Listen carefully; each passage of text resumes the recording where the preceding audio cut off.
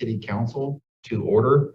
Today is February 22nd, 2022, and we have a roll call, please.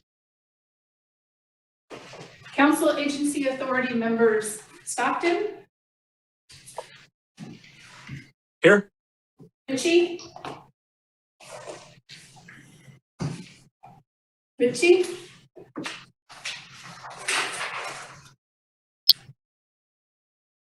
Silva.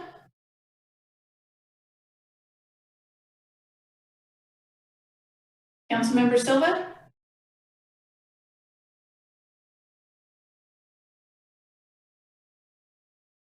Councilmember Sullivan.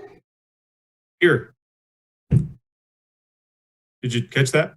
I did, thank you. Okay, it does say we're in a practice session still. I'm not sure if that matters or not, but it says you are in a practice session. Yes. Councilmember Wiley. Yes, here. Vice Mayor Roberts. Here. Mayor Roulette. I am here. If all of you could please stand with me for a moment of silence, and then we'll be followed by the Pledge of Allegiance.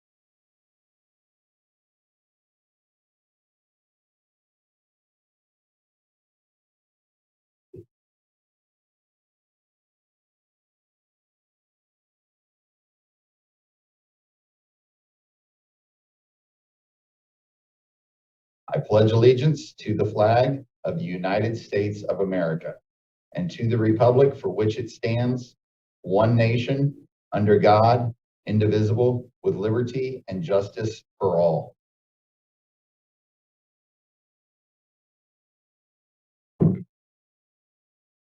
Okay, we will move to item 3, approval of the agenda. Mr. City Manager, I think we have a few things we're going to change tonight. From staff's perspective, the one item that we're going to pull tonight is item 9B as in boy. We received some correspondence right before the meeting that we'd like to have the opportunity for staff and the applicant to work through. So we're going to pull that item to a future meeting date. And I do believe that there are some members in the audience that are interested in a couple of items on consent, but we'll get to that when we get to the consent calendar. I'll entertain a motion with the amendment. I make a motion to approve. Yeah, I So second. Either one, first or second, whatever. I'll take both motion and a second. Roll call vote, please. Councilmember Stockton. Yes. Councilmember Ritchie. Yes. Councilmember Silva. Yes, thank you. Councilmember Sullivan. Yes. Councilmember Wiley. Yes. Vice Mayor Roberts. Yes. Mayor Roulette. Aye.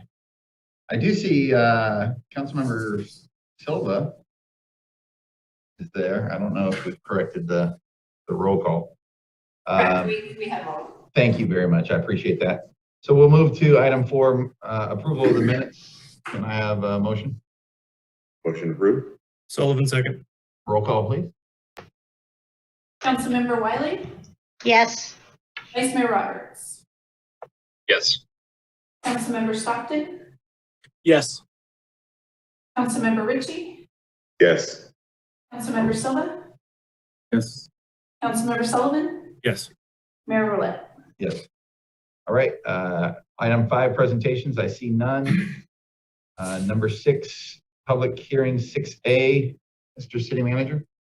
Yes, thank you, Mr. Mayor, members of the City Council. This public hearing is the second of 4 public hearings on the subject of Council's consideration of district electoral boundaries. Our City Clerk, Michelle Thornburg, has a presentation for the Council tonight. Good evening. This public hearing this evening will be provided in Spanish as well as in English. If you are interested in translation selection, please select the Spanish button at the lower right-hand corner of your screen. If you wish to hear in English, hit the English format to hear the untranslated version.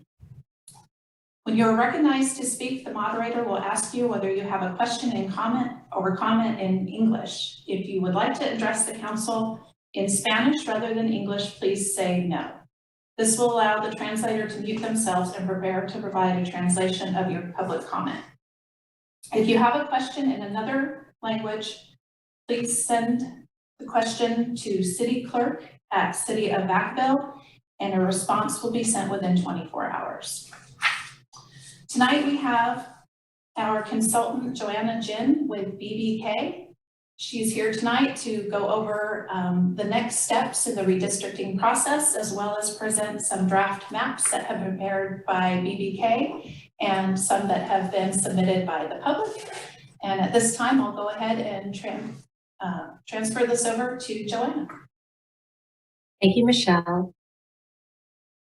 Crystal, I was wondering if you received the PowerPoint and are able to share that.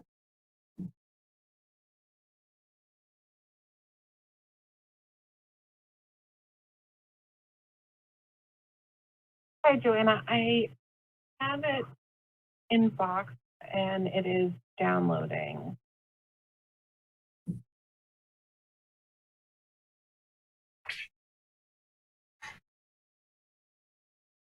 Okay, thanks, Crystal. And I'll just pause for 30 seconds, and if it is still downloading, I'm also happy to share my screen as well.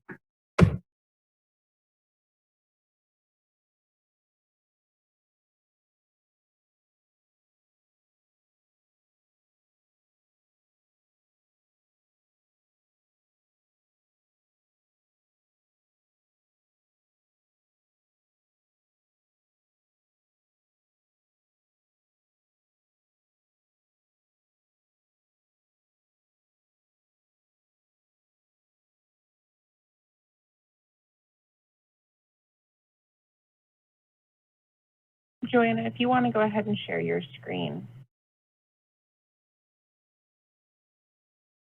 Okay, that sounds good. I will work to bring that up.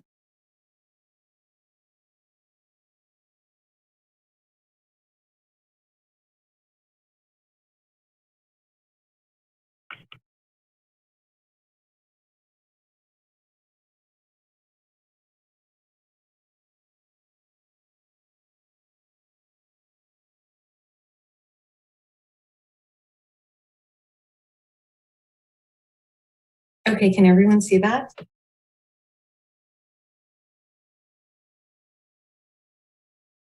Yes. Okay, thank you. Good evening, everyone. My name is Joanna Jin. Tonight is the second of 4 required public hearings in the redistricting process. And every 10 years following the census, agencies elect their representatives. Agencies that elect their representatives by district are required to redistrict. And we have been retained by the city to serve as your demographer and redistricting consultant.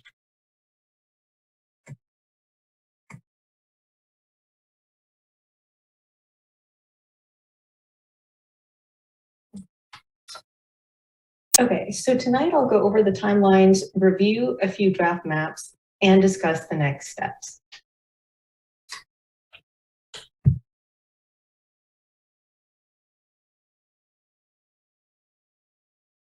Okay, there are 6 districts in the city with 1 council member representing each district.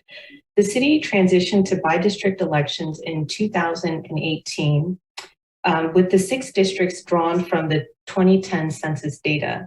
And as I mentioned, every 10 years, redistricting occurs to redraw the districts based on the city's population data in the most recent census. So this redistricting process will be based on the 2020 census data.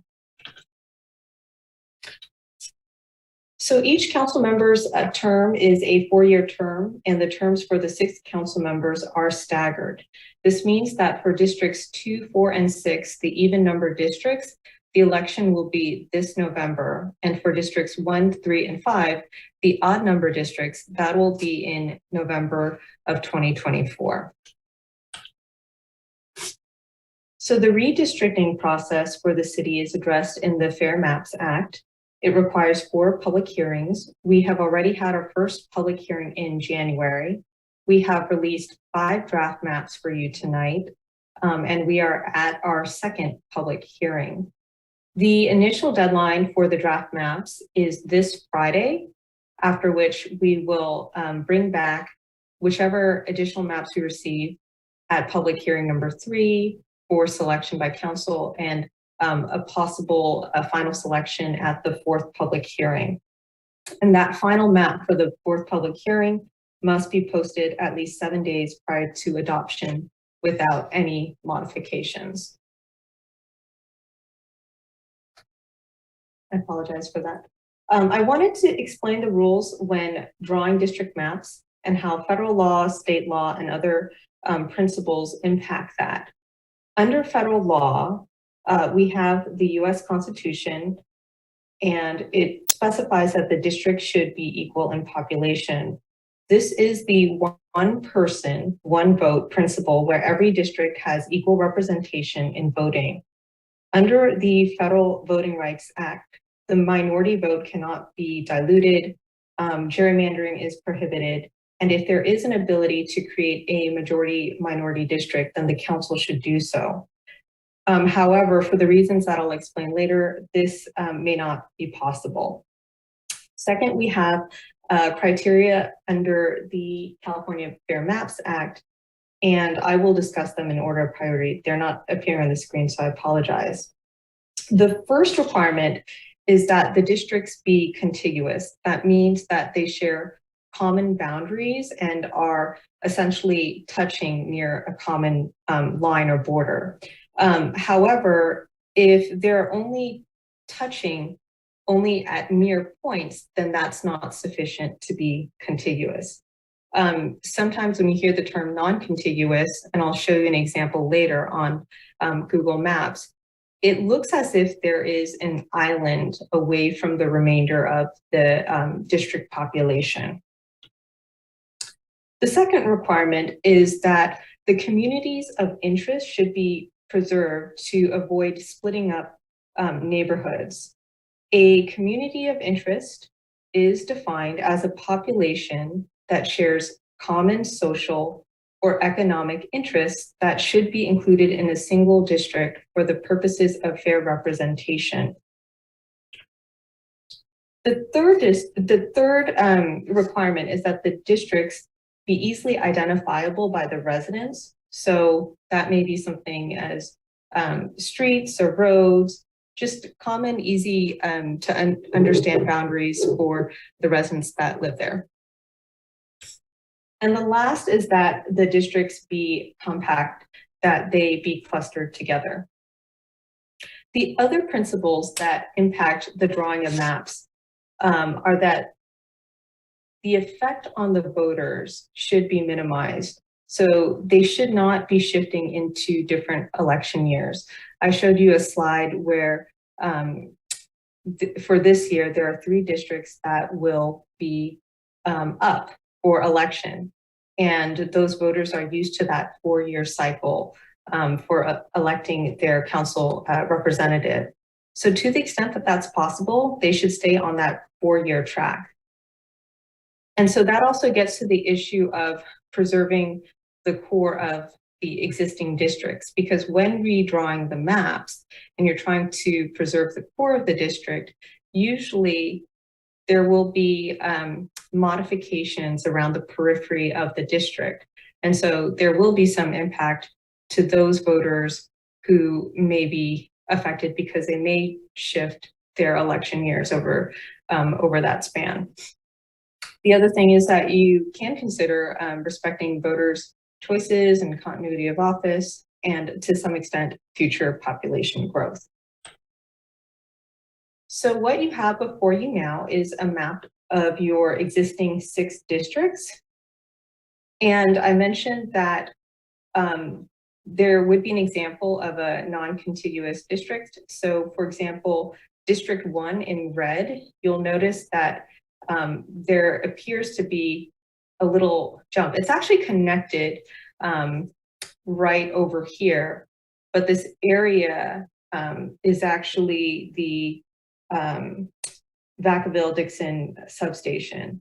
But a better example of a non-contiguous area is District 2, where there is a portion that appears to be an island over here.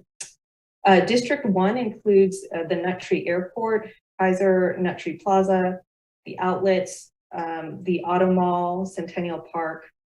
District 2 includes Leisure Town, Kelson Elementary, various parks such as Stonegate, Nelson, Meadowlands, and Patwin. And over here, that is the wastewater treatment plant. District 3 is the core of the city. It's the commercial core and it includes outlets as well. And District 4 includes Wood High School and Sierra Vista. District 5 includes Lagoon Valley over here and the medical facility. And District 6 includes Cambridge and a lot of residential areas. Okay, so this slide includes the 2020 census data overlaid onto your existing districts. So the total population of the city is at 95,909, and there are 6 districts. So if we divide this number by 6, we'll get the ideal population for each of the 6 districts at 15,984. So for example, I'm going to walk you through what one of these numbers mean, what these numbers mean for one of the districts. So for example, District 1, the total population is currently at 17,997 based on the 2020 census data. And there's a raw deviation here. What that means is it's the difference between the ideal population and the current population for the district. So there's a difference of 2,013 in the positive, which means that District 1 has a lot of people, and to balance it out, it would probably need to redistribute that a little bit to other districts. So this percentage of deviation is acquired by taking the raw deviation as a numerator and dividing that by the ideal population of 15,984 as the denominator. And that is what you'll get. You'll get the 12.59%. The Supreme Court deems that any deviation over 10% is unacceptable. So that would need to change. And then the remaining information is demographic information about the district. So this column here will give you information about the Latino population. The next column is the total citizens of voting age population. So those who are 18 and up and can vote. And then what you'll see is a further breakdown of the CVAP. So that's CVAP non-Latino white, CVAP non-Latino black, CVAP Hispanic, CVAP not Hispanic, CVAP non-Latino Asian, American Indian, Alaskan Native, and then CVAP non-Latino Asian, CVAP non-Latino Hawaiian, and CVAP non-Latino other. And so that information is actually helpful to determining whether a majority minority district is possible. What you can see here is that the CVAP white population is going to be, for the most part, the majority in each of the districts. So when I was talking about how whether it would be possible to draw a majority minority district, it seems as if based on the demographic information, that is unlikely to occur. The other number that I wanted to point out is the total deviation amount, and that is at 23.26%. And how we get that is by taking the most populated district, which is District 1 at 17,997, and we take the lowest populated district, which is District 4 at 14,280, and we look at the spread, and that spread is going to be 23.26% because you have the 10.67% here and the 12.59% here, and when you add that up, that gets to the 23.26%. As I mentioned, anything over 10% is unacceptable. So we look at the districts, and there are two that jump out. That's District 1, which is overpopulated a bit, and District 4, which is underpopulated a bit because it's at a negative 10.67%. So we'll be adding numbers to that district. And then, of course, there's the total deviation too, which should also be under 10% as well. Okay, so the findings again is that the total deviation is currently above the acceptable range at 23.26%. Creating a majority minority district may not be possible for the reasons discussed, and that we will need to balance the population. So the preeminent considerations when drawing the maps is that you want to balance out the population and have it as equal as possible. And then to the extent that you can preserve or provide for a minority voice, you should do that. The district should be geographically contiguous, and the measurement should be objective. The other important considerations are the communities of interest. You'll also want to consider physical boundaries, for example, natural or artificial barriers. The I-80 would be an artificial barrier that naturally perhaps may be a good way to separate the districts. So for example, the 80 will split down the middle between districts 1 and 2. You can also consider other physical boundaries such as rivers and railways and roadways as well, and parks, schools, and other landmarks. Again, you want to look at geographic integrity or compactness of the districts. And there are also political boundaries as well, such as school attendance, special district service areas, as well as federal, state, and county divisions. However, communities of interest are not based off of incumbents' residences or political affiliations. So when you're drawing maps, you're not trying to draw them based on any partisanship affiliation. So the purpose of this public hearing is to kind of explore your neighborhoods and the boundaries. We're going to review the draft maps, and so you're important as to what you want your neighborhoods to look like will be very helpful. And you can also participate as a member of the public by offering your input tonight or by submitting a map for consideration. And if you do want to learn more about the redistricting process, there is a dedicated city webpage where all of the redistricting information resides. And so a record of this hearing too, as well as every subsequent hearing, will be available on the website 14 days following the hearing. And also all the maps as well as the demographic information is located on the website too as well. So with that, I'm going to discuss some of the draft map options. Okay. This is draft map 1. This is one that BBK has drawn. And it actually looks very similar to the current makeup of the district, and I'll explain that. But I want to go over and give you a sense as to what the numbers mean. So we have District 1, which is definitely adjusted downward to 6,113. We have District 2, which has, for the most part, remained the same, exactly the same in terms of numbers. We have District 3, which also has the exact population count. And we have District 4, which is actually increased in population to 16,011.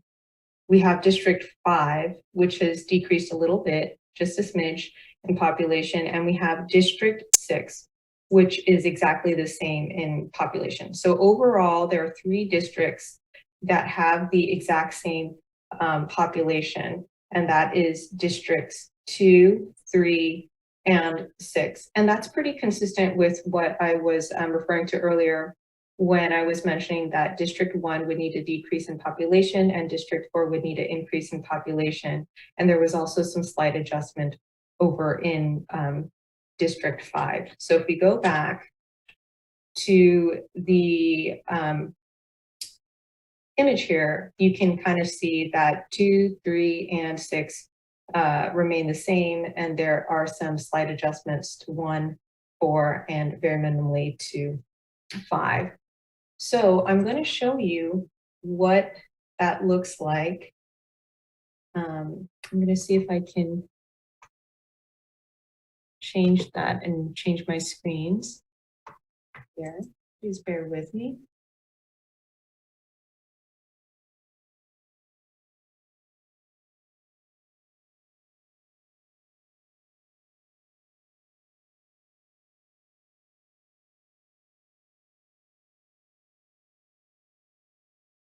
Okay, so what you have now is Google Maps. And what you see is essentially the existing boundaries of the district right here. And I wanted to show this to you. Let's see if I can just bring it back up. Is what happens when I click on option 1, which is very similar. What you'll notice is the boundaries change right around here between 1 and 5, north and west. And then you also have the area in District 4 over here, changing with the boundaries.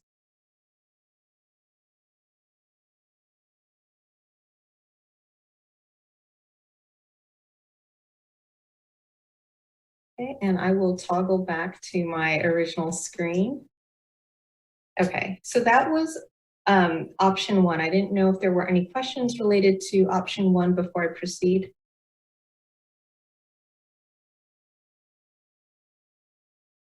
Okay, with that, I will continue onward. So the findings for option 1 is that the total deviation is acceptable at 9.06%. It retains the core of the existing districts, and that's partly because 3 of the districts remain the same. It creates compact voting districts. Districts 2, 3, and 6 are wholly intact. And there are small populations of shifting between 1, 4, and 5. And it does not create a majority-minority voting district for the reasons discussed. Okay, so now we have map option 2, which is actually similar to the last map, but there are some slight differences.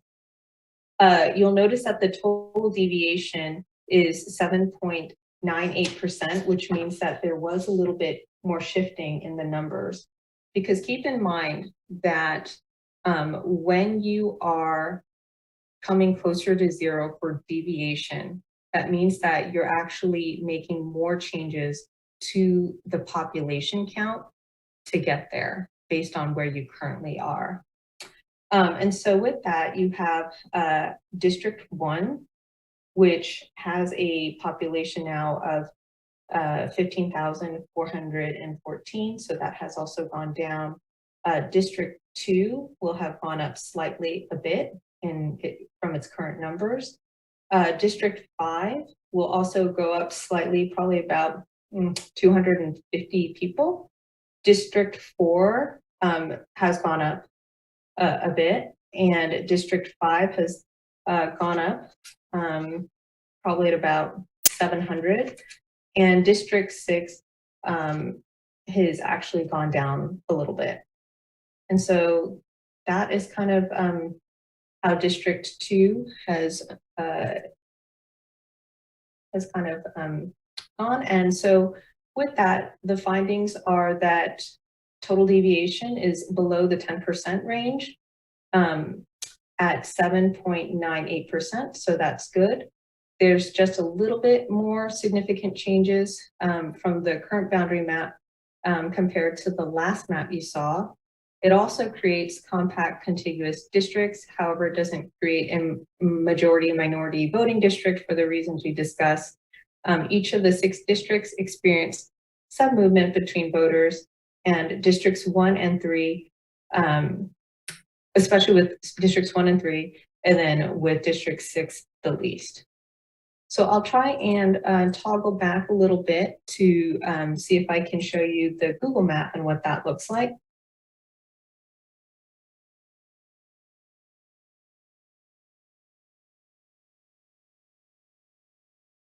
Okay, so over here, I'm going to uncheck the option 1 and bring in the option 2. And over here, you can kind of see where most of the changes occur in this little pocket over here between 1, 3, and 5.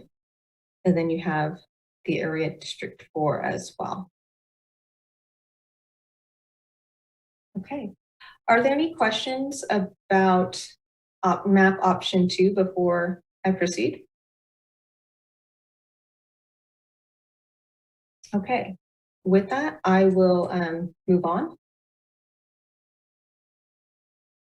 Okay, we have map option 3 now.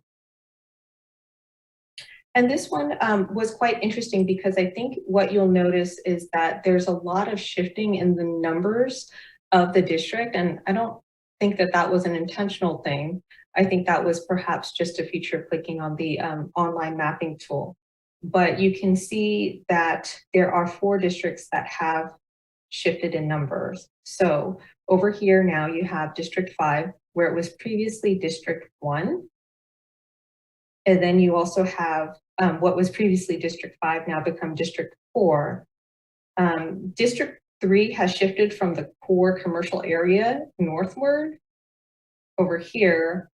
And then you have what was previously District 4 now be District 6, and what was previously District 6 now become District 1. So in terms of the overall numbers and total deviation, you have that at 9.33%, so that is acceptable.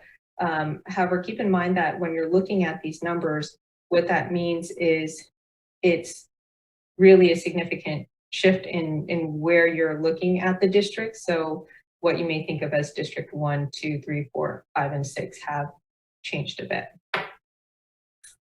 Okay, and so I will now share my screen so you can see what that looks like on Google Maps.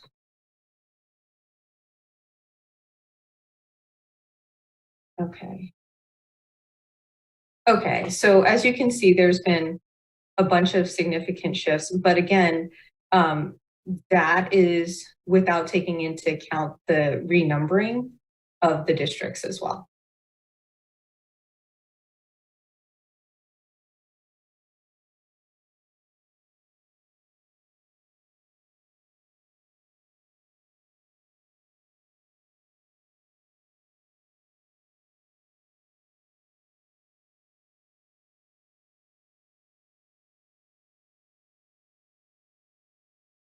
Okay. So the findings for map option 3 is that total deviation is acceptable because it's below 10% at 9.33. It was submitted by a member of the public. There was a significant change to each of the existing configurations for all of the districts, and all the districts are numbered differently than the current map. However, council can adopt any configuration and renumber if they wish. And districts 3, 4, and 5 are slightly less compact. District 2 has non-contiguous parcels, and it does not create a majority and minority voting district.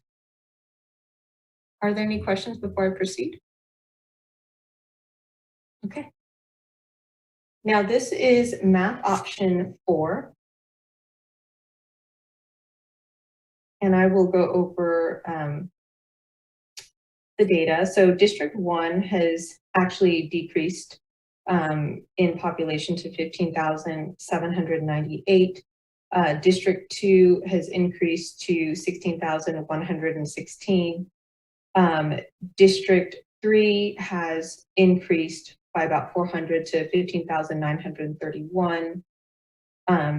District 4 has increased as well. District 5 has slightly increased by 700, and District 6 has decreased by about 700. So you'll probably see a little bit of that shifting occur. And so with the shifting though, the total deviation is at 2.43%, which means that it's a little bit more balanced as the numbers here kind of go towards that ideal population for the districts. And you'll see that actually in terms of the percentage deviation, each of the districts has about actually 1.25% or less of a deviation. Okay, I am going to transition over to my Google map so you can see what that looks like. And there is some adjustment, as you can see. As I mentioned, the closer you get to 0 in terms of deviation, the more shifting you'll have occur.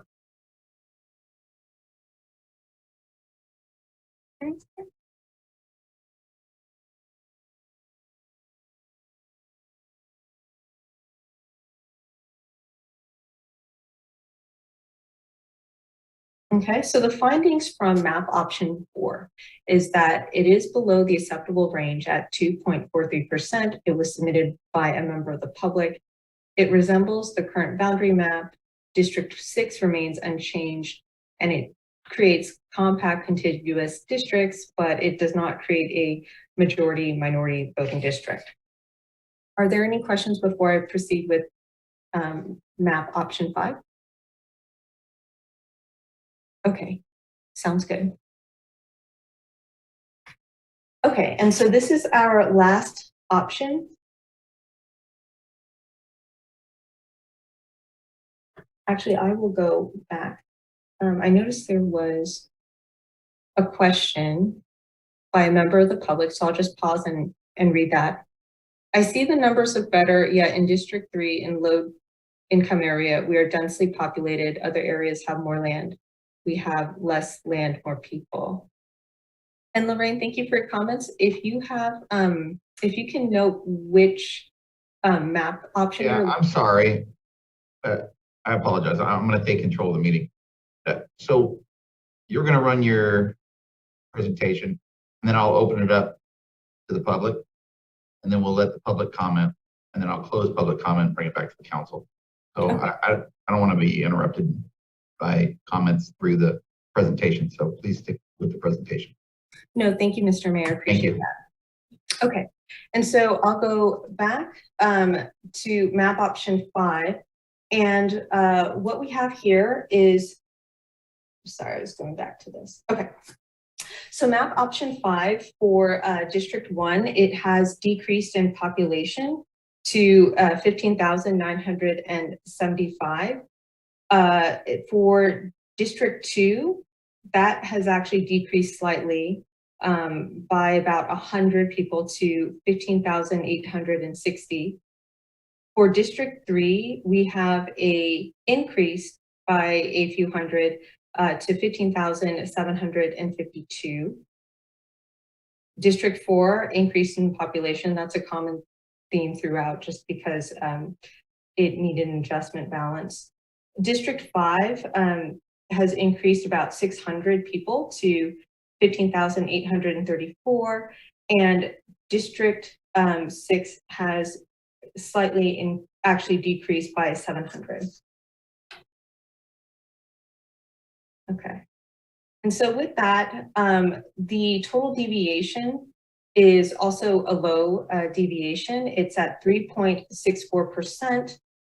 For the most part, you can see how that breaks down in terms of the districts over here. They're generally, for the most part, less than 1% in deviation, and then you have 2 that are in the 1% range, as well as 4 in the 2% range as well. And so I'm going to shift over and show you what that looks in the Google Maps.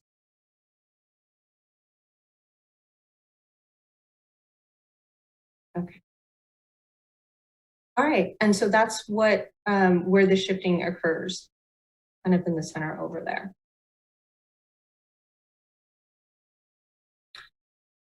Okay, so the findings for the map option 5 is that Total deviation is acceptable because it's at 3.64%. It was also submitted by a member of the public. It somewhat resembles the current boundary map.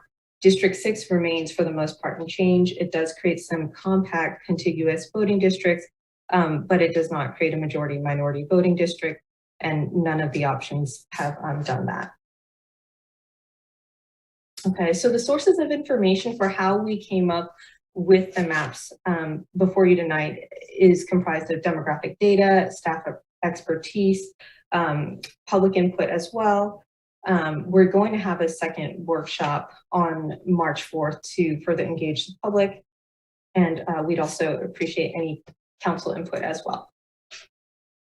And so I mentioned that there was a repository where all the data on redistricting and the maps and all the information about that for the city resides, and that is at mapvacaville.org. It'll be there for 10 years, so if you want to look at it, you will have an opportunity to look at it for quite some time, and it will also be regularly updated as the process unfolds. So as we have other maps come online, we'll post them there as well. Okay, and this is the front page for mapvacaville.org. And if you notice too, over here, you'll have some links that are. I'm sorry, Mr. Mayor? I don't have what you're showing. I don't know if. Yeah, Mayor, this is Vice Member Roberts. I can no longer see the PowerPoint either. Oh, I apologize. I think you have it on your other. There you go. Can you see that? Yes, ma'am. Go ahead. Thank you, Mr. Mayor. So over here, we have the front page for mapvacaville.org, and there are also some headings or hyperlinks along the black banner. So you can find information about the public meetings and agendas. So links to all of the public hearings are available online, as well as the agendas, staff reports. You also have the draft maps that you can also pull up individually and look at the demographic data for each of those maps. You have a link to draw a map, and that'll take you to Dave's redistricting tool, where you can go ahead and click on the map. It will also have instructions on how you can submit that map to us so that we can evaluate that as well. There's also some frequently asked questions as well as resources and a way for someone to find out how they can contact us.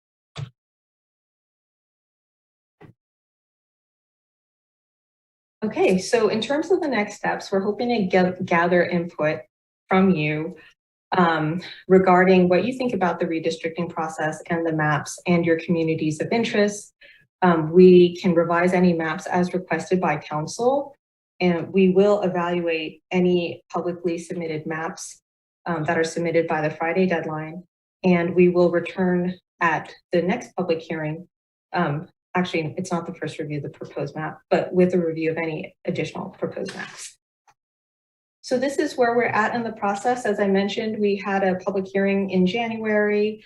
We had a virtual workshop on the 12th where we had this presentation, as well as kind of a tutorial as to how to use the online mapping tool. And so if you have any questions about that, there's also a video as to how you can draw the maps online as well at that mapvacaville.org webpage. We are here tonight at the second public hearing. The deadline to submit maps is on the 25th, this Friday. We'll have another virtual workshop next Friday at 12 o'clock, and we will be going over any new maps that are submitted.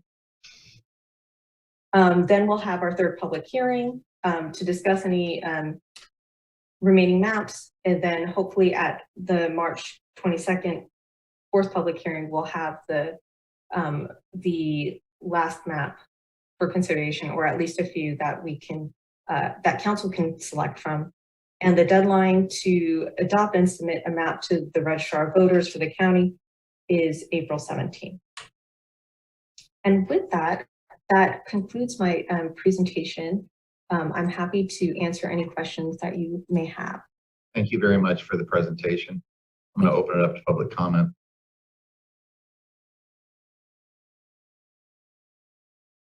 I do see one hand up. Mr. Edward, looks like Edward Russell.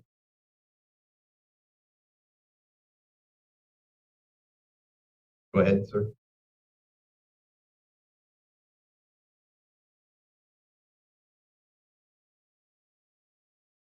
Did we lose him? Can you hear There me? we go. Go ahead, sir. We can hear you. Go ahead. Yeah, so my concern, I mean, I think this is, I don't even see how this can be any form of rationality. The young lady expressed that no matter what you do, it's going to be more Caucasians in any specific district anywhere. So there'll never be a fair voting process, the outcome, because it'll never be equal, you know, and the way it's currently formatted with District 1, you got the leader of that district who's a known 3%er, and most of the folks that's out there are Trump supporters. You take a ride through there, you see all the flags. So I can't see how this could be fair at all. And I mean, if I had to pick like the least of the evil, it would be map 3. I mean, at least some of that stuff crosses the highway and gets down and incorporates some of the new housing where maybe some people of color may live. So again, I just don't understand how can any of this be politically correct, morally, ethically, constitutionally, because if you can't have an equal voting outcome, how can you have districting? Is basically gerrymandering, which is a form of fear mongering. So I think personally, it goes against all of those 5 bullet points that you guys have to improve Vacaville and move it forward. So, you know, I just don't understand how any of this, I don't even know how it's agendized, to be honest with you. I think it's just a waste of time and kind of just checks the mark. So thank you very much. Thank you. Next caller, please.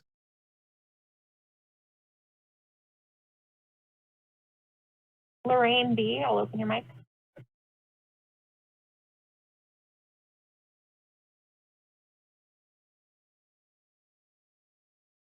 Still on mute.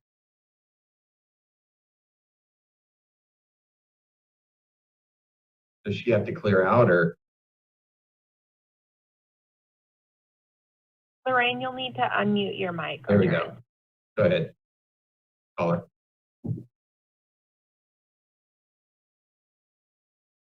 Lorraine?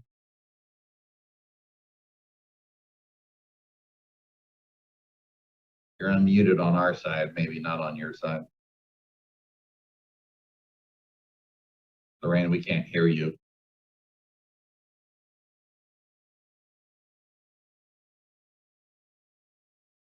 All right, let's come back to Lorraine, see if she can figure that out. We'll go to Alicia.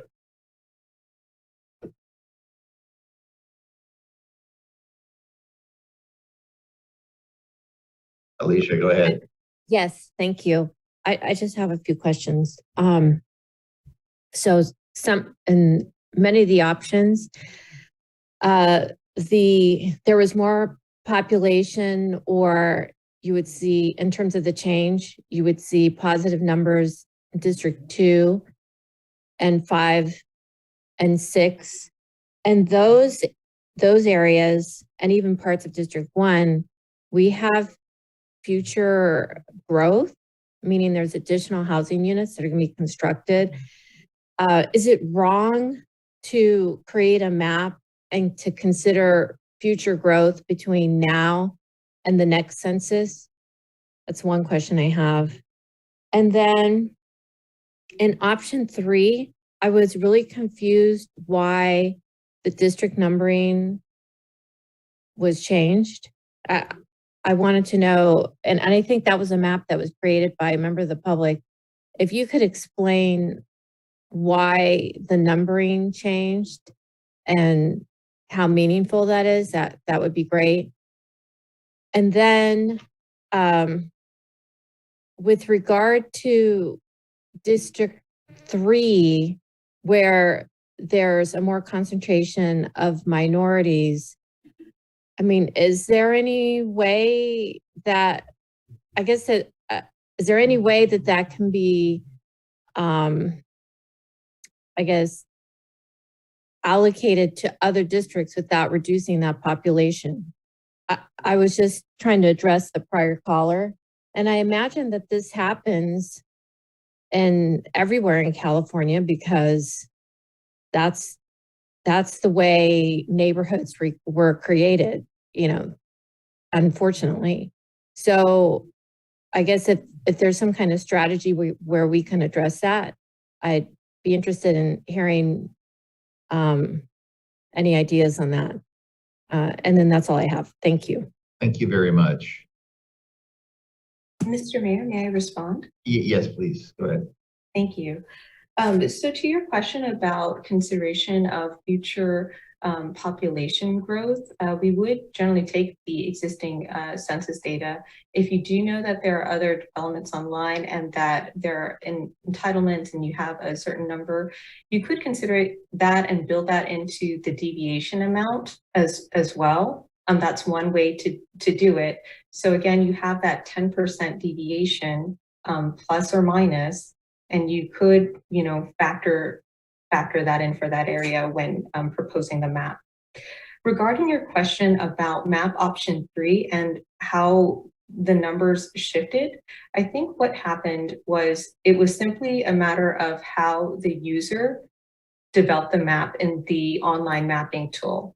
So how that works out on the online mapping tool is you have a blank slate in terms of the map and all the different census blocks that you can click on. So as you click on each little census block, which is a little unit of a district, it is color coded, and you can color code it as a District 1, District 2, District 3, District 4, District 5, or District 6. It doesn't necessarily mean, so I think what happened is someone clicked on District 1 and started clicking on areas to label as District 1 and for the other districts as well. And that's what happened. And so again, council also has the discretion to renumber that if it likes that map as well. Thank you. Thank you.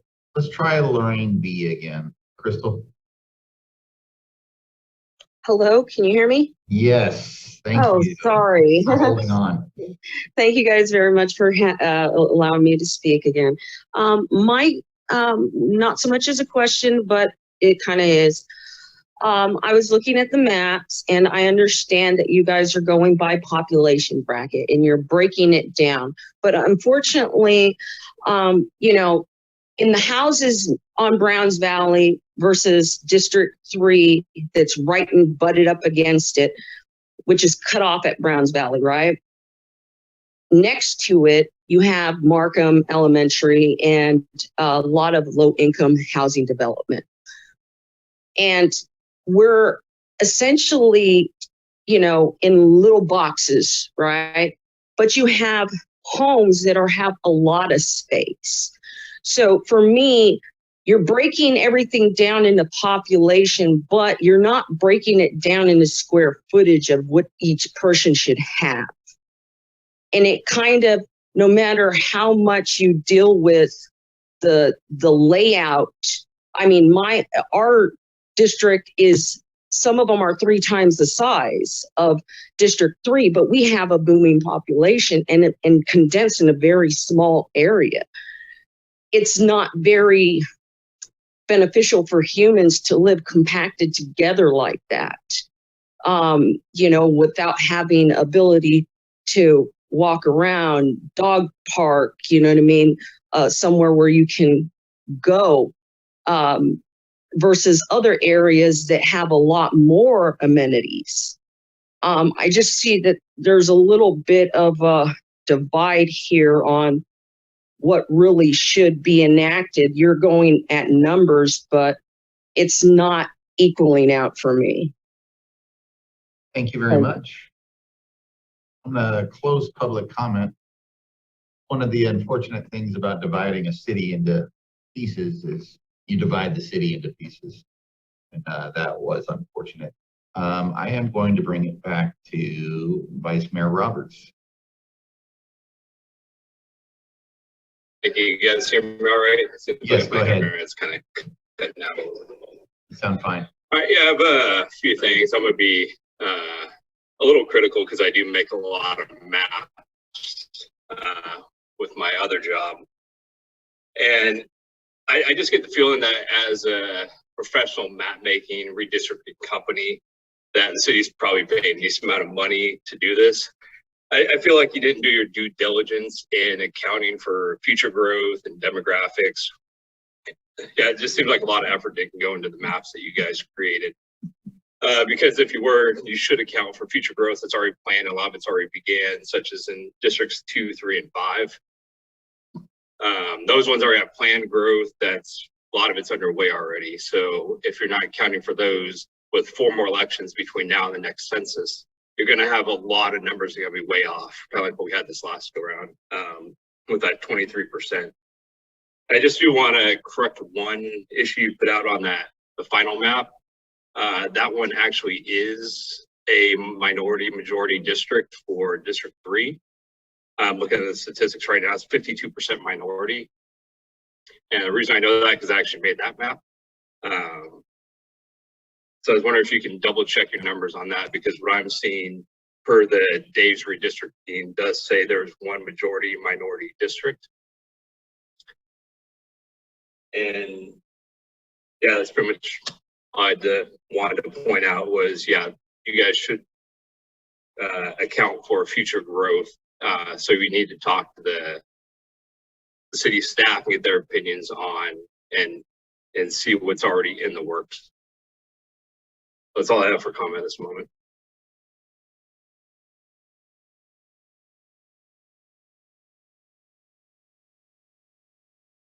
Councilmember Stockton. Councilmember Stockton. Yes, thanks. Sorry.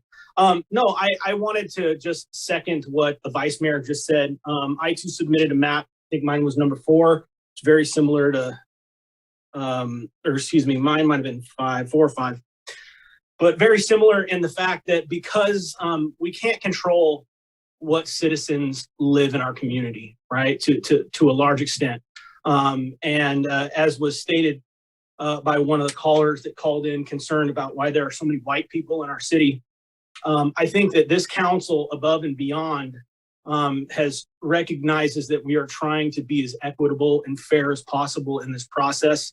And I wanted to second, what the vice mayor said about combining the minority voters to create a combined minority district that has the numbers that are over 50%. So I wanted to second that as well. I also, it's disappointing to hear some of the divisive rhetoric that people use. I would just hope that the same passion that people have to say mean and nasty things, that they would also put in toward trying to find a solution. I would hope that some of the people that are the most critical would get involved in part of the process. I mean, anybody, I think I looked online, there was maybe 4 or 5 maps that had been submitted. So if there's somebody that has an idea that's better, by all means, please submit it. We're here to listen, and we're here to make sure that we do this as equitably and fair as possible. But the people that live in Vacaville, and they're good people, and we care about all of them. So that's thank you to the people who submitted maps. Thank you, Councilmember Ritchie. Thank you so much. I kind of want to also address one of the callers in the community. I simply went to pull up the census data. We're doing our best. Vacaville is Vacaville. Kind of piggyback on what Roy just said. We have to work with people already in the city. We can do a good job of kind of touching on what Vice Mayor Jason Roberts said. We could look at the permits pulled to date. Projecting the future is always a dangerous thing, because projects can change. They can pull back permits. Stuff can never be built. You can have blight in developments. So we need to look at what's actually pulled. So it is dangerous to speculate in the future. We have one of the large developments in his districts has sat vacant for 20 years, 25 years. So it is hard. There's a lot of development in my district. It's hard to say what is coming, but we need to look at the now, where we can pull on numbers and data on permits. When it comes to the makeup, we're doing the best we can. Every district is going to have predominantly a higher percentage of white. Look at the data. 1 out of 10 residents of Vacaville is African American. 50% of the residents are non-Hispanic or non-Latino that are white. So if you do simple math and numbers, it is theoretically impossible to have a district in Vacaville that has predominantly African American or predominantly Asian American at 7.8. So we fall in line with the national average. So as much as I would like to see more people of color in Vacaville, it's not theoretically possible to have a majority district in Vacaville at this point. Regardless of the makeup of it, the people in Vacaville, second what Councilman Stockton said, are good people. We're doing the best job we can to get along, to all share this city and have an equitable future for all. But we're doing the best we can. We can't kind of pervert the numbers to look one way to make someone look better. It is what it is. And we got to make sure that we coexist together with the best thing we can do with the numbers. So that's it. Thank you very much, Councilmember Silva. Thank you. Just a quick question. So as the city expands, I'm just unclear on how that gets, the process on how that gets incorporated into which district. So at some point, just like better clarity on that question. Thank you. Did someone want to field that question? Mr. Mayor, if I may. Please. Thank you. So what we can do is we can adjust the numbers downward for a certain district if we know that there will be planned growth occurring.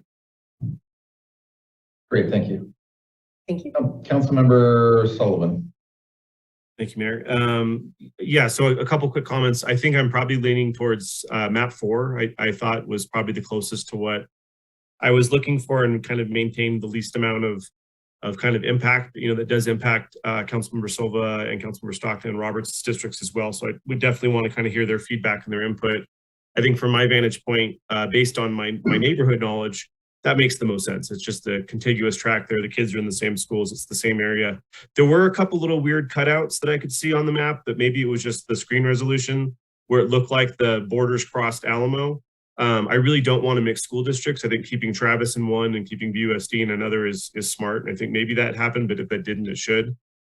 It was interesting. So Councilmember Roberts and Stockton sort of brought up the point about planning for growth, and I was all about it. I was like, yeah, that makes a ton of sense. And I was going to kind of add to that comment, but then Councilmember Ritchie spoke up, and he makes a lot of sense as well. You kind of don't know.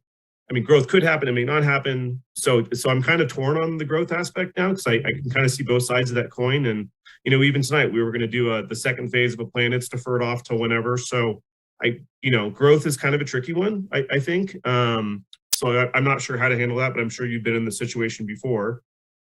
And I think my last comment, the point I want to make is that there were so many people that didn't want to go to districts. There were many detractors, folks that weren't convinced. This is the most diverse council Vacaville's ever had, 100%, in the history of Vacaville in 100 and something years. And so to districts did that. And so I just want to make that point because it is really important. The diversity you see on this dais today probably wouldn't have happened without districts. And I think that they are really important. I really agree with, if there's any way to make a majority minority district, maybe it's a mixture of different folks. I think that's great. I know that's tough, but I do like that aspect as well. So those are my comments. Great, thank you. Councilmember Wiley. Thank you. I appreciate the information, and I'm glad that we had some maps submitted from the public as well. I also was looking at District 4, as map 4, thinking that was a good option to see if we could refine. And they did cross Alamo on that. So I represent District 6. And I think on your comment, I think you might have said District 6 wasn't affected by 4, but it was because that one piece on the south part of Alamo was added to District 2, which in a way does keep the school district together because that part is part of Vacaville and the rest of it is part of Fairfield. So that is a logical place to cut District 6 because after District 1, it was the second largest. And that is an area where there is a lot of growth projected and a lot of building happening. I wasn't sure that you could even account for it at all because since it's based on the census, but you did mention doing it through the deviations as a possibility. So I also want to just say a shout out for the districts because I think that really does help citizens be able to have a say in who is being elected in their area more. And District 6 is a pretty diverse area as well. So I'm glad we're working on that. There does need to be some redistribution of groups, even though it seems like just a short time since we set our district boundaries, since it's set on the census. So I would say that it's a good start. We have a little bit of refining yet to go. Thank you. Vice Mayor Roberts. Yeah, I'm in agreement with like, yeah, 4 is a really good base map. The only thing I'd like to add to that is if you can pull the general district 3 from map 5, because like I said, it is a minority majority district. Granted, it is a combination Hispanic, Black, Asian, Native, but it does push that minority over that 50% to 52%. So if you can maintain that district 3, maintain that minority majority, which by law says we should do if we can do it, and then kind of adjust rests off that district 4 map, or that map number 4, I think would be a good blend of the. Great. So we'll move to item 7, consent calendar. Does anyone from the city council want to pull anything off the consent calendar? Does anybody from the public want to pull anything off the consent calendar? I'm going to close public comment, entertain motion. Motion to approve. Do I have a second? I'll second the motion. Thank you, Silva. Roll call. Vice Mayor Roberts?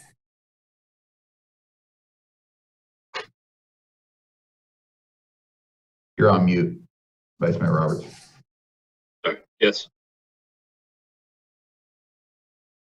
Councilmember Stockton? Yes. Councilmember Ritchie? Yes. Councilmember Silva? Yes. Councilmember Sullivan? Yes. Councilmember Wiley? Yes. Mayor Willett? Aye. We'll move to item 8, business from the floor. This is time to address the city council on issues that are not on this agenda, but are within the council subject matter jurisdiction. And I have Barbara Dwyer. Barbara, go ahead. You're on. You're on mute, Barbara.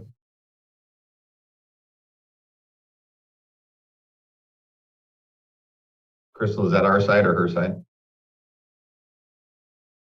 Barbara, you need to unmute on your side. There you go, Barbara. Go ahead. Okay, I am not Barbara. Oh, okay. I'm her husband, Jim. Barbara's sitting next to me, enjoying COVID. So Oh no. they pulled in the backup here. Yeah, and I appreciate the time to talk here. You have a memo from me. You also have one from Mr. Eric Dakin, who is our agent we're working with. And what we're trying to do is to ask for consideration to expand the zoning areas that we as a private school, and others for that matter, would be able to look for locations for our expansion, which we desperately need.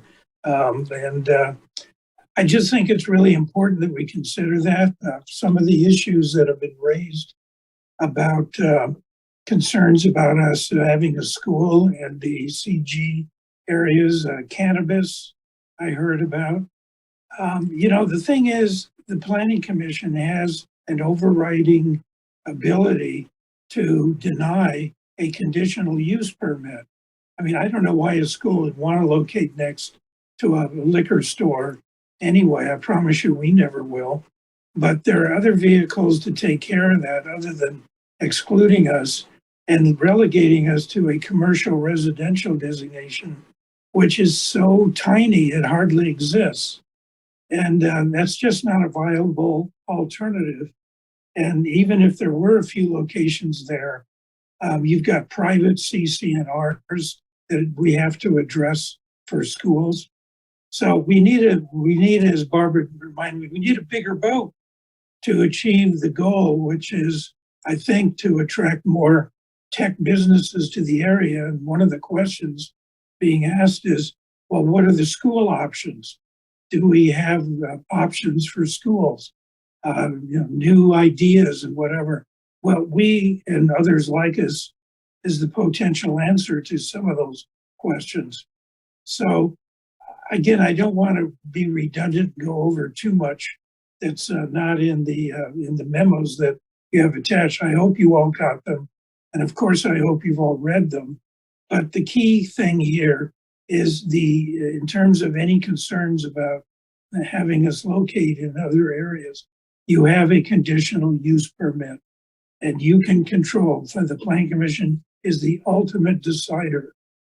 So again, I said I would keep this short. Thank you very much. If you have questions, I would really love to hear them. I appreciate that. Next caller, please.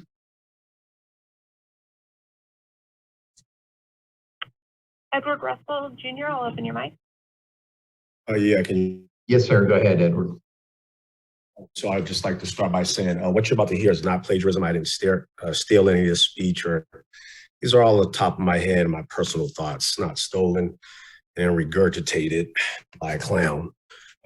So there was an event over the weekend at Andrews Park where some very wonderful and talented, spirited, energetic young folks were recognized for their outstanding work, what they're doing in the movement of Black folks, not just here in Vacaville, but, across the world.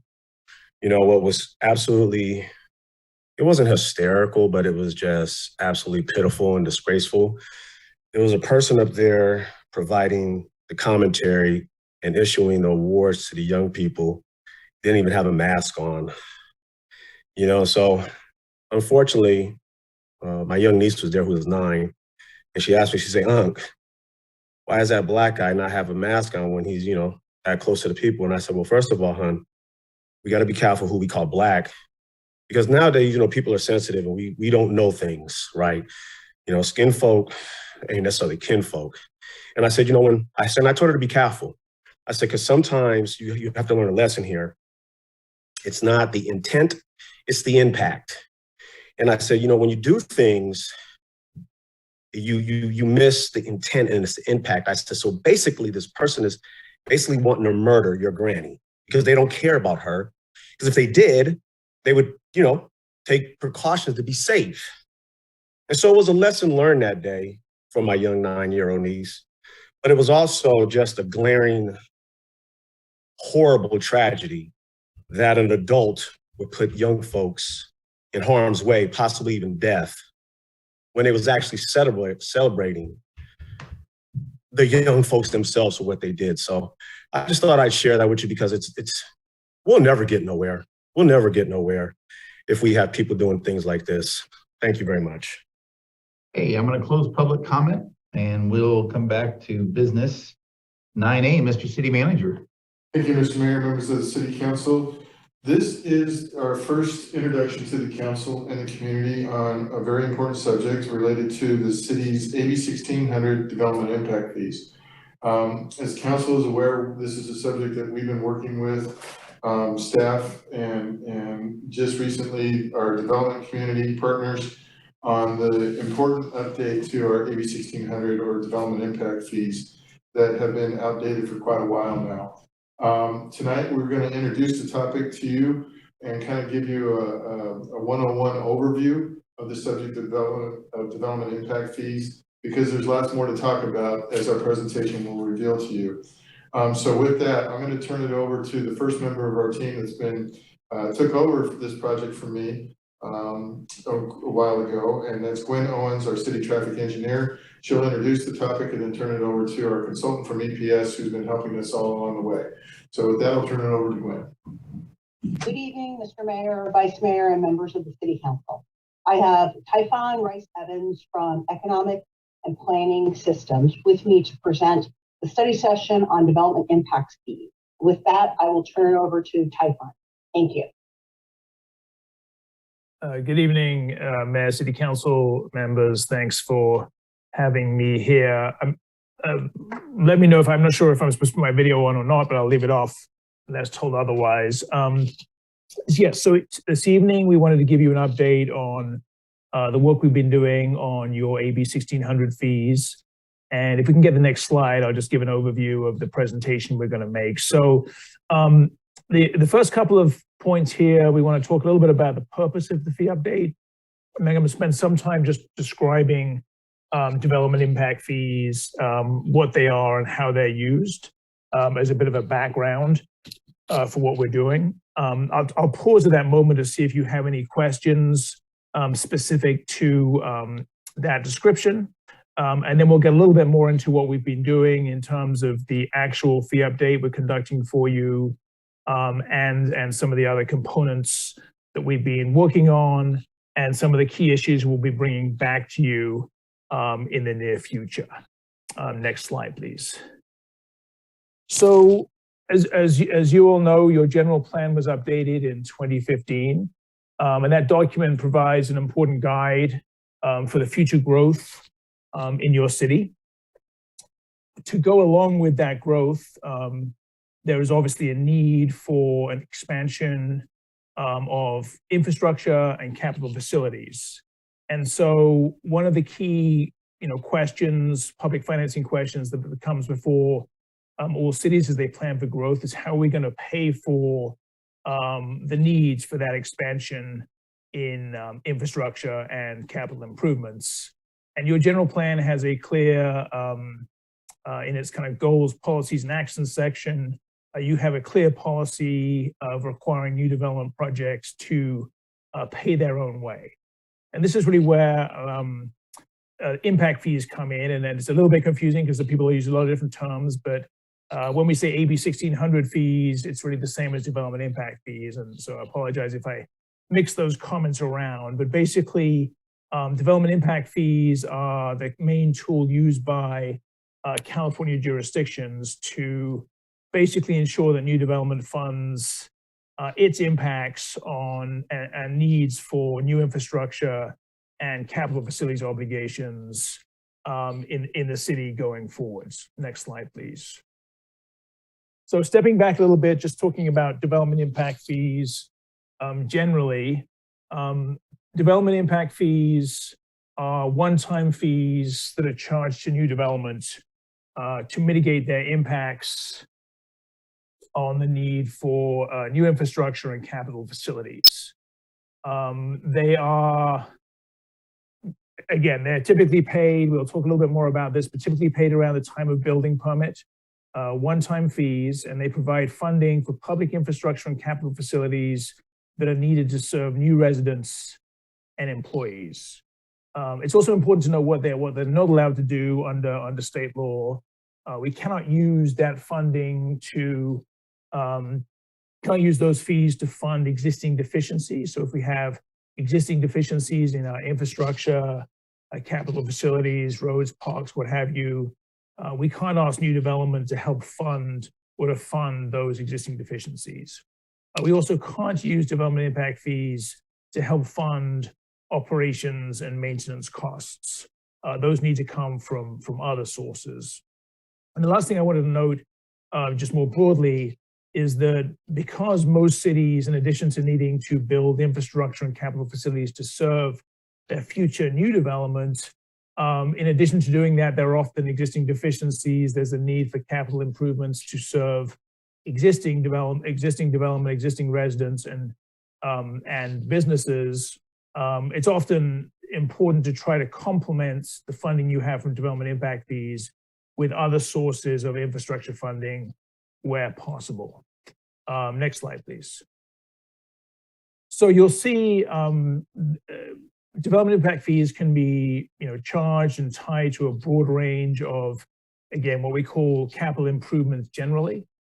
You'll frequently see fees for backbone infrastructure. So this would be for investments in roadways, sewer and water systems, sometimes in storm drainage and flood control systems as well.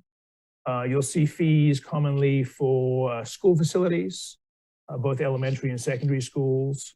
And then you'll often see fees also for parks, fire, police, and in some cases, libraries, transit centers, and civic centers. There are, every city kind of makes its own choice in terms of which fees what investments it needs to make and what types of fees to establish. But you'll also see at the bottom there, you can see another range of facilities that are sometimes addressed in fee programs by different cities. Next slide, please. So repeating myself a little bit here, but again, the eligible costs, the things we're allowed to, when we go through the process, the technical process of establishing a fee, we are allowed to include the new improvements that serve new development.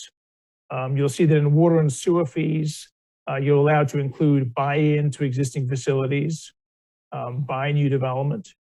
We're allowed to include debt service, the financing costs on facilities if there are any. And finally, obviously, usually a much smaller proportion of the other costs, we are allowed to include the cost of administrating the fees and the fee programs, the collection and the process of doing annual reports and those kinds of things. And again, the things we're not allowed to charge for include improvements required to serve existing development and address any existing deficiencies we may have, as well as operations and maintenance. Next slide, please. I want to talk a little bit about a nexus study. The nexus study is the technical document that we are currently working on with the city. The Mitigation Fee Act is the kind of the California legislation that oversees and sets the parameters for what we're allowed to do in terms of charging fees, and there's an adoption through a process of ordinance and resolutions. What the Mitigation Fee Act basically says is that our fees must be legally defensible and conform to specific requirements in the Mitigation Fee Act. The nexus study, the technical document that we do, must tie, the level of fees must be tied to actual city policy or plans. So we need to be able to tie it back to service standards and capital improvement plans. So there needs to be a connection along those lines. In the more technical language of the Mitigation Fee Act, paraphrased here, the nexus study must identify the need for, the purpose of, and the proportionality of any proposed development impact fee. And so for all the fees we're working on right now, to update your fees in the city, that's the process we have to go through. And finally, an important point here is that the nexus study establishes the maximum allowable impact fees in accordance with the Mitigation Fee Act. Policymakers, the city council does have the ability not to charge the maximum fees, and we'll talk a little bit about policy considerations later on, but there are, again, the study establishes the maximum fees, but there are choices and options that the city council can consider. Next slide, please. And I was going to pause before going on to the city fee program. I just wanted to pause for a minute and see if there was any clarifications on that anyone might have on what I just articulated. You can continue through. Okay, thank you. Okay, so now turning to more specifically to the Vacaville Fee Program. The city in 1992 established its first comprehensive impact fee program, and here you can see the list of capital facilities and associated fees that were established: police, fire, general facilities, parks and recreation facilities, greenbelt preservation, transportation, water, sewer, and storm drain. And that's the same set of fee programs and facilities that we're currently updating in our nexus study now. Next slide, please. Just as kind of an overview in terms of the different folks working on this effort, city staff are obviously at the kind of critical guiding light here. We at EPS are working with the city on a number of, and that have worked with the different departments as we develop and build the information needed to update the police, fire, general facilities, parks and recreation, storm drain, and greenbelt preservation fees. And we're also in the process of compiling the nexus study document, which will be ultimately a public document that for your and stakeholder review. There are a bunch of other technical consultants that have been specialists who worked on particular pieces that I just wanted to highlight here. John Long Consulting has been working extensively on the transportation impact fee nexus study. Bottle Wells are experts in the water and sewer fees. They've been doing those fees. And then West Yost has been supporting on storm drain and sewer fees as well. So you'll see, when you see the nexus study, ultimately you'll see one comprehensive document, but then also a series of technical pieces of work by these different consultants. Next slide, please. Public outreach to date. So the city staff has conducted a range of public outreach to date. They have met 3 times with the 3 engineering firms that do the majority of the projects in the city. And the focus of those meetings has been on the fee update process and improvement projects for transportation, water, and sewer capacity fees. There will be additional opportunities for public input, especially as we kind of move closer to completing or developing the public review draft of the Nexus study. That's when we'll have all the information clearly laid out for stakeholder review. So it'll be a good opportunity for folks to take a look and provide their feedback. Next slide, please. Wanted to mention a few of the last few slides here, but just wanted to mention a few of the key technical issues that have come up that we've worked through as part of our work and will be embedded into the Nexus fee study. These include questions that come up for a lot of cities as to, do we just charge one, for example, one fee citywide, or do we do a combination of citywide and then additional add-on fees for specific plan areas that might have additional infrastructure needs?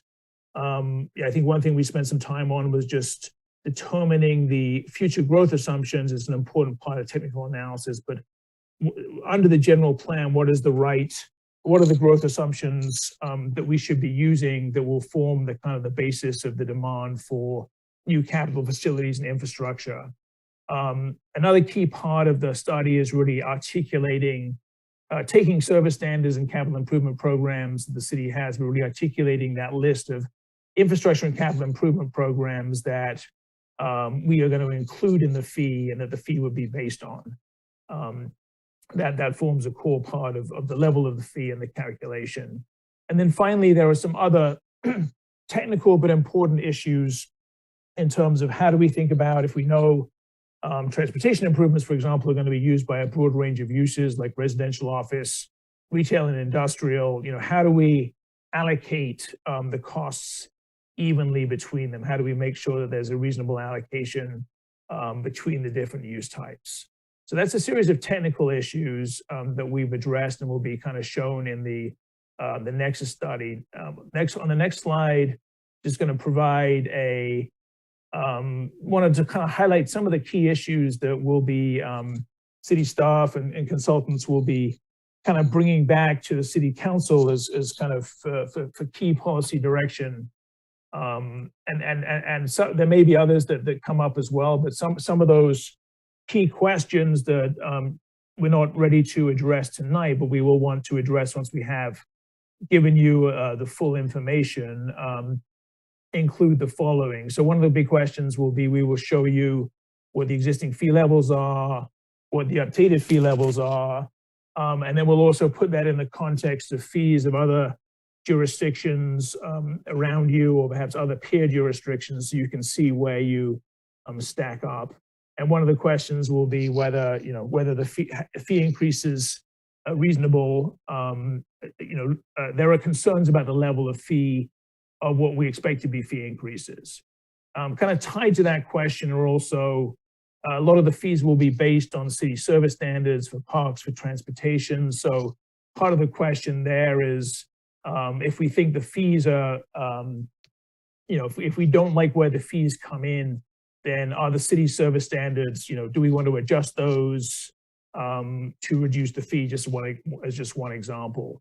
Other questions that will come up are whether fee discounts are appropriate for certain land use types, and can the city supplement through other funding sources. So there'll be questions of, for example, in some cases, and perhaps this will be true in yours, councils are interested in discounting fees in areas such as the downtown. So those will be some of the questions we'll be bringing potentially bringing back to you. One of the things that city staff stressed to us as the technical consultants throughout this study was an interest in looking at the kind of the most, I guess, the common practice is to have one fee for a single family home. And I think there's been a conversation and interest in, well, maybe there should be, would it not be better to have differentiated fees so larger homes pay more fees and smaller homes pay lower fees? So we've spent some time working on that and we'll be bringing back to you sort of some options there for your consideration. And then in most of these fee programs, a couple of other questions come up in terms of credits and reimbursements, where developers may build infrastructure. How does that process work? And then finally, another one is just at what point in the development approval process do we want to ask developers to pay the fees? So these are some of what we consider to be the big questions, both about fee levels, service standards, and fee implementation that we'll be bringing back to you once we have the fee program more articulated, to hope to get your guidance on them.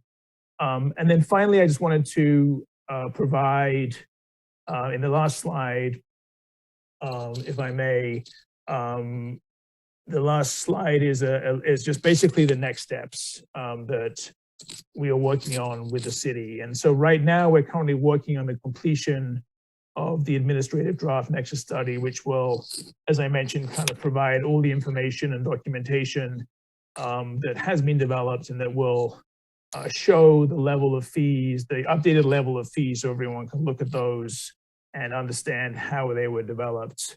Once that's released, that will be an important moment to continue to meet with additional stakeholders as appropriate to review that information with them. And then we'll want to bring that back to council for consideration, comment, and as I mentioned, direction on some of the big policy issues.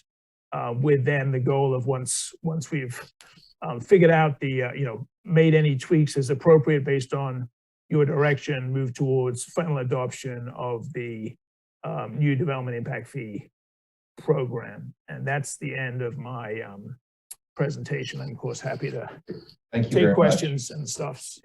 Thank you. I want to open up public comment. I do have one hand up. Alicia, go ahead. Hi, thank you for your presentation. I have a few questions, starting with, in particular, the Nexus study, just in general. I'm assuming you're looking at the fee, but what are you looking at the Nexus on how it is spent? So, and the reason why I ask this is I've noticed the way some of the development impact fees are used. I do question the Nexus, and it might be something that's allowable, but I question the Nexus.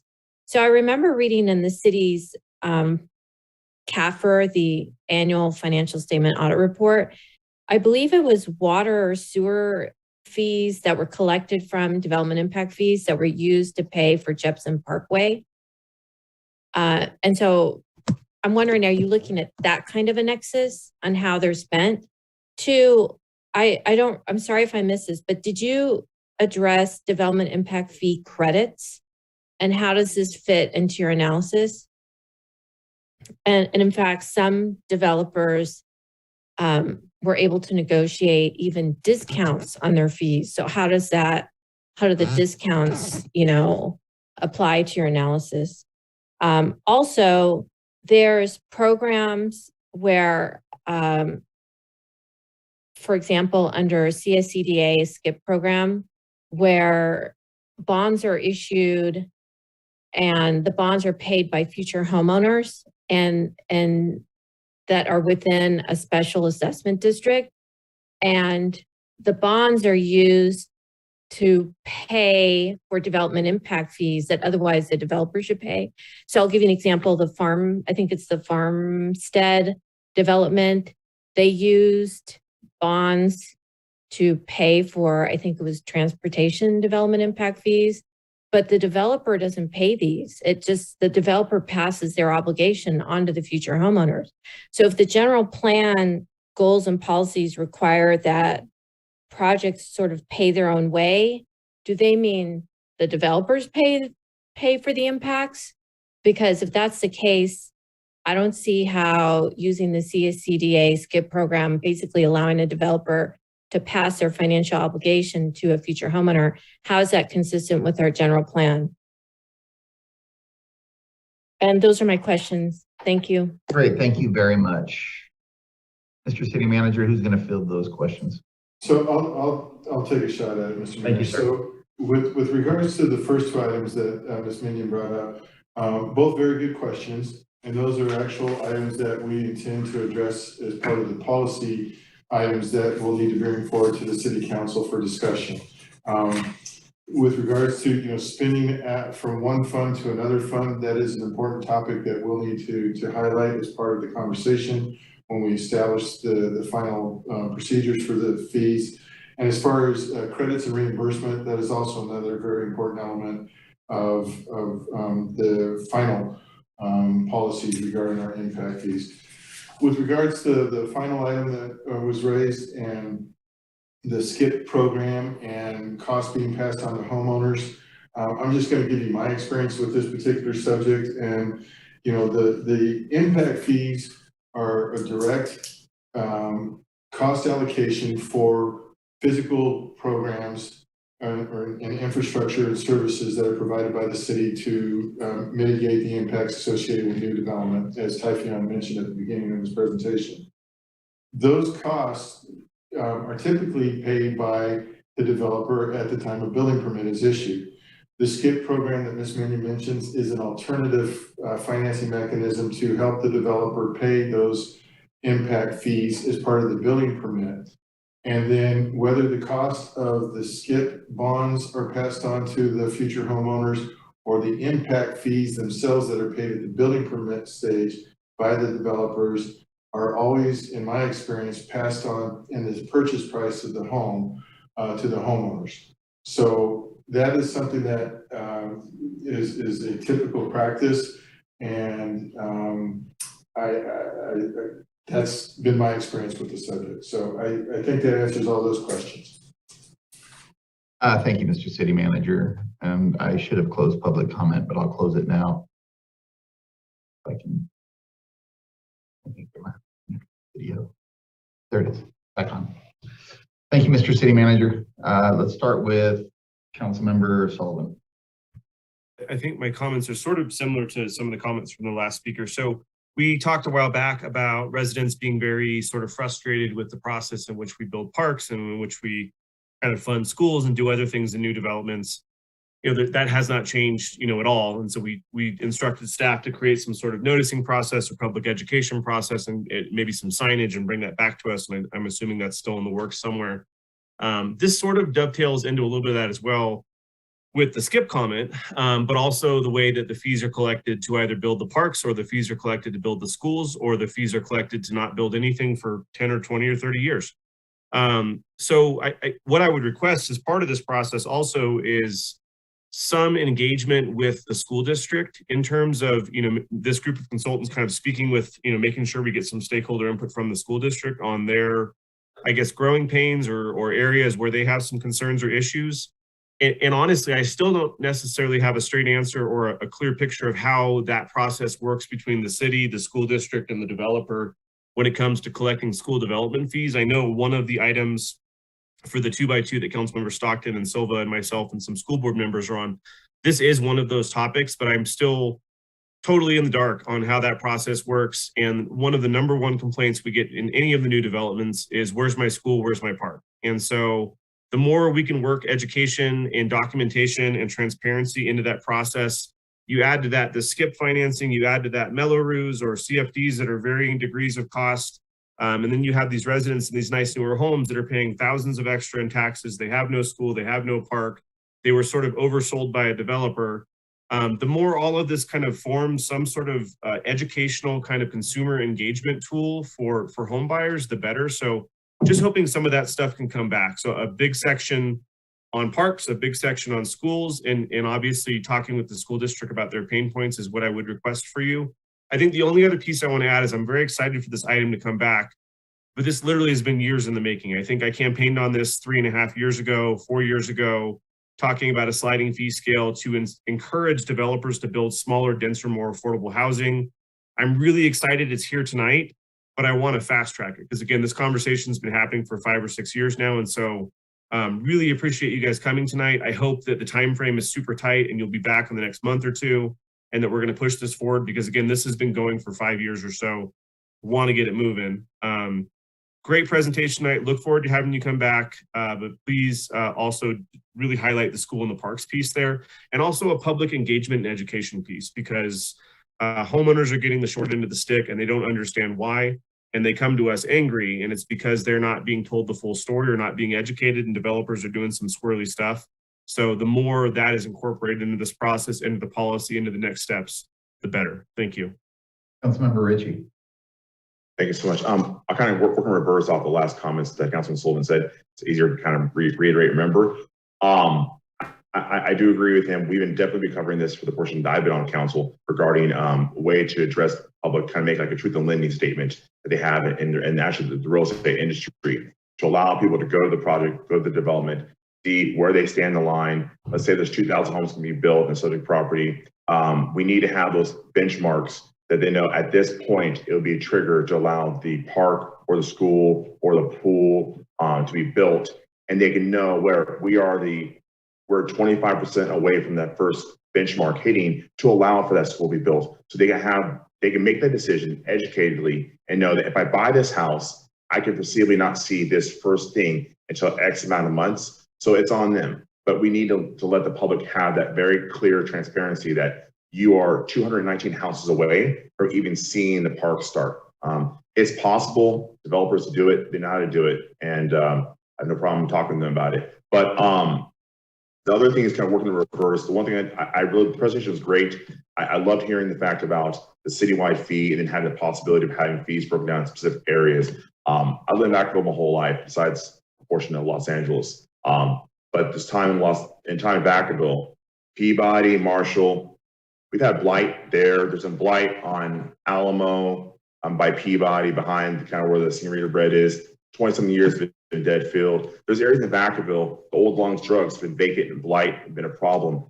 We need to make sure that just treat it like fishing. If the worm's not working, puts a new bait on to attract the investors to come and the developers. We need to find a way to reduce the fees on these areas that have blight in our community to attract development that would enhance, bring multifamily, mixed-use housing, and possible jobs to the community in a kind of commercial setting. That if we reduce the fees now, the community benefit later would be strong. If we had a great commercial development right in that section of land by Wood High School, the new places we're doing for the Pony Express, they could walk simply half a mile to a new grocery store if that's possible. So we have to think forward, not just if we reduce the fees, that's giving the investors a break, but they're creating value in the community. So we give a little now to get a lot more in the future. That's really it when it comes to the general plan. I think it's important to make sure we look bigger and make sure we don't kind of get too on the hindsight. The property thing that Nolan talked about, sliding scale of homes, is important, but I want to make sure that we don't cause any unintended consequences, where if we lower fees to build homes at a certain size in this portion of town, we might have an unintended consequence of having the developers choose to build here instead of there, and then we start having a lopsided, uneven city again, as it makes more fiscal sense to build in this area as opposed to here.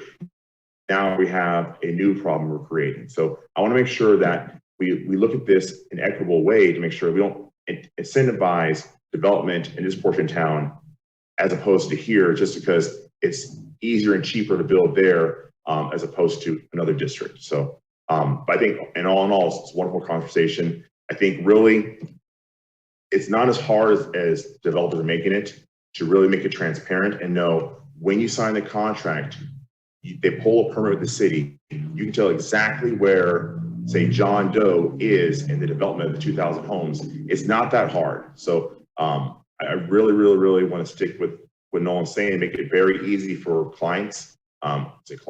citizens to understand where they are in the process, because it's not as hard as we're making it out to be. They should know when they buy a house where they're going to be, so they know consciously not to expect something that they're sold on.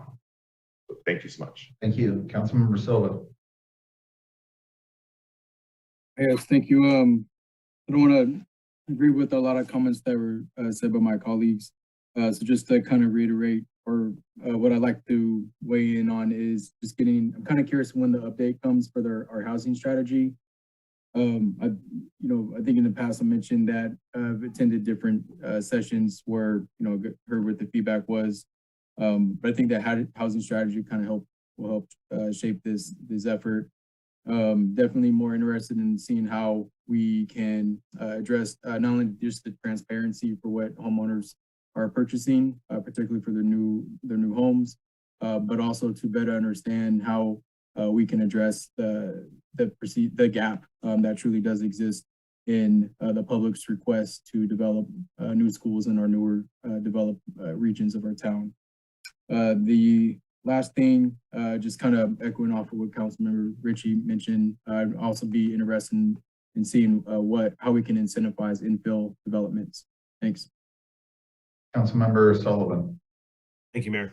Two last questions that were sort of spurred on by my peers. So my first question is there a difference between development fees for new builds versus redevelopment? Is question number one. And I guess if or can there be? And then question number two is there a difference in fee structure, or have you ever seen a difference in fee structure for properties that are designed for rent versus properties that are designed for single owner occupied? Are those categories that you've seen before fees? I apologize for the dumb question, but I'm just wondering if you've ever seen those distinguished in a fee structure. Mr. City Manager. So thank you, Councilmember Sullivan. So with regards to the fee structure for new development versus redevelopment, there's definitely an opportunity to have a different value there. And AB 1600 specifically speaks to new development. If you're redeveloping a property, it could get you into payment of certain elements of AB 1600, depending on if you're redeveloping to a different use type, a more intense type that has a bigger demand for city infrastructure services, such as a low water user to a high water user. Okay, so if that type of redevelopment were to occur, then there's the opportunity to charge the incremental difference between what they were assessed to what they are going to now. But that's generally the rule of thumb there.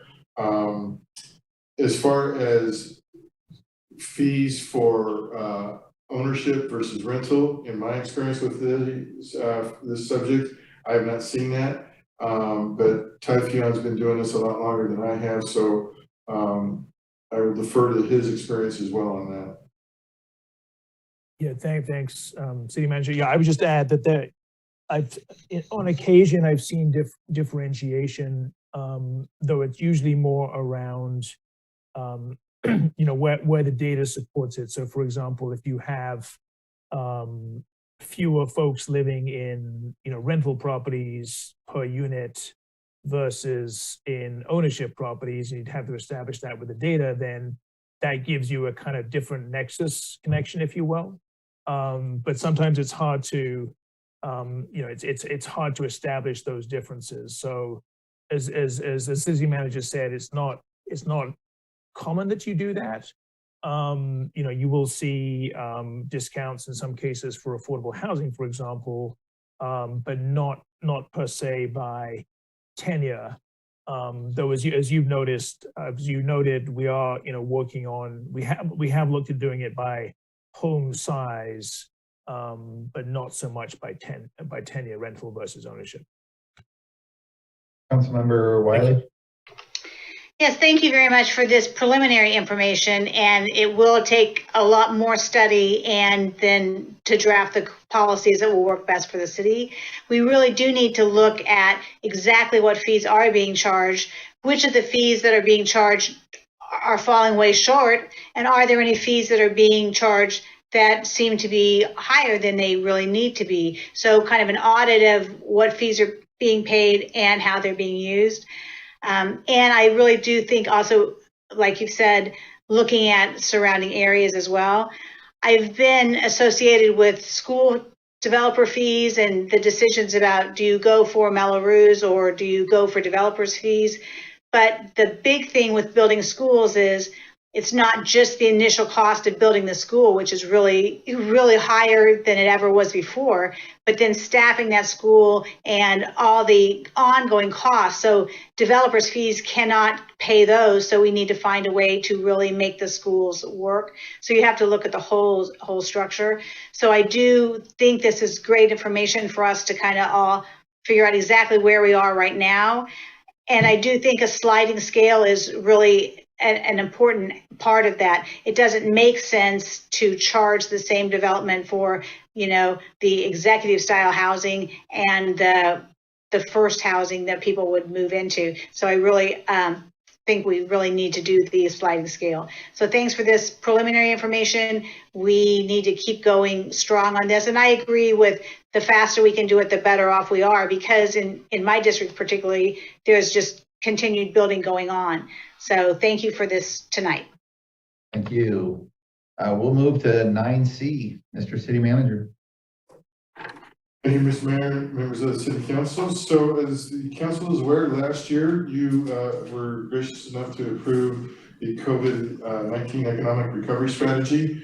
Tonight we're back to provide you with a one-year update on all that's been done on that particular strategy. We have several consultants here that have been actively engaged in this effort. But to start us off, Tim Patton, our Economic Development Manager, will do the introductions. Thank you, Mr. City Manager. Good evening, Mr. Mayor, Vice Mayor, and City Council members. This evening, staff will provide the one-year update to the COVID-19 economic recovery strategy that the City Council adopted on February 9th of 2021. This strategy is a 3-year strategy tasked with mitigating the negative impacts of COVID-19 on our business community. The plan outlines specific action items to be completed over the course of the next 3 years to help businesses recover from the pandemic. This evening, Economic Development staff is pleased to have Audrey Taylor, President and CEO of Chabin Concepts, and Dr. Robert Eiler, Professor of Economics at Sonoma State University, provide a progress report on employment, housing, labor, and other economic measures that are necessary to track the quantitative measures of the strategy.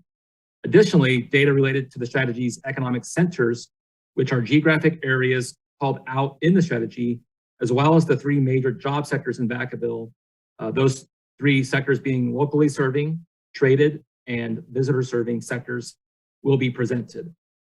Dr. Eiler will be the first, and he will be presenting the update since 2020 on our economic indicators. He will then be followed by Audrey Taylor presenting the 2021 Economic Recovery Strategy update. Additionally, staff will be emailing the City Council links for the visual infographics that are interactive after this evening's meeting. And at this point, I'll turn over to Dr. Eiler. Thanks so much, Tim. Thank you, Mayor, Vice Mayor, and City Council members tonight for having us. Next slide, please. So just as a reminder, Tim articulated this really well. I just want to give you a little bit more detail. The plan is meant to provide some detailed actions and tactics for city staff and partner organizations to initiate and accelerate the current recovery. And as Tim suggested, we focused on 3 major sectors, so-called locally serving that really serve the residents of Vacaville, visitor serving, as we'll talk about later, those that have come to visit for multiple types of reasons. And then the traded sector, the businesses that serve customers outside of Vacaville and really import income and export products and services. Primary goal is to return the local economy to pre-COVID levels as measured by employment, gross regional product, taxable sales, housing prices rising, hotel occupancies. And we're going to talk about this dashboard product, which you can just see a snippet of, and we're going to get to in just a second, as a way of tracking that progress.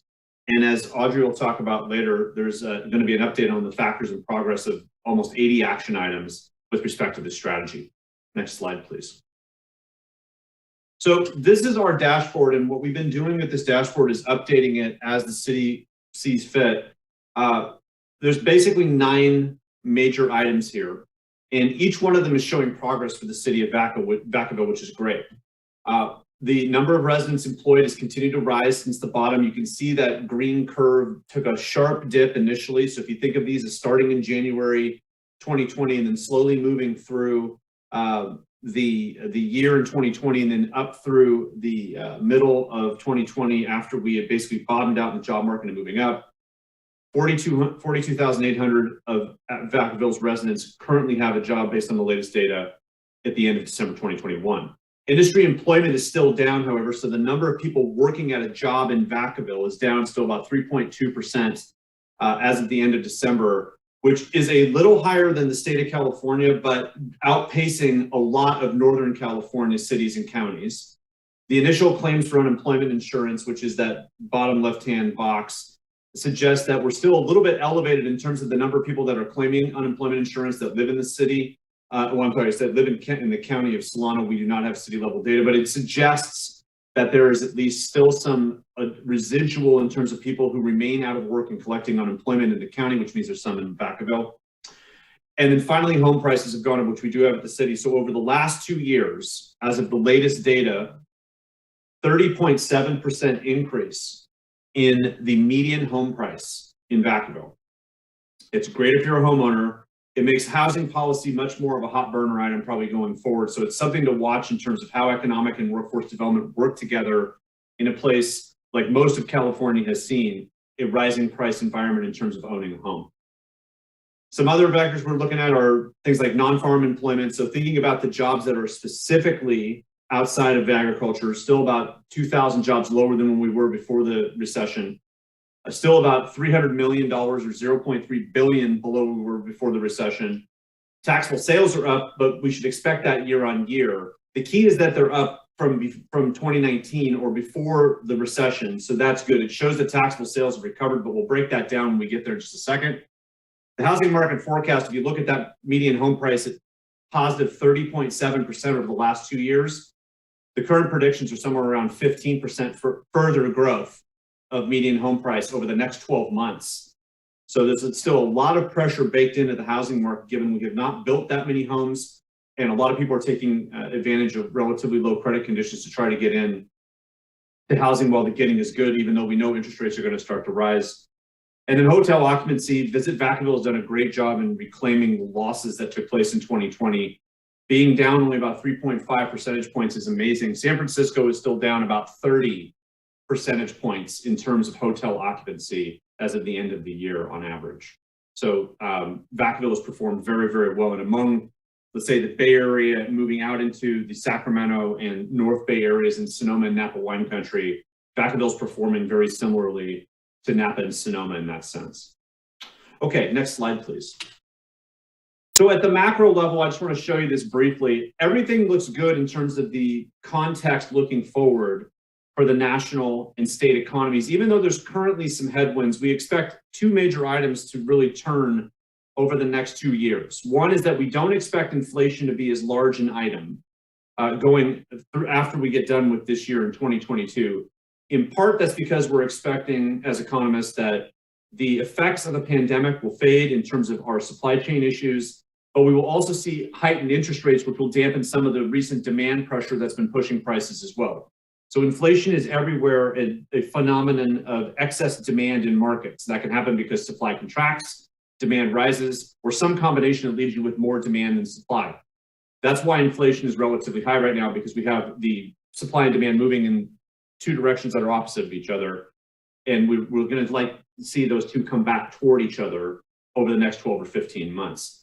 But because because interest rates are probably going to rise alongside of that relatively quickly, we should expect GDP growth to drop. So we have decent growth. That's the first stop with GDP through 2025. Unemployment at the national level and also at the state level is going to drift right around what we think of as basically full employment conditions, and inflation should subside. We do not have a recession predicted right now through 2025, which is great. So from a national context and forecast, things are looking good. Next slide. Thank you. This is another look at the labor force. This compares what's happened to folks that live in Vacaville and have a job or do not. The gray area are the folks that live in Vacaville and are not working. The green is those that are. We show the same thing for Solano County. Vacaville and Solano County are basically moving in sync with each other in terms of recovery. We need that green area to have the same height as it had at the far left-hand side of the graph, which was before the recession. We're almost there. So Vacaville has done a really good job of recovering the number of people working who live in the city as a result of the losses that took place in the recession. Again, basically following the county average. Next slide, please. This is a look at Vacaville's jobs and sort of its industrial mix. So you can see a lot of jobs in Vacaville are in construction, manufacturing, retail, education in terms of something around education on the public or private side, a lot in healthcare and nonprofit. Then we have accommodation and food service, so basically our bars, restaurants, and event centers that serve food, and then government. Those are the big employers. And what this is meant to do is show you sort of the 2 years before the recession, the change that recession brought. So you can see almost every single one of those sort of sets of columns took a cut, and then where it might be going to 2025 in terms of using a county forecast, the latest city data, and thinking about how Vacaville has evolved along with Solano County and with the state of California. And that's what takes us to that 2025 forecast. So we're expecting healthcare to continue to rise. We're expecting some comeback in accommodation and food service, which I'm sorry, I should have said that also includes hotels. But notice that far column is not quite getting up to where it was right before the recession. So we still may have some excess capacity, if you will, or lack of rehiring in bars, restaurants, hotels, and event centers through 2025. In other words, the shadow effect may remain on jobs in total volume in Vacaville through the middle of this decade. That is not an anomaly if you look at the state forecast for California. State forecast for California is very similar. Next slide, please. This is the change, looking at what jobs have come back versus which ones still remain down from before the recession. So as of December 2021, and this is why we do these updates using the December data, if you look back to the end of 2019, which is basically a place to compare right before the pandemic really started to seize hold of our labor markets, you can see most of these industrial sectors are still down from where we were before the recession. Transportation, warehousing, utilities are up. Now, that shouldn't be a shock. As our lives turn more toward internet sales and having things delivered to home, we saw a lot of last mile delivery jobs spring up, hence we've had growth. Retail is kind of an anomaly. Napa County has also seen retail jobs rise since before the recession, which again, it might seem kind of weird that that's true. But as folks have gone out and gotten back out of their houses, and as we've seen social restrictions lifted over the last 12 or 16 months, brick and mortar for now has been somewhat supported. One big item in that, as we'll see, has been home improvement stores, which are bound into retail. So that's been part of the picture there. Education and health have come back, mainly driven by health. But the key is we still got a lot of industries that need help. And the supposition is the forecast I just told you and sort of the general recovery that's happening, we should see those jobs come back. It's in leisure and hospitality that's the real big deal. And we look at this in percentage terms, it kind of gives you a little bit of an offset. The information jobs that are down did not start at a very high volume, just about 100 or a couple hundred jobs. So a cut of 25% is not an enormous number of people. In leisure and hospitality, it's a few thousand people working in that industry. So when we have percentage cuts like that, that's a lot of workers. Next slide, please. This is just a quick look at unemployment insurance and who's claimed it and what were the epicenters, if you will, of the losses of jobs. So we saw quick job losses, and this is moving from March 2020 through to the end of January 2022. Retail, construction, to a certain extent, office jobs, which is sort of administrative jobs, healthcare and social assistance or nonprofits. We saw losses relatively quickly, and then those came back very quickly, which is great to see. And then those leisure and hospitality jobs. Those were where we had a lot of people on the move. So two reasons why we show these data. One, it reminds us that very few industries were left untouched by what happened with job loss, even at the city level. But the second is that we've had jobs shifting within these or among these industries, and also people who may have not been able to find economic opportunities have potentially left the area. So the longer that people remain on unemployment insurance, we see job losses remaining in some of the last couple of graphs, we have to be thinking, are those workers available and will those jobs ever come back? Next slide, please. This is our estimate of gross regional product for the city, or how many dollars of income do our local employers that provide jobs in Vacaville, what do they generate in income? And you can see that through most of the last part of the last decade, we saw growth of this GRP. Some of it took a dip based on larger employers coming and going, but then 2019, for better or for worse, was a nice big year. And then the recession hit and took a little bit of a cut. You can see that dip in the second to last column. And then 2021, it kicked back up again a little bit. As I told you before, we're still about $300 million worth of gross regional product from getting back to pre-pandemic levels. But this is good to see that it's stabilized and grown a little bit in 2021, at least by the current data on productivity and the types of jobs and the number of jobs that we're estimating are taking place in Vacaville. So this is good news in terms of reclaiming some of the loss. Next slide, please.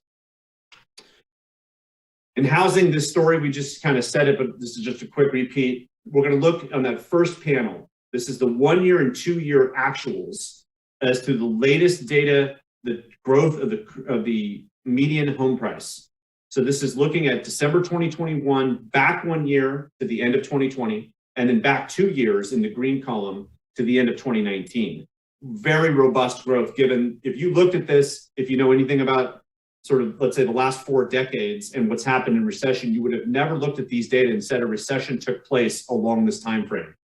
This recession was very different than the last 3 recessions we've had in the United States, where housing markets really got hammered in all 3 of those recessions. That did not happen this time. And in fact, we've seen among the most robust 2 year growth data in housing markets that we've seen in probably those same 40 years. In the case of the forecast, we still have relatively robust growth predicted. So you can imagine that you had a median home price in Vacaville of $400,000, let's say in 2019. By the end of 2022, that median home price might be over $600,000 with compounding.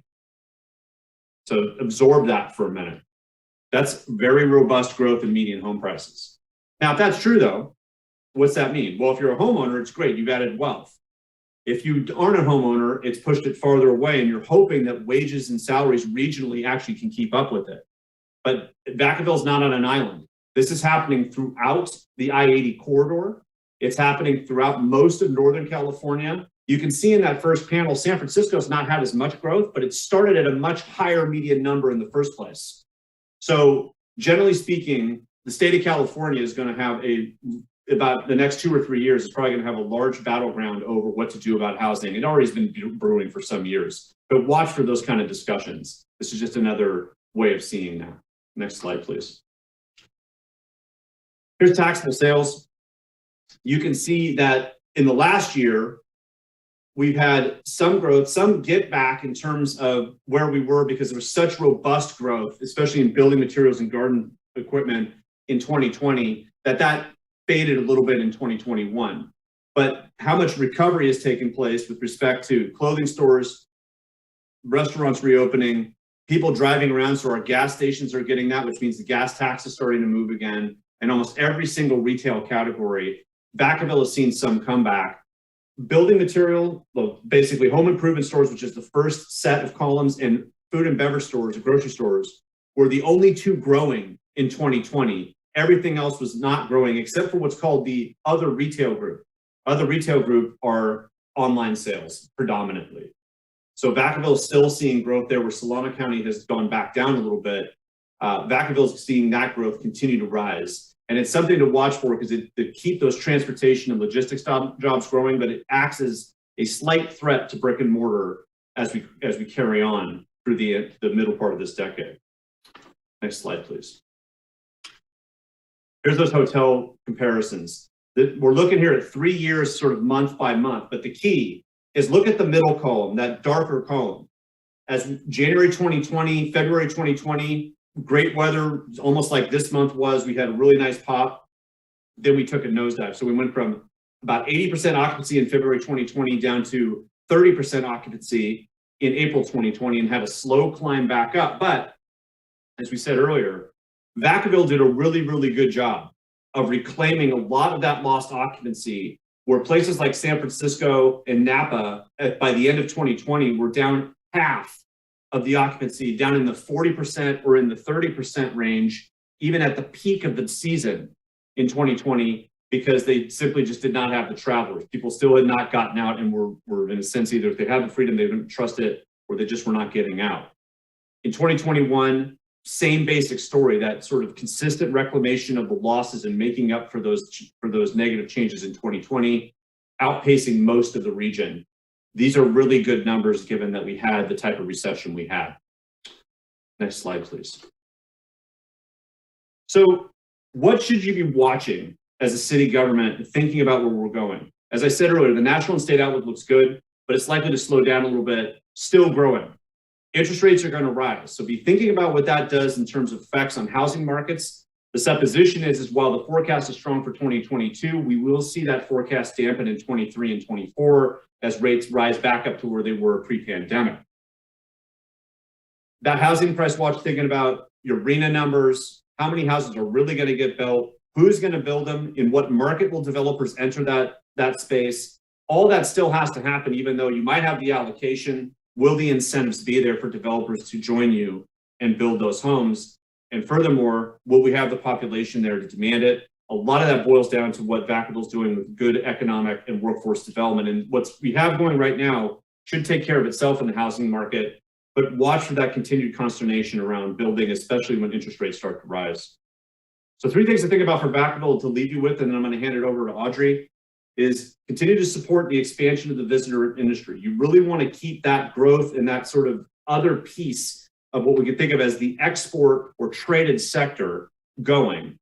You definitely want to try to hold on to that core of life sciences jobs as a base, also traded sector industry.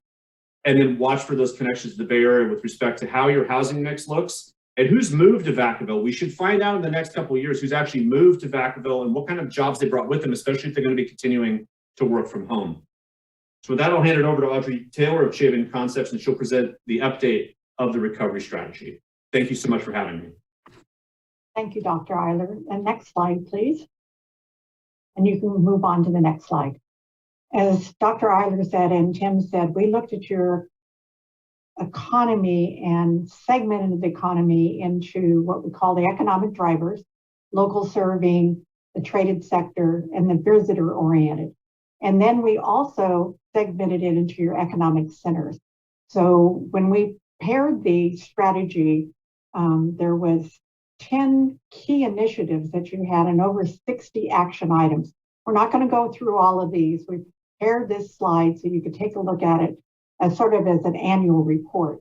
So I'm just going to give you some of the highlights under each one of these economic drivers. So in the local serving, there were actions that you took immediately to help with the pandemic. And one of those was the Shop Local campaign and putting together an online marketplace for your local businesses, of which about 70 businesses have joined and now are marketing together so that you can do online purchases within the city of Vacaville with your local businesses.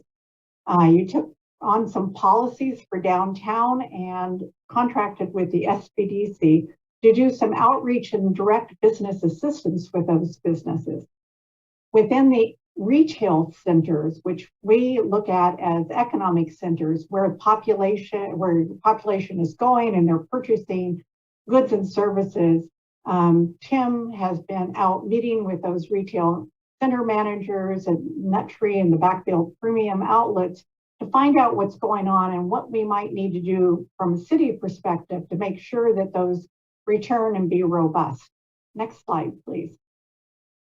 When you look at this, this further breaks down what Dr. Eiler was talking about. So when we look at our local serving jobs, you can see across the board what has happened and what's come back. So in your retail trade, we're not back there yet, but you're kind of holding steady, you know, between 2020 and 2021. And what we're measuring here is really that 20 to 2021. In the business services, again, you're still a little down. And then when you look at your visitor related, you're down, but you're holding steady in those jobs and those job creation. And there's a reason that we're looking at your jobs is so that we could show you an economic impact, which I'll do a little bit later. Next slide, please. If you look at the sales receipt, again, Rob talked about across your city, how you did, and this is looking at certain centers. And what the economic development staff is going to do is work with your finance department and your HDL to make sure that we can get information by each economic center so you can track how those centers are doing. So you can see here in your retail core, you starting to exceed what you did last year in the third quarter. In fact, in all the facts for the downtown and also other city areas, you're starting to exceed those retail sales. This will help staff take a look at and understand where there might be a problem so you can go in and talk with those center managers and help them through the process. Next slide, please. The economic drivers in traded sectors. So this is really your manufacturing and your life sciences and healthcare. Those are where you're serving that population that's outside of the area or you're exporting the product. There was real effort to kind of work with the manufacturers, so your base industries, as Dr. Eiler mentioned. And one of the recommendations that we had was for the city staff to start what we call a CRM, or a customer relations management tool, to really be able to track the businesses that you have and what you're doing with them. And also recommended was to start a manufacturers group, which had a harder time getting off the ground because of the pandemic. They tried to get off the ground early in the first quarter of last year, and it took them a little longer to get that organized because they couldn't come to meetings. In addition to the manufacturers group, there was the entrepreneurial roundtable started, and during this process on the update, we did a survey with the manufacturers, which I'll be going over with you. On the life sciences and the healthcare, the effort was focused on maintaining your advertising and your marketing, particularly around the biosciences. And you can see you did a lot of outreach with that to keep your name out there and the awareness that you guys are creating a center and hub for the bioscience industry in this area. Next slide, please. In the manufacturers group, we did a quick survey out as we were preparing this to find out some key information from them. And one of them was around the employment, and most of your manufacturers did not lay people off or furlough them. They tried to keep them. And the good news is they expect to add employees in 2022. They also expect that they would increase their output, which tracks back with our gross regional product. We asked them what they thought the value of our roundtable would be, or the manufacturers group. And they're looking forward to it. They haven't gone to enough meetings yet to see how it will be, but they're excited to connect with the city and the SBDC, who is hosting these forums for you. Challenges, as you probably already know, are the supply chain, finding workers, COVID compliance, automation, competition, the general things that we've all heard. Some of the good news is the workforce development is starting to work with those manufacturers to really address the finding the workers, please. And the city assistance, they've been greatly appreciative of. Next slide, please. Now we look at the traded sector jobs. As you compare here, it's really interesting that in manufacturing, you had a slight drop, but you have held steady in these jobs, which is a good thing. And if what the manufacturers are saying that they're going to increase, we'll see that probably start to exceed where you were pre-pandemic. And the healthcare, it has already exceeded. So they're moving forward. So your base industries are doing what we want them to do, and they're being very robust in this return. Next slide, please.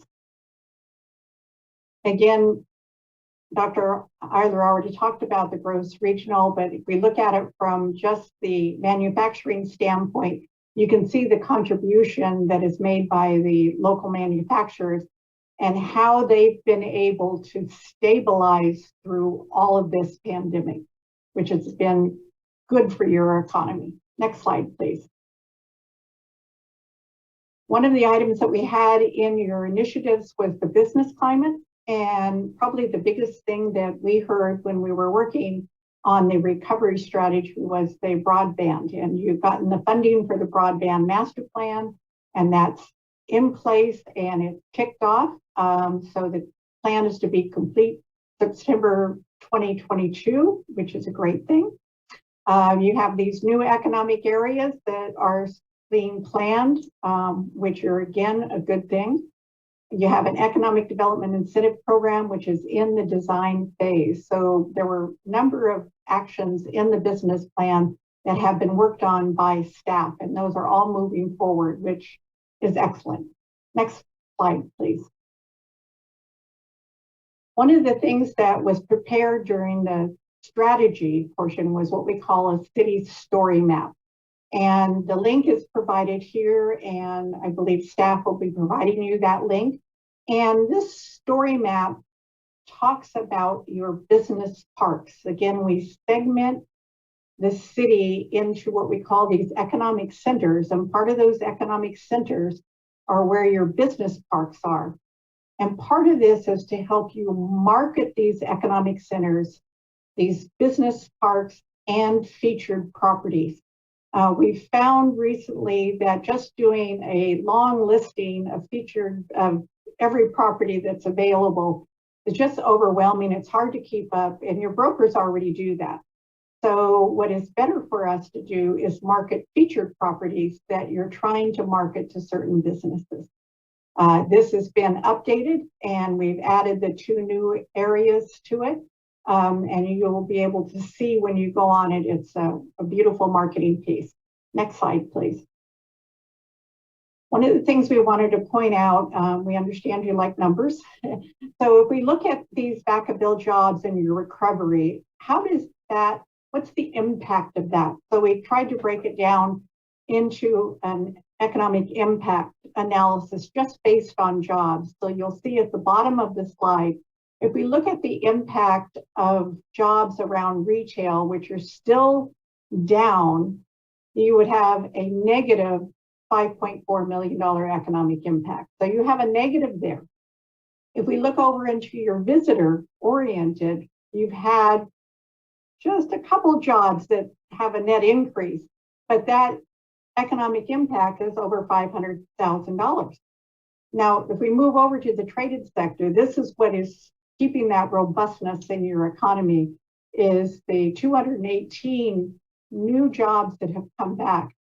You know, the impact of that is $54 million of economic impact. Next slide, please. So in 2022, there's planned activities. If you'll remember, this is a 3-year strategy. And again, we take a look at these different initiatives that you have. There'll be the local serving. So some things will be kicked off. Some things will be ongoing that we're looking at. Under the visitor serving, this is where you already have an organization that is doing most of this. So you're in a support role, but working closely with them to strengthen your digital presence. In the traded sector, where there is a big focus, is really on that business outreach, making sure that those manufacturers and those space industries can get those jobs that those employees that they're looking for. And then marketing, you know, fan tours, video tours, and outreaching so that we can get more manufacturers and more biosciences to build that cluster. And in your business climate, this will be continuing with the infrastructure, the workforce, your housing, and management is bringing on the new tools so that they can report back to the council and also manage all of these different activities that are in the strategy to make sure you have a good economy. And I think Dr. Eiler and I are available for any questions.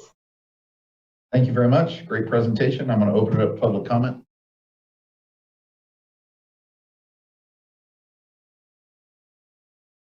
See no public comment. I'm going to bring it back to the council. Councilmember Silva, go ahead, sir. Thank you both for the overview presentation. Can you go back one slide, slide 24, please? and I'm just trying to clarify I understand the overview of the different local jobs, but how does that relate to the different wages that are associated with those jobs? Is there any data on that? Well, this is just to give you a kind of a overview, because all the jobs have different wages. So we just used an average wage to come up with an economic impact.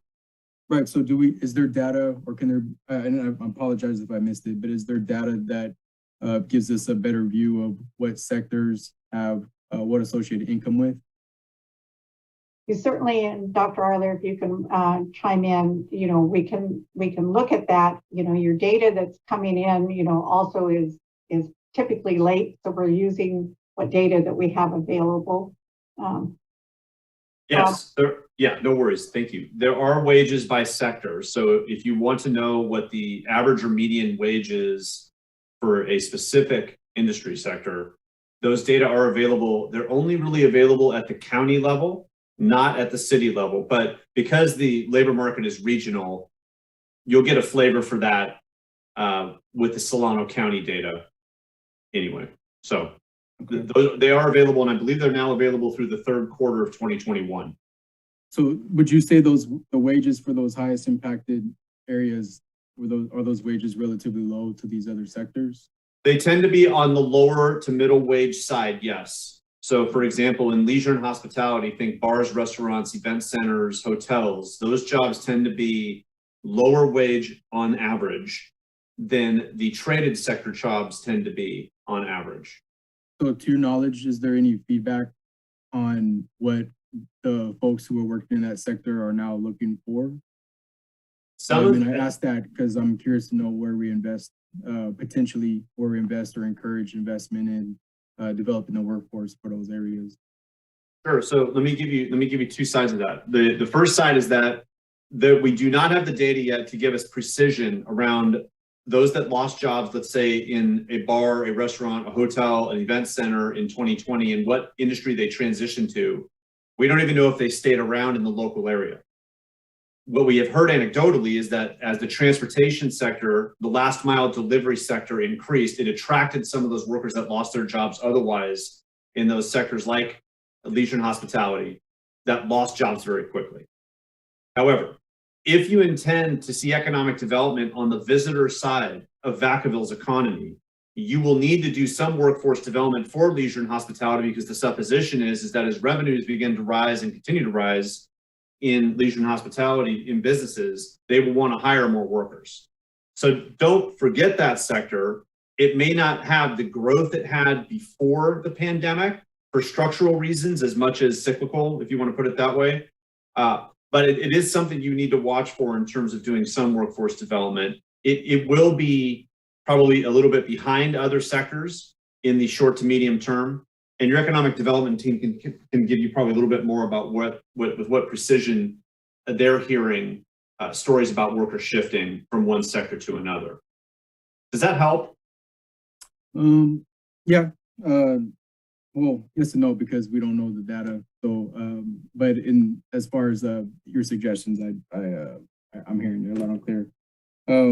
So kind of going along that line, is there a reason why? So the data that I've seen, if we focus on biomanufacturing, that industry has grown at least 6% for almost 2 decades now, and then even recently 11% growth in biomanufacturing, or that sector, or we could call it biotechnology.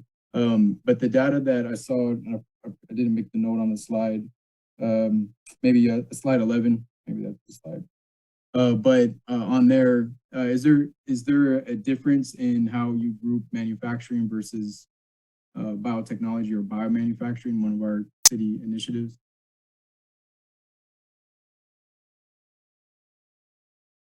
You want me to take that? Yes, Rob. So no worries. Life sciences is generally going to be in one of two categories. If it is heavily research-based and it started that way, it will be a little bit more on the professional services side. Most life sciences jobs end up in manufacturing because the supposition is that you will be manufacturing some product within that facility, and that's how it's been coded. So that's generally where why you see so much robustness in the manufacturing sector in Vacaville. But life sciences has that current and potential to it. So it's actually not a bad thing that it's grouped in that category. So I'm sorry, can you go maybe back another slide, slide 10?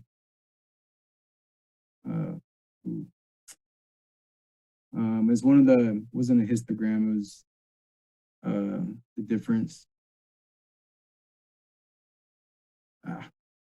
Were you looking for the manufacturing gross regional product? Yeah, well, one of them just showed that. This one here? Yeah, so, well, for example, like, right, well, so on one of the other slides, it just showed that there was still a workforce shortage needed in this particular area. But it was kind of overview of all the workforce shortages in each defined sector. Oh, yeah, sure. And so even like right there, we're talking about. Oh, yeah, right. I think it was slide 7. Okay. You mean this one? Yeah. Where manufacturing is right there is 4th from the top. Yeah, and I guess, so if life sciences or biotech industry is incorporated in that, I guess what I'm saying is I see a difference in the data that I'm from these other reports that I get that's like actually this past year is 11% growth or more recently. So I was just so that's where I'm kind of confused on this particular, I guess how we define manufacturing, but you kind of elaborated on that to a point. So let's see, sorry, just referring to my notes. So in there, so even just looking at this list right here, what are some additional considerations that you maybe recommend that we consider when we talk about workforce development or our school systems kind of think about on how we approach that to where we can maximize the income? Because here's my other concern that, we talked about our income. We talked about the house prices going up nearly 31%. My understanding is that 80% of our workforce commutes out of town or works out of town. I don't feel, and this is anecdotal, but I don't get the sense that our local wages have increased by 31%. And so my concern is how do we support our own local families to be able to tap in to that workforce, and then hopefully ideally be able to recruit businesses to where 80% of that population can start coming back. And that's what I'm kind of curious about. I have one more follow-up question on that last point. Yeah, actually, Councilmember, this is Tim Pat, if I can answer that question. One of the key missions of our manufacturing work group is to identify skills gaps with some of our larger employers in both life sciences and just kind of advanced manufacturing in general. And the thought is if we can identify some of those skills gaps, we can actually train and work with the SBDC and the Workforce Development Board to identify those gaps, get the necessary training to our residents who work here and actually want to, live and work both in Vacaville, and really just identifying those skill gaps and getting the proper training to the employers and to the employees. Okay, so actually, so 2 questions now. Sorry, Tim opened it up. So is there, and this is for Dr. Eiler or Mrs. Taylor, is there a certain sector that we should be mindful of as far as innovation goes? So creating new markets that will be rewarding. And then I'll ask my last question. Is there a certain target number that we should look at to kind of aim for, just kind of get a sense of how many local, of how much, what percentage of the local workforce is ideal to work in-house within our city versus outside our city? Rob, yeah, go ahead. If you want to start, if you go ahead. No, you go ahead. Okay, sure. So Vacaville has already established itself as a place where life sciences can stay and thrive. Even if you lose an employer here and gain one here, there's a lot of foundation in place. So I think it's smart to rally around that in terms of a foundational industry that Vacaville already has regional niche. The other part of your question in terms of a number, be mindful that Vacaville is a relatively small city in a very large region with an enormous number of employers. So don't get too caught up on the idea that folks that live in Vacaville need to work in Vacaville. You are facing a very large competitive environment in almost every direction. That's tough to fight. The key is just to provide the right mix of jobs that provide the right mix of incomes and quality of life. And don't worry too much about a number, because that number will be something you'll constantly chase. I've seen it happen in other municipalities. It's very tough to put a number out there and say, you must achieve this, when you are not really in command of the market that ultimately determines that number. Yeah, I think just last comment. So I would agree as far as being concerned of targeting that. I do feel that the more we look at things more regionally and tapping into our resources regionally rather than in more silos as far as cities go, I would agree in that sense. The struggles actually pertains to what you're mentioning, quality of life. You know, when we're having struggles as far as getting, you know, community volunteers or parents being able to work jobs that allow for that flexibility to reinvest their time back into the youth and just overall health of the community. So that's where I'm kind of going and being mindful of. Councilmember Silva, this is Audrey. One of the things that you're doing is with your marketing, and you're marketing into a cluster, the life sciences cluster, particularly around the bio. And even though you have your workers are commuting out, what you are able, your value proposition that you're offering to these manufacturers and to the bio is at a location that they can, you know, drop into, where there's this robust workforce around it. Now, they may be working or they may not be working. They may be working in Vacaville, they may be working someplace else, but they now have this workforce that they can draw from. And that's really kind of what's really important, is that we can show we have a workforce that we can draw from. You have a draw from what's happening with Solano Community College, particularly in that bioscience. It's a very unique asset. So you have these assets you have built over time that you're marketing for this growth. So looking forward, and the closer that you can work with the workforce to really educate and train workers that you might have right now that are either not working or that are graduating from school that are in Vacaville to go into these positions are really good. So you have a great mix here for business attraction, which is one of your elements in your initiatives that you're trying to move forward to. So kind of different way to look at that. Yeah. I'm sorry, I cut you off. Oh, I just want to say, yeah, I heard that college's biotech program at the college is pretty cool. And there's a particular pretty cool professor there. Last question, guarantee. Are there sales generated from the pharmaceutical products?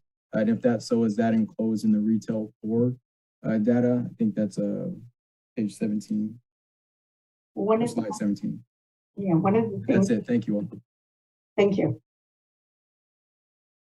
The data for any sales that come out of life sciences in Vacaville, it's highly unlikely any of those would end up in the retail sector. They'd probably go into some kind of a wholesale market and then make their way out in other places. So it might come very indirectly back to Vacaville, but not by plan, more by supply chain.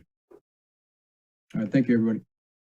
Yeah, where you see tax sales in that industry sector would be in your use tax. Councilmember Wiley. Thank you for the information. And I just have one question. You talk a lot about jobs, and it sounds to me like this is supposing all full-time jobs, but there are a lot of people that are working part-time jobs or 2 or 3 or part-time jobs to try to get ahead, especially when they're trying to pay so much for housing. So the other issue with part-time jobs are, you don't have a set schedule, and then you can't really go look for another job because you're working sporadically at this job. So how does part-time work figure in with these numbers? Part-time work is part of these numbers in the sense that when you look at the total number of workers, it should be full-time equivalents, which will take part-time workers into account. You're correct that depending on how part-time work is available in what industries, it can infringe on your ability to look for other work. What we don't know right now, and this is something that takes about 18 months to evolve, is we don't know how we've seen shifts in people that were working full-time and had childcare in place or had schools in place that then were able to utilize part-time jobs as a bridge over troubled water when their kids were not in school full-time, or that their childcare opportunities had changed because of the pandemic. So the part-time work, depending on what kind of industry it's in, can provide some relief. And it's possible what we're going to see also is that there might be more part-time workers that live in Vacaville because families have moved where there's one full-time worker in the household and one part-time worker in the household working from home. So a lot of those data are starting to emerge. But it really depends, the part-time work and its effects on the local labor market really depend on the type of industries that are offering that kind of work.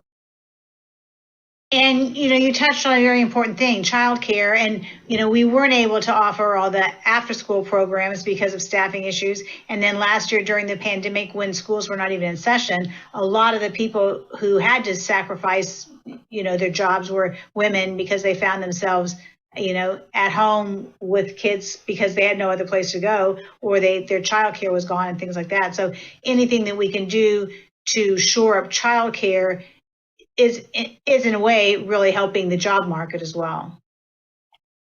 Yeah. And that's in fact how early childhood education and generally pre-K, TK is all being talked about in Washington, D.C. in terms of potential federal funding to come and help pay for a lot of that. We'll see what the next steps are in Congress. That's most likely where we'll get a little bit more initial relief there if it comes. Okay, thanks. Great. We'll move to item 9D, Mr. City Manager. Thank you, Mr. Mayor, members of the City Council. In October of last year, we introduced the subject of the American Rescue Plan Act to the Council. Over the course of the last 2 months, we've been working on some additional efforts on public outreach, just exactly how to utilize those funds. Tonight, Kim Metzme, our Director of Finance, is here to provide the Council with an update on that subject. Thank you, Mr. City Manager. Good evening, Mr. Mayor, Vice Mayor, and members of the Council. This evening, we'll be presenting the results of the American Rescue Plan Act, or ARPA, budget simulation survey that was created to gather community input on the allocation of those funds, provide an update on the use guidelines from the U.S. Treasury. And then before jumping into the presentation, I wanted to mention that the city did receive one public comment for this item after the staff report was completed. It was a letter from the Merriman on Maine requesting Council consider a donation of $35,000 ARPA funds to help Merriman recover from the financial hardship caused by COVID. Next slide, please.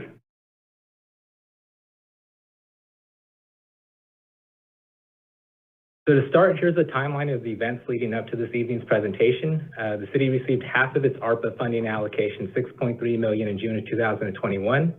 Staff researched uses of the ARPA funds based on guidance available from the U.S. Treasury at the time, reviewed practices utilized by other entities, sought input from all departments on ARPA eligible funding needs that aligned with Council's strategic plan, and then presented spending and public outreach options for Council consideration in late October. Public outreach through online survey and simulation tools was determined to be the best fit for collecting resident input in the midst of shutdown, social distancing, and other limitations created by the ongoing COVID pandemic. As proposed in October, city staff partnered with Balancing Act to create and publish online surveys in November of 2021. Those surveys incorporated staff's recommendations on potential priority areas while also requesting other suggestions from the public for using the ARPA funding. Extensive outreach to solicit public participation was conducted throughout the month of November through January. And then also in January, the U.S. Treasury provided further clarity and guidance on the use of ARPA funds, which we will share as part of this evening's presentation, along with the results of the online ARPA budget survey. Next slide, please. So our outreach efforts to solicit public input are listed here along with some images of the documents published through a variety of methods, which you see on the right-hand side of the slide.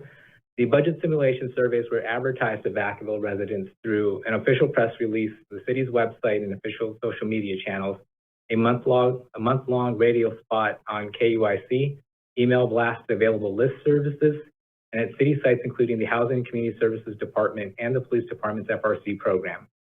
There was a presentation at a council member town hall meeting, targeted outreach to multifamily property owners to post flyers on site. We partnered with the library to advertise the availability of the computers for those unable to complete the survey at home. Hard copies of the surveys were provided and delivered by staff upon request. And bilingual flyers created with QR codes that pointed directly to the survey, which was available in both English and Spanish. Example of that shown there on the right side of the slide.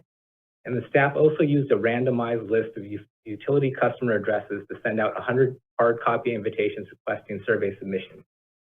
Next slide, please.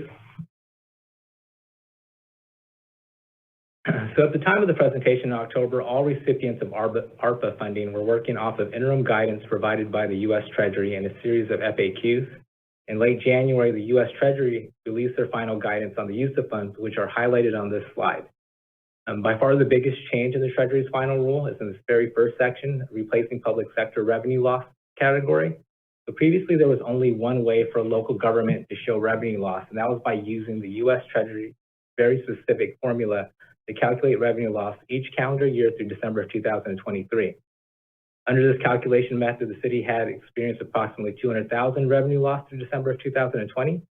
And so the big change here is that under the new final guidance, local governments now have the option of either calculating the revenue loss under the Treasury formula or taking a $10 million standard allowance. This revenue loss category is the most flexible ARPA category because it allows recipients to use funding for general government services. And for that reason, we'll see a lot of governments report their ARPA expenses under this category to the extent possible. Under public health and negative economic impacts, the final rule clarifies in addition to programs and services, funds can be used for capital expenditures to support eligible COVID health or economic response. And so examples being affordable housing, childcare facilities, hospitals, etc.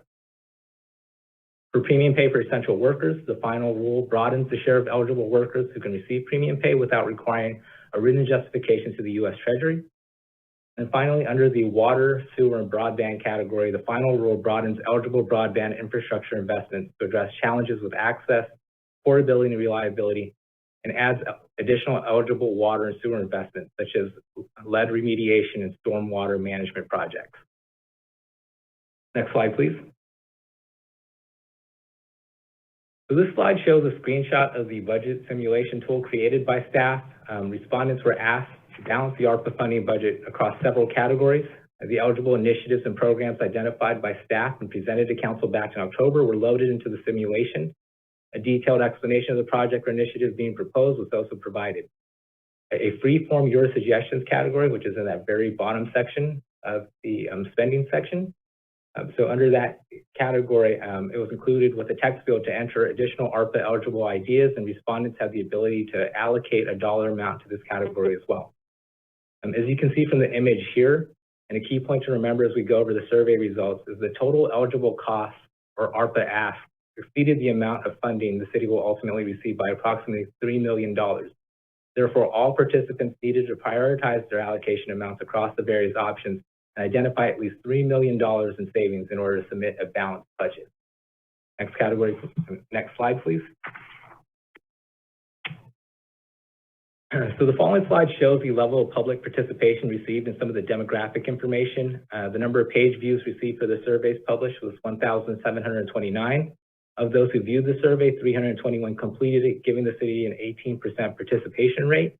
This is much higher than the 10% participation rate used as a benchmark by the software's developers based on participation rate data collected from other agencies that have used the survey tool. The chart shown on this slide summarizes the answers received to the question of whether or not the respondent is a small business owner and what district they live in. So there were 39 participants who identified themselves as small business owners, 264 that said they did not own a small business, and 18 that did not respond to that question. When asked what district they live in, 59 people said they are located in District 1, 37 in District 2, 37 in District 3, 27 in District 4, 49 in District 5, 35 from District 6, and then 77 people did not identify themselves in any particular district. Next slide, please. This slide shows the average amount submitted for each category in yellow compared to the recommended amount that was initially loaded, which is in green. And so as an example, for aid to nonprofit and small business support, the preloaded funding amount for this category was $193,600. And then the average amount recommended by survey participants was $199,108 as an example. So the biggest differences between the average allocation submitted and the initial cost loaded into the survey are seen in the infrastructure and housing categories. While the categories economic recovery, city services, and aid to small businesses were close to fully funded on average. The next slides, which will be covered by our financial analyst, Sherry Enos, will dig deeper into the response data by individual program initiative, which will roll up to make these broader category averages. Go to Sherry. Thank you, Ken. Good evening, Mayor, Vice Mayor, members of the council. Crystal, thank you. So the first budget item in the survey was $6.1 million for sewer and water infrastructure improvement opportunities in the area of the downtown specific plan and the biomanufacturing area. The pie chart here is separated into three categories, with orange representing the portion of respondents who decreased the amount they preferred to allocate to infrastructure. The light green section indicates the portion of submissions that adopted the recommended amount, in this case, the $6.1 million. And in dark green, you see the number of submissions that increased the budget allotment. Each budget item also allowed participants to add a comment to their allocation, and when available, we have included some of those comments to add context to the statistical survey results. You can see an example here in the blue italicized text. For this infrastructure budget item, when all of the responses are tallied, the survey results show that 67% of respondents opted to decrease the funding for this initiative, while 33% adopted the recommended amount or increased it beyond the initial $6.1 million. This resulted in an overall average submission amount of $4.47 million. Next slide, please. The next set of items in the survey included 3 programs to address housing and homelessness. One of the 3 initiatives under this category was the proposal to partner with other Solano County cities to contribute to the startup and operation of a regional shelter and navigation/day center located in Fairfield. The cost to start and administer this program was shown in the survey at $1 million. The majority of survey submissions received, or 69%, decreased the allotment to this initiative. 25% kept the allocation at the recommended amount, and 6% increased the amount of funding for this project. Overall, the average amount submitted for this item was approximately $586,000. Next slide, please. The next item under this category was a suggestion to use $830,000 to start and operate a homeless navigation/day center in Vacaville. Survey submissions showed 55% of respondents either adopted the suggested budget or increased the allotment, while 45% decreased the amount for this program. In total, the average amount submitted by respondents was about $650,000. Next slide, please. The third item in the housing-focused list of initiatives was an allocation of $3.5 million to affordable housing projects. This budget item was decreased by a majority of respondents, with 65% opting to dial back this allocation. The resulting overall average submission was about $2.2 million. Next slide, please. The next section of the survey listed economic recovery initiatives. As we saw earlier, this program category was close to fully funded based on the overall average amount submitted. When looking at the 5 programs proposed, we see that each item was either funded at the recommended amount or increased by a majority of respondents. This slide shows the breakdown of responses for the RAMP job training program, which was proposed at $750,000. The program is designed to assist with a quick transition to non-science jobs in biotech. Just over half of survey participants, 55%, kept the initial allocation or increased it. However, due to 45% of respondents reducing the allocation, the total submission average was about $584,000 for this item. Next slide, please. Also under the economic recovery category, 2 workforce development focused initiatives shown here received at least recommended level funding from 68% and 78% of respondents respectively. While the recommendation for $410,000 to workforce development efforts in partnership with a nonprofit or business entity was predominantly supported, the 32% of respondents who decreased the budget for this item moved the overall submission average to approximately $370,000. In contrast, the Summer at City Hall program received an average budgeted amount of $355,000, exceeding the initial budget requested to enhance the program. Next slide, please. This slide shows the results for 2 partnership opportunities with the Chamber of Commerce. Contributions to aid in the delivery of 2 ARPA-eligible programs were funded at the recommended amount or increased by a majority of the submissions received. 62% of respondents chose to adopt the recommended amount or more for the Chamber's Innovation Summit when submitting their budgets, while 32% decreased this item. Similarly, over 80% of participants opted to keep or increase the $7,500 suggested for the Chamber's VCEF scholarship program, which resulted in a submission average of over $14,000. Next slide, please. The next category of COVID relief was direct aid to households. This chart shows the survey results for the allocation of $1 million to utility bill forgiveness or subsidization for delinquent accounts. The results were close to evenly divided, with 54% preferring to decrease this item, while 46% adopted the recommended amount or increase this allocation. The result here was an overall average submission of about $740,000. Next slide, please. The second item under direct aid was an allocation of $600,000 to use for eviction prevention services provided through the city's Family Resource Center. 59% of respondents chose to adopt the recommended amount or increase the allocation to this item, while 41% decreased this in their budget submission. The average submitted through the survey came out to about $555,000 overall. Next slide, please. The aid for nonprofit organizations and small business support category was the only category where the average submission total exceeded the preloaded budget asks. No chart is available to display, but this category also contained a line item showing ARPA funding had already been expended in accordance with Council's direction to use approximately $75,000 for direct aid to small businesses for revenue loss due to the pandemic back in the summer of 2021. The majority of commenters on that item felt small business should receive more of the ARPA funding to counteract the negative effects of the pandemic. Another program listed in this category and reflected in the chart shown here was an allocation of $87,600 to the Chamber of Commerce to facilitate the creation and administration of a shop local online marketplace benefiting Vacaville small businesses by helping develop an online sales platform. Overall, this program was supported with 62% of survey submissions choosing to allocate at least the suggested amount for this purpose, resulting in an average budgeted amount of just over $94,000. Next slide, please. A lodging needs assessment was also funded by most respondents, with 66% allocating at least the $25,000 listed for this initiative. Even though the majority of submissions kept or increased the $25,000 spend for this study, when averaged across all submissions, the total submitted was a bit lower at around $21,000. Next slide, please.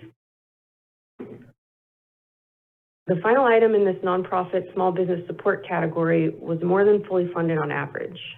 73% of respondents allocated at least the $6,000 recommended for the contribution to the Chamber of Commerce to develop and print a Starting Your Business in Vacaville guide. The resulting aggregate average was about $8,800. Next slide, please.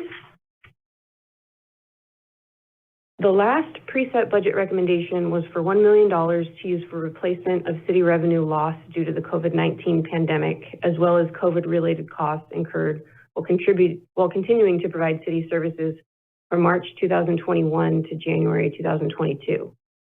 The slide here includes an estimate of some of the COVID expenses incurred by the city that would be eligible for reimbursement by ARPA funding. There was about $637,000 spent through January 2022 directly attributable to COVID testing and providing necessary COVID leave for employees. Most survey respondents supported the allocation for this purpose, with 66% choosing to keep this item at $1 million or increase it beyond the suggested amount. 34% thought this item should be decreased, resulting in an average of approximately $980,000 submitted for city services. Next slide, please. The last category in the survey was a free form field to add suggestions for ARPA eligible items. Survey respondents were able to allocate an amount and then enter a description in the comments field for how they wanted to see the dollar amount put to use by the city. This chart shows a point for each submission plotted on a scale of 0 to the total of $12.7 million available, with a trend line indicating the average. 106 people, or about 30% of respondents, chose to allocate an amount to a program or item they felt was not adequately addressed elsewhere in the survey, while 70% or 215 participants left this category at 0. This resulted in an overall average allocation of approximately $360,000 for the public suggestions item. Next slide, please. This graphic shows words that appeared most frequently in the Your Suggestions comment field. The size of the text indicates how often a term was used, with frequently repeated words appearing larger. This provides a broad overview of items that respondents felt ARPA funding should be used for. Common areas of concern that were seen in this section included things like street and road maintenance, parks maintenance, playgrounds, trails, mental health, childcare and youth activities, premium pay for essential workers, support for public safety, and a new Boys and Girls Club facility. The city also received 67 form letters from parents in support of allocating $1 million towards that new facility. The complete list of comments received for all survey categories has also been downloaded and attached to the staff report for further review. And I'll hand it back to the Director of Finance, Ken Matsumiya, to walk through the last few slides, which are directly based on the data received from the survey. Thanks, Sherry. Next slide, please. So based on the survey results, staff is proposing 3 potential ARPA funding options for council's consideration, which I'll be going over in the next 3 slides. You'll notice that under each option, the proposed funding for the Vacaville Homeless Shelter Day Center has been reduced from $830,000 to $800,000.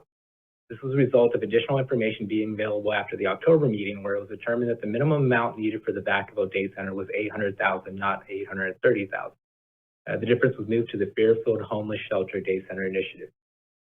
Regarding the options, option 1, which is highlighted in green on this slide, would be to keep the original recommended funding amounts for all of the proposed initiatives except for infrastructure, which is reduced to keep the total program amounts in line with the city's $12.7 million ARPA allocation. Next slide, please.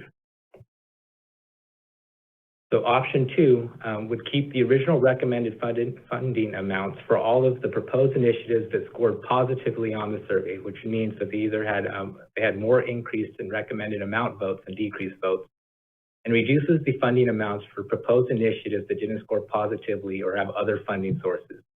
The funding amounts for these initiatives would be lowered to be more in line with the average amount proposed by the survey participants, except for the affordable housing and delinquent utility bill assistance initiatives. For affordable housing, this option assumes ARPA would be used to fully fund the $3 million construction loan related to the Allison Drive apartment project, approved by council on February 8th of 2022. For delinquent utility bill assistance, the proposed amount has been lowered to $500,000 since the city has received over $300,000 from the state to be used towards customer water arrearages and is in the process of requesting funding from the state for customer sewer arrearages. Next slide, please.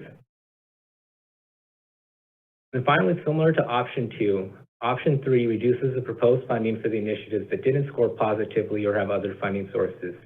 Under this option, the reduction would be greater in order to increase the recommended funding for initiatives that scored positively and at a higher funding amount proposed by survey participants. So the 2 examples being the Chamber of Commerce Scholarship Program and then the Chamber of Commerce for the Shop Local Program, which are both highlighted in green. And so under this option, the affordable housing funding would be lowered to $2.2 million, in line with the average amount proposed by survey participants for this initiative.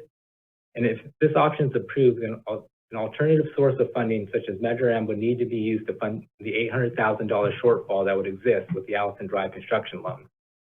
Option 3 would also leave $1 million in uncommitted ARPA funds, which you see at the bottom of the last column, for council to provide additional feedback on other priority areas, address some of the challenges mentioned in the Your Suggestions category of the survey, or address any further pandemic-related fiscal or health impacts in the future.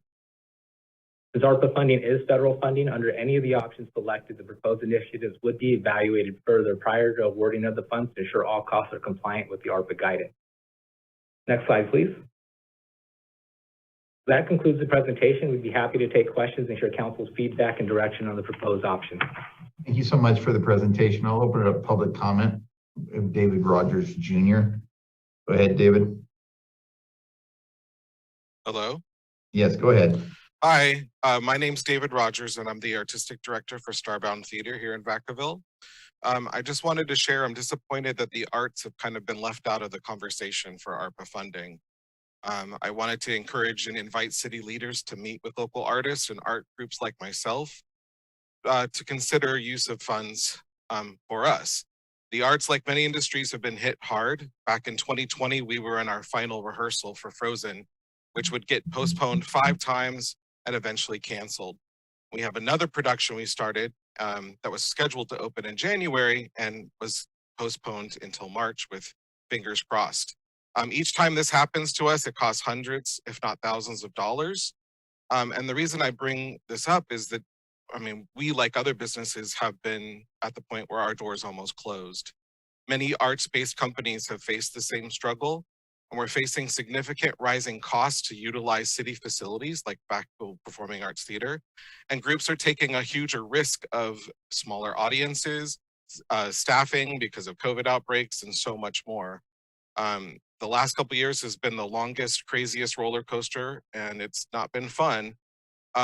So I'm asking that some of the funding be applied to help arts groups rebuild, not just nonprofit arts groups, but small business, dance companies, theater companies who have established a home here and need help to come back. Subsidized reducing costs at the Vacaville Performing Arts Theater would be a great start. Help groups rebuild our programs and rebuild audiences so we can sustain and recover during this time. Another suggestion is to look at ways to modify and enhance outdoor performance spaces like at Andrews Park and possible future facilities. We have a lot of ideas.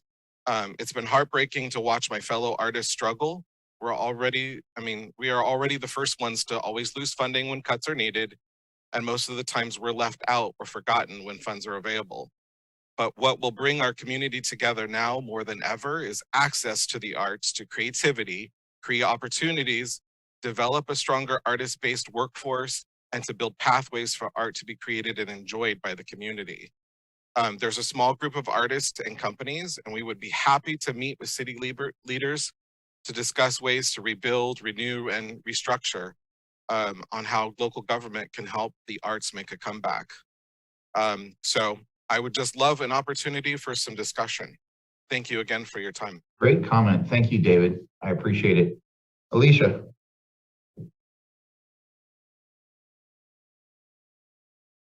Hi. I just have a couple comments, and it really surrounds, it's the one particular slide that shows the different options, and it shows the 3 million for affordable housing. And then what I heard verbally was that that's really being used for the benefit of one person, which I think is the CFY developer to the Allison Apartments. And I just think it's inherently wrong that all of that be essentially allocated to one beneficiary, especially since, I don't see the nexus between the purpose of ARPA, which is to help those that were directly impacted by COVID.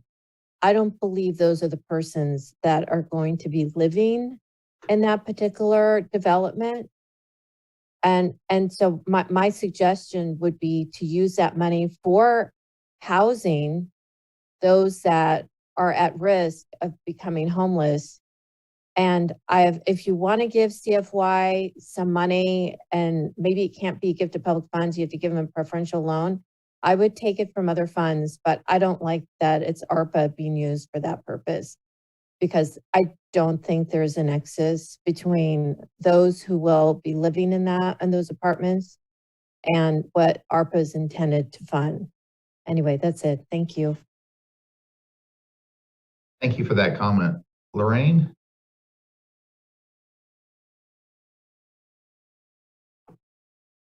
Lorraine, you're muted. Hello, can you hear me? Yep, go ahead. Okay.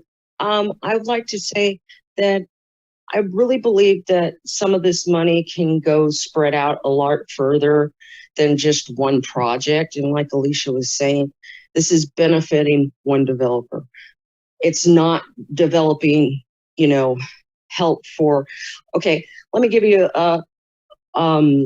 Ms. Brown, the supervisor for Solano County, just did emergency packs and was giving them out in Fairfield. Why can't we do that for everyone? Why can't we help the homeless, help the arts, help people that have been impacted like small businesses by COVID, people that are losing their homes, their livelihoods for the last how many months, 2 years. I really don't think it's right. I really think that only putting the projects that you are pushing is not really allocating the funds to where it should and was supposed to be directed to.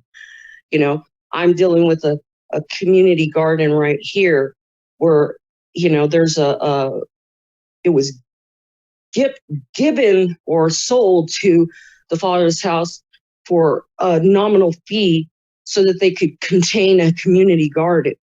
I have tried to rehabilitate that. No volunteers, no funding to help this thing, but we have gotten it to thrive. These things that the community gives out of their own pocket, their own money, their own time to beautify things, but you're giving it to big developers. I see that as a very big injustice. Thank you.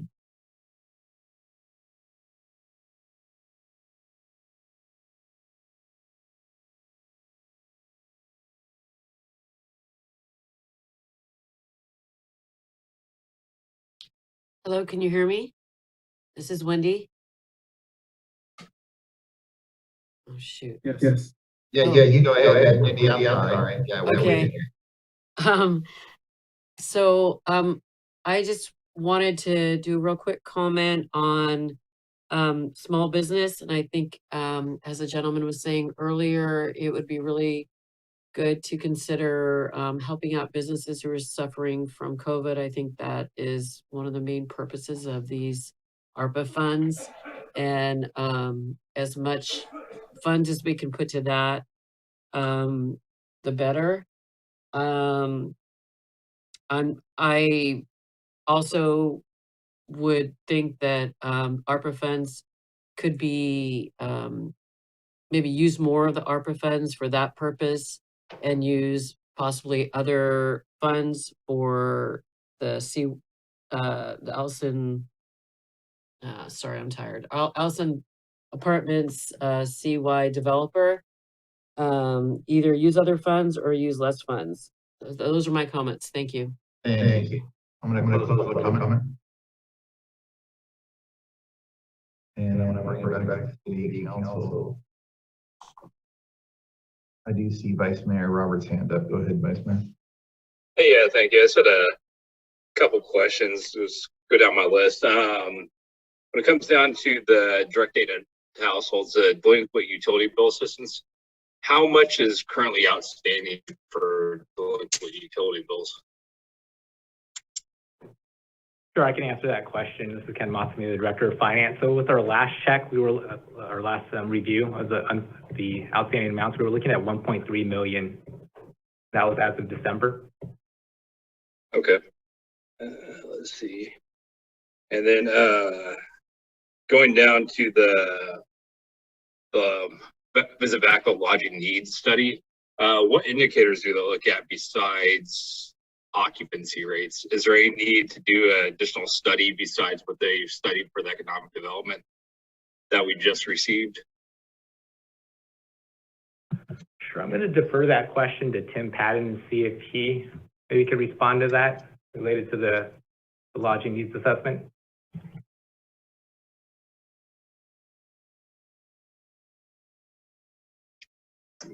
There.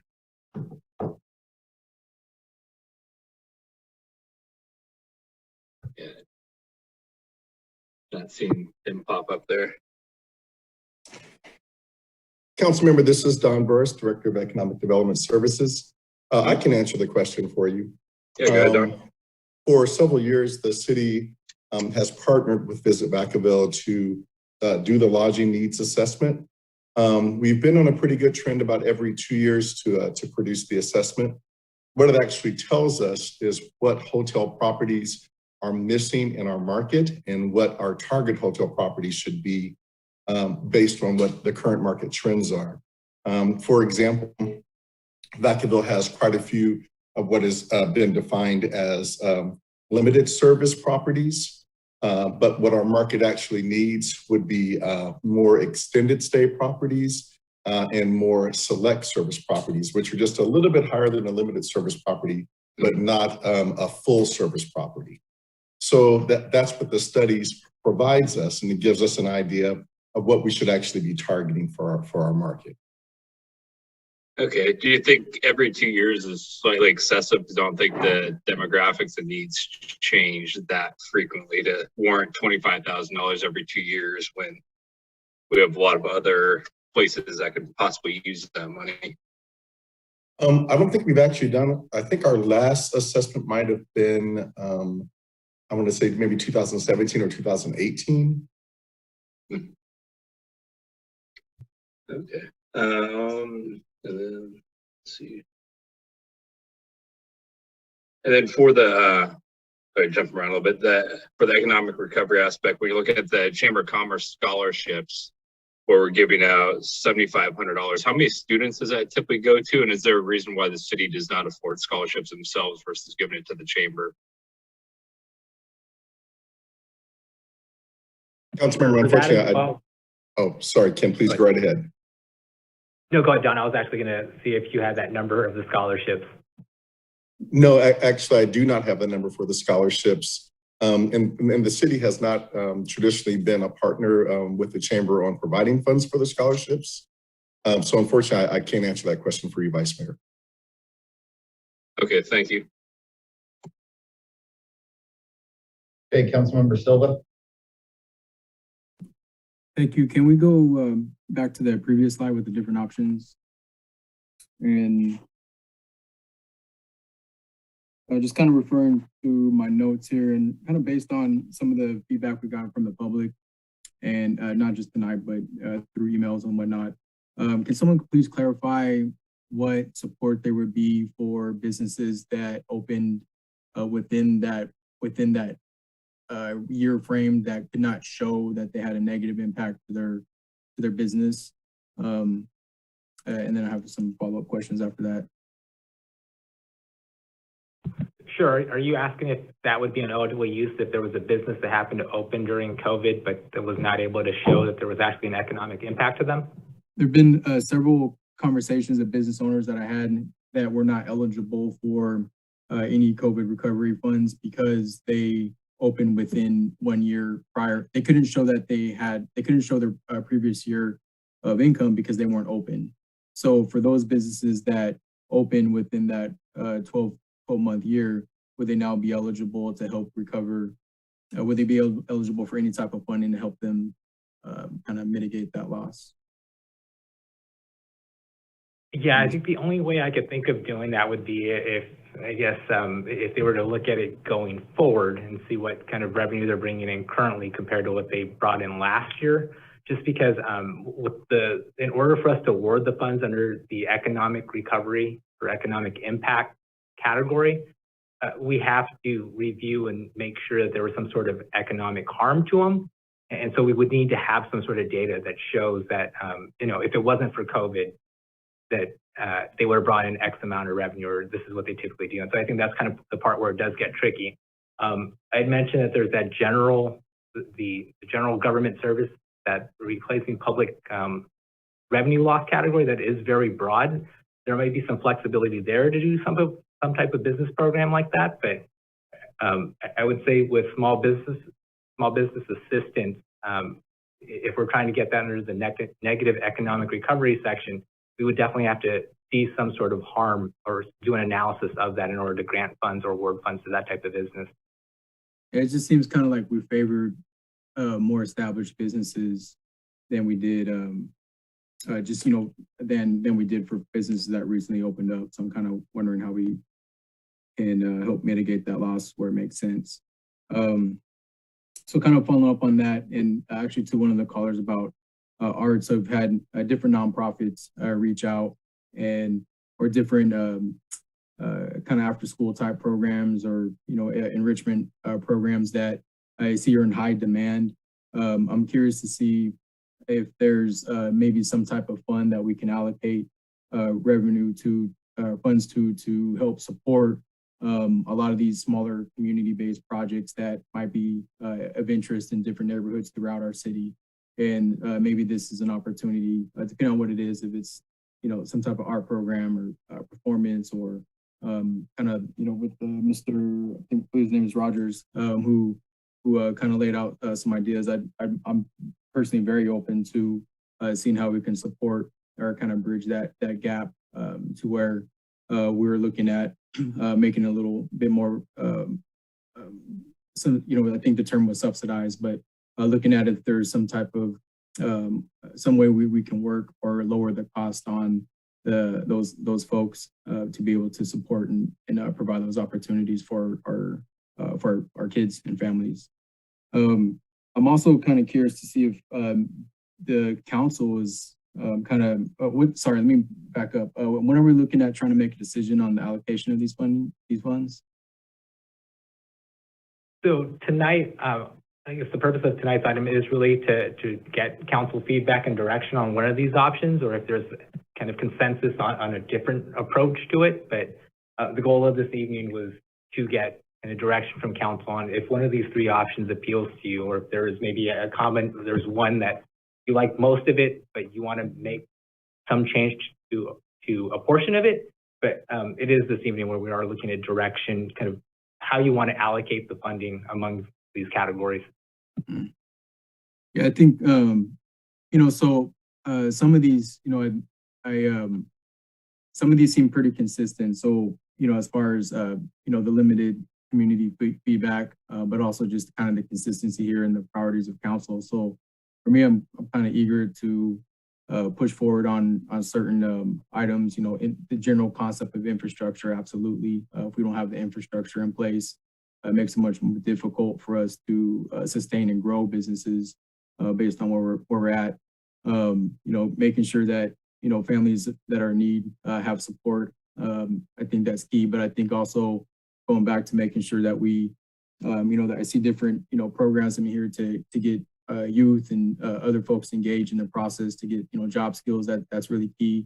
I'd like to learn more on RAMP. So I'm not sure when we get an update on what that is, or maybe I missed it for a biomanufacturing program. But I think, you know, to me, that's another area where my understanding is that the more we have a qualified and ready workforce, the more that also allows folks or other companies to relocate in here. And if we have that infrastructure in place, you know, it's just all the right pieces are there. It allows us to get the business in that sense, and those funds get reinvested back into the community. So, you know, I'm kind of curious to see with council if we could just start moving and reinvesting in certain areas that are kind of seem more ideal, and then kind of working out the details for the ones that we see a little bit more discrepancies on. So that's all. Thank you. Councilmember Sullivan. Thank you. I have quite a bit of notes here from studying the agenda prior. So the first kind of trend that I identified or sort of identified through some of the comments was that there was a clear disconnect. So, and what I mean by that is there were several comments about senior services, several comments about housing assistance, several comments about access to youth services. There was a comment about a park that serves the handicap. There was comments about low-income youth wanting to play sports, not being able to do so. And in many cases, there are duplicate requests for these. So the trend I noticed, though, is that in a lot of cases, we have resources or programs already in existence that serve these needs. So clearly, the folks taking the survey didn't know about these services. So we've kind of talked about engagement and transparency and getting the word about, out to residents. I had an hour-long conversation with the city manager about this today. But clearly, we're still missing the mark. And so it's not, I know staff's trying their absolute best. I know we're doing all kinds of new stuff. I know we just hired a PIO.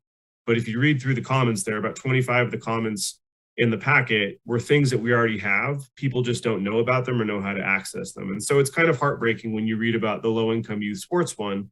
There were two comments in particular about folks wanting their kids to play sports. We have the scholarship money sitting there. How do we connect those dots? So that was the first comment that I really wanted to push back to staff is we're clearly still missing something. A lot of this stuff we have in place, but people don't know how to access it. There were a lot of comments on transportation, that also maybe could be lower hanging fruit. I know I've heard from several other council members about limitations to city coach, maybe after hours, after 6 p.m., people trying to work. There were a bunch of requests about transportation for school kids, for this, for that. You know, maybe that's some low hanging fruit as well. That's not covered anywhere in the budget on any of the exhibits. So I just, that theme came up over and over again in the comments.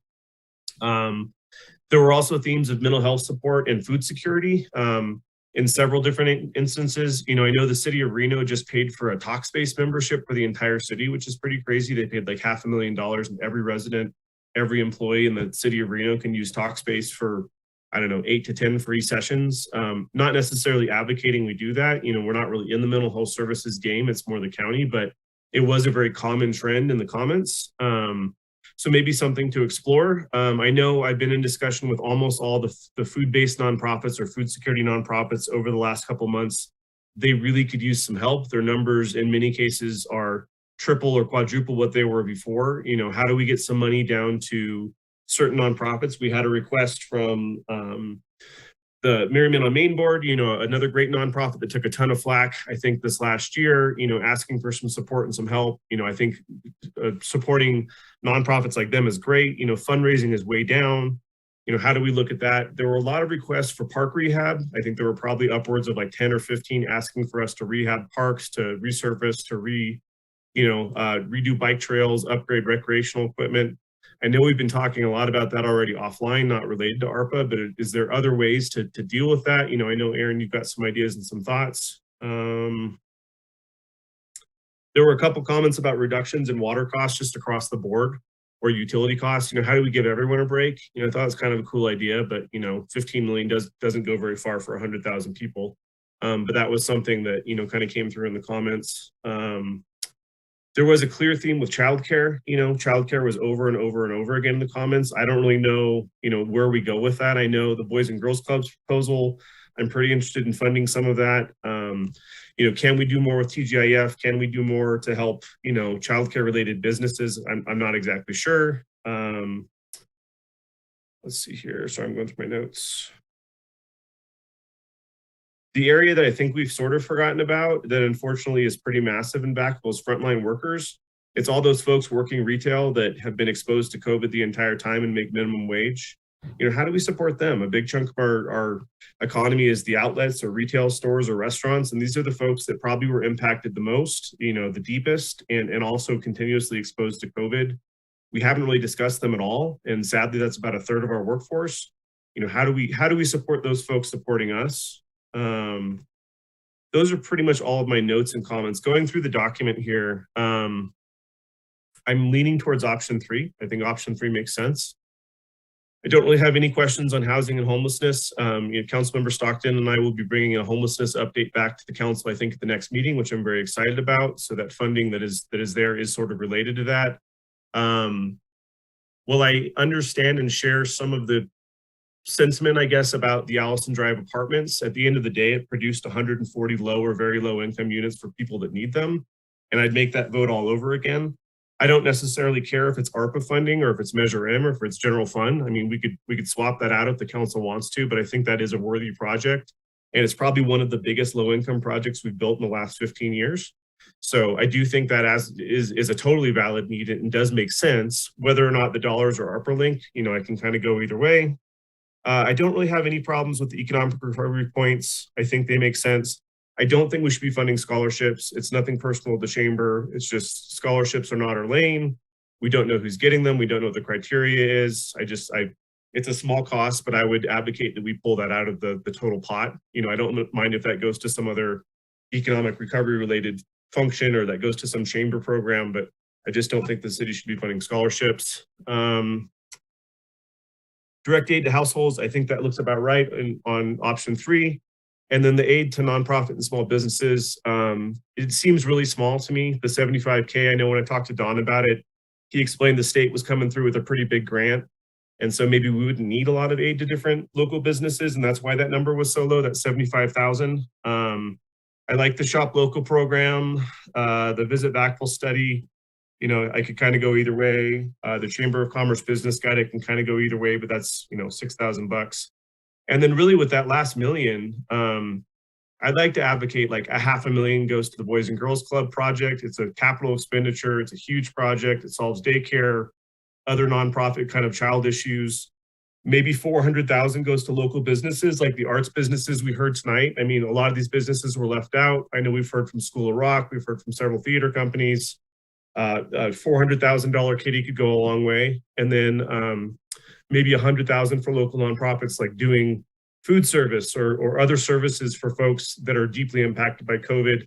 I know I've had, 10 conversations with everyone from Meals on Wheels to the Vets Hall. They could all use a little support. So that would go a long way. So that's kind of what I would suggest with the last million. I do like option 3. And we're, this started in June. We're pretty late on this. Like, we need to get some money out the door. So the quicker we can act, the better. Those are my comments for now. Vice Mayor Roberts. Yeah, just jump in there with some of the recommendations, just questions this time. I'm on the same page as Councilmember Sullivan. I do like option 3 because I think it's a nice blend between what the city recommended and what the survey results turned out. I'm a little bit on the other side of the scholarship. I do like, organizations within the city providing scholarships to students that are in need in the area. The one thing that I could do without, be temporary, is the lodging needs study. Yeah, I know it is needed, but right now with the occupancy rate relatively low, it's obvious we don't really need any new lodging. They can make do with what they currently have and maybe revisit this in the future. And another reason I like option 3 with that million left over, as Councilmember Sullivan pointed out, is we did get a lot of requests from different organizations in the city that could use that money. One of them being the Boys and Girls Club. The Mayor Pro Temp and Pinole and myself, who are products of local Boys and Girls Clubs. So obviously they're doing something kind of right. Those are my inputs on that. I do like option 3 for the most part. One thing I would like to ask staff, particularly Ken, is, while that survey average is on here, but as we know, averages can be highly deceptive sometimes. So if you could email us or the council the numbers with the median and possibly the mean as well. That way we can get a slightly different view on the actual answers that were input with the survey. Thank you. Councilmember Wiley. Thanks. I also am looking at option 2 or option 3 as the ones that make the most sense. I do feel like the child care is really important and helping the people that were impacted by COVID, because that's the whole point of this. And I know that this can't help everyone, but we need to help the people that were, most impacted. And I do feel like in option 3, there is still money for the affordable housing unit. And some people said the money is all going to the developer, but I think we have a big hole for housing for people that are in need. And I think that will help it. And the people that are coming in there at the 30, 50, even the 80% below median income are people that were affected by, COVID probably in some ways. We couldn't guarantee that they're Vacaville residents, but hopefully they would be people that, have lived in Vacaville or will live in Vacaville. So I feel like even though that's a big chunk of money, it will help people in need looking for housing. I do think that it is important to, the navigation center, that didn't resonate as high with some of the people on the survey. But again, when we look at, I'm glad people filled out the survey, but it was a relatively low number. And when you talk to people, there are people that advocate for, helping the homeless as well. So there's money, money can't help everyone fully, but the more we help, I think is more than they had. But I think small businesses and the arts also were real important too. So basically, I'm glad for this initial look at it, and we need to figure out how we can get the money out to people, and in general. Councilmember Stockton. Yes, thank you, and thank you for my colleagues' comments as well. I'll try not to repeat them all. I agree with the callers that I don't think that we should put all of the affordable housing money that's designated here in ARPA towards one project. I do like the project. I do recognize the need for the housing, but I do think that there are some other things that we could put portions of that money toward rather than using it all on one thing. So I agree with that. I really want to make sure that our seniors aren't overlooked with this. They've probably been one of the most affected groups based on this. And, you know, I don't know if it would fall under the other or where it would fall, but, you know, I think there could be some retrofitting of some of the city buildings to make them as well as our staff feel safer despite the pandemic, and being able to have some more of their freedom back since they are some of the most at risk with the current health stuff. The other thing that I think is really low and maybe more online with the community survey is the delinquent utility bill assistance and eviction prevention services. You know, we're spending more on the actual homeless than we are on the people who are potentially going to be homeless if we don't provide that assistance to them. And so, you know, right now, I love what, you know, I love the way that we are kind of approaching homelessness on a county level. And I am excited to bring that stuff back with Councilmember Sullivan at our next meeting. But I really think the key, you know, one of the key factors to addressing homelessness is for people to never lose their homes, lose their cars, lose those things in the very beginning. And so, you know, I'm probably more online with the survey average from the community when it comes to addressing that. I mean, it should at least be on par, I think, with what we're going to do for the actual homeless. And the other thing I wanted to share my support with kind of that extra $1 million or that extra money to kind of address some of the needs that were brought up to us today about the arts. I'd also, you know, I know we talked about using, you know, the Ulatis Community Center, some of these other places to do some of these activities and lower the cost for them. But we also have like Journey Coffee in places throughout town, and we can help both businesses and the arts community kind of together if we get creative, if we're allowed to do that with these funding. So those are my comments. I just wanted to make sure our seniors weren't forgotten, and I want to make sure that, you know, we're doing everything we can to prevent homelessness so that we're not dealing, you know, with a more uphill battle than we potentially could be. So thank you. And with that, you know, can we make suggestions to kind of tweak this a little bit, or do you want us to only pick an option? You can do whatever you want. Okay. I'm going to think about it for a second. It looks like somebody has their hand up, so I'm going to think about it. Councilmember Sullivan.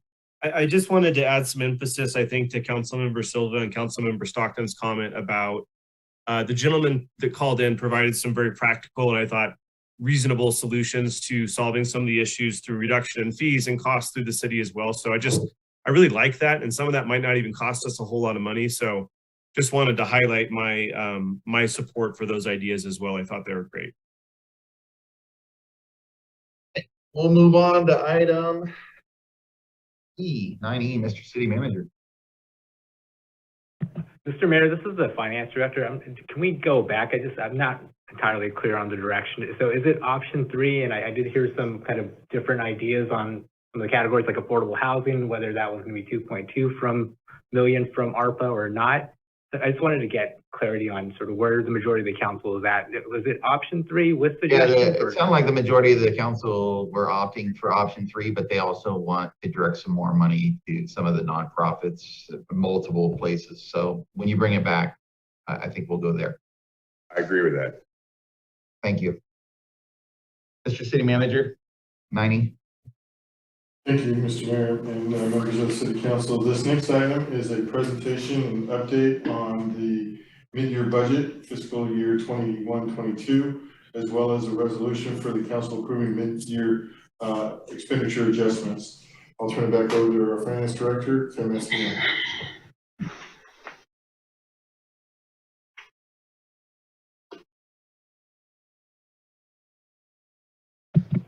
Crystal, can you pull up the presentation? I'm not seeing it on my end.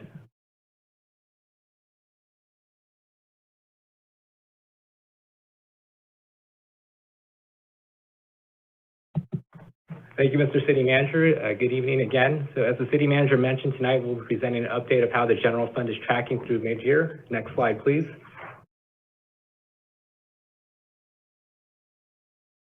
Starting off with our revenues, this slide shows our revenue projections during budget adoption back in June and our updated projections for the current fiscal year based off of what we're seeing through mid-year.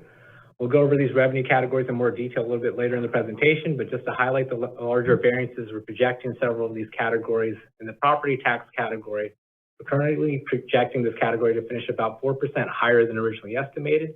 While property values continue to trend higher and higher even during the pandemic, the main reason for this increase is due to the one-time money the city received from the county for Genentech settlement of property tax appeals from the last 10 years with the county. Similar to previous updates, the sales tax and Measure M categories continue to outpace projections. Back in June, at the time of the budget adoption, sales tax was projected to remain relatively flat in fiscal year 21-22, given the unusually strong year we had in fiscal year 21. This has not been the case as we continue to see strong sales tax growth through the middle of the year as business sectors such as restaurants and hotels and fuel and service stations have rebounded much quicker than anticipated. In the department charges and fees category, we have our parks and recreation fees, which was the most negatively impacted general fund revenue source due to the pandemic and subsequent state orders. While these revenues haven't quite rebounded to where they were pre-pandemic, they were trending much higher than what we were seeing through the middle of the last fiscal year.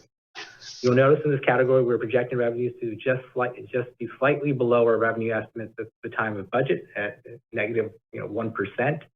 And this is due to strong ambulance transport revenues, which are masking the shortfall we're seeing in recreation revenues for this department charges category overall. Overall, our revised projection is for general fund revenues to finish about $7 million or 6% above initial estimates made in June. Next slide, please. So this slide shows the general fund expenditures budget for the year separated into salaries and benefits, which are the columns on the left. So the blue columns represent the budgeted amounts and the yellow columns represent actuals. The salaries and benefits are tracking within budget at mid-year at 49%. For services and supplies, we're at 62% committed through the year, or through mid-year. This may seem alarming to be 62% committed halfway through the year, but it's important to note that this amount includes encumbered amounts for contracts entered into during the first half of the year for services or goods that are to be provided later in the fiscal year. The actual services and supplies expenditures, or what we've actually spent, is at 33% through December. These numbers at the mid-year mark are in line with how we were tracking last year at the same time, with salaries and benefits being at 49% and services and supplies being at 61% committed and 31% spent at the end of December of 2020. We are seeing savings in certain expense categories as a result of the pandemic and subsequent state orders, especially in our parks and rec programs for line items such as the hiring of sports officials, expenses related to special events. Now I'll pass it on to our budget analyst, John Collette, who will go over mid-year revenue trends. Thank you, Ken. Good evening, Mr. Mayor, Vice Mayor, and members of the council. This part of our presentation focuses on revenue trends through the second quarter of the current fiscal year, July 2021 through December 2021. The trends are based on actual revenues for the first 6 months of the fiscal year, along with updated sales tax estimates from our consultant, HDL. Slide, please. Property taxes account for approximately 28% of the city's general fund revenue, making it the city's largest source of general revenue. Through second quarter, the city has received approximately $15.2 million in property tax revenues. This is a 7% increase as compared to fiscal year 21 through mid-year. Regular property taxes continue to trend positively year over year, with an average annual growth rate of 5.9% since fiscal year 2015-16. During the budget process, HDL projected growth for fiscal year 21-22 to be 4.4%. But as Ken mentioned earlier, the city received one-time money from the county for Genentech settlement of property tax appeals for the last 10 years, which is directly related to the increase for fiscal year 21-22. Property tax category mainly consists of property taxes, VLF, vehicle licensing fees, and residual balance and pass-through payments. Please. Sales tax is the second largest revenue source for the city, accounting for approximately 20% of the city's general fund revenue. The city has received $14 million in sales tax through the second quarter. This is an increase of approximately 13.8% or $1.7 million from this time last year. Last fiscal year, we saw strength in sales tax figures in large part due to AB 147, the Wayfair Act, or online sales tax law, as consumers moved towards online purchases during the pandemic. We expected those figures to level off for fiscal year 21-22, and while it has slowed as expected, we've seen growth in industries that have been positively impacted by the further reopening of the state and the ease of statewide restrictions. A few of the industry positives are restaurant and hotels. At the beginning of the fiscal year, HDL projected the industry to see a 14.4% increase, and the revised projection for fiscal year 22 is now 25%. Fuel and service stations, HDL projected 20% growth for this fiscal year, and that has been revised to 25% as well. And then business and industry. While it's only 4% growth over last fiscal year, the projection at the beginning of the fiscal year by HDL was negative 15%, a swing of 19% to the positive. These were just a few of the categories being highlighted tonight. It's worth noting that most industries or categories in sales tax are doing better than anticipated at the beginning of the fiscal year. Next slide, please. Measure M revenue. Measure M is a 3/4 cent tax that was approved by voters and went into effect April 2018, with fiscal year 2019 being the first full year receiving Measure M under the new rate. Measure M revenue is $11.1 million through the second quarter, which is an increase of 19.3% over fiscal year 21, or an increase of $1.8 million. Factors for Measure M are similar to general sales tax, so they're going to track in the same direction. And the main takeaway or positive is going to be growth in industries that have been positively impacted by the further reopening of the state and ease of statewide restrictions. Next slide. Other taxes besides property, sales, and Measure M taxes account for approximately 20% of the city's total general fund revenues. Through second quarter, revenues are $11.7 million, which is an increase of 11.4% from 2020-21. Taxes in this category consist of franchise tax fees, paramedic tax fees, transient occupancy tax fees, excise tax fees, business license tax fees, and real property transfer tax. As you can see from the chart on the right, other taxes continue to show improvement, and revenue as a whole has returned to and exceeded pre-pandemic levels through mid-year. As we continue to see impacts of the pandemic subside, two categories that have seen positive impacts are real property transfer taxes and TOT. Real property transfer taxes, which are related to buying and selling of real estate, has seen revenue increases of 31% in fiscal year 21-22. And TOT, or transient occupancy tax, which is a tax based on local hotel stays, was one of the most negatively impacted categories as a direct result of the pandemic. However, through second quarter, TOT revenues were $1.2 million versus $767,000 last fiscal year, or a 62% increase year over year in revenue. And through mid-year has exceeded revenues seen pre-pandemic during the same time frame. Next slide, please. Department charges and fees revenue category accounts for approximately 9% of the city's total general fund revenues. Through December, revenues are at $5.6 million for the current fiscal year, which is a 41% increase from the previous fiscal year, but a 3% decrease from fiscal year 2019-20. So while we're seeing improvements overall for department charges and fees, we still aren't quite back to the pre-pandemic levels. This category contains the charges and fees for all departments, with Parks and Recreation and paramedic fees being the bulk of the category. Through second quarter, Parks and Recreation has started to see positive impacts on their revenue as their activities and programs were directly impacted by the limitation from state and local mandates in the prior fiscal year. Through mid-year, revenue saw an increase of 324% as compared to the prior year fiscal year 21. If we compare revenues for Parks and Rec to the 3-year average, it is still down about 7%. That being said, actual revenues for fiscal year 21-22 are 1.5 million versus 357,000 in fiscal year 2021 as of mid-year. Continue to see increased activity in some programs through second quarter, including field rentals, youth services, and youth sports, just to name a few. And while we're seeing programs for outdoor activities strengthen, indoor activities continue to lag for the department.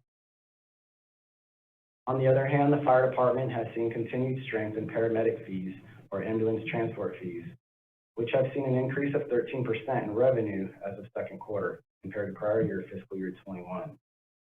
For the past 5 years, the ambulance transport fees have seen an average growth of 12% year over year. This revenue is directly related to the increase in volume or number of transports for that the fire department handles annually. At this point, we are expecting to see this trend continue. While the department charges and fees continue to trend positively from fiscal year 2021 to fiscal year 21-22, it's important to keep in mind that when viewing the overall revenue figures, that the strength of ambulance revenue can mask the decreased revenue we see with Parks and Rec. We'll continue to monitor department programs and look for continued positive trends.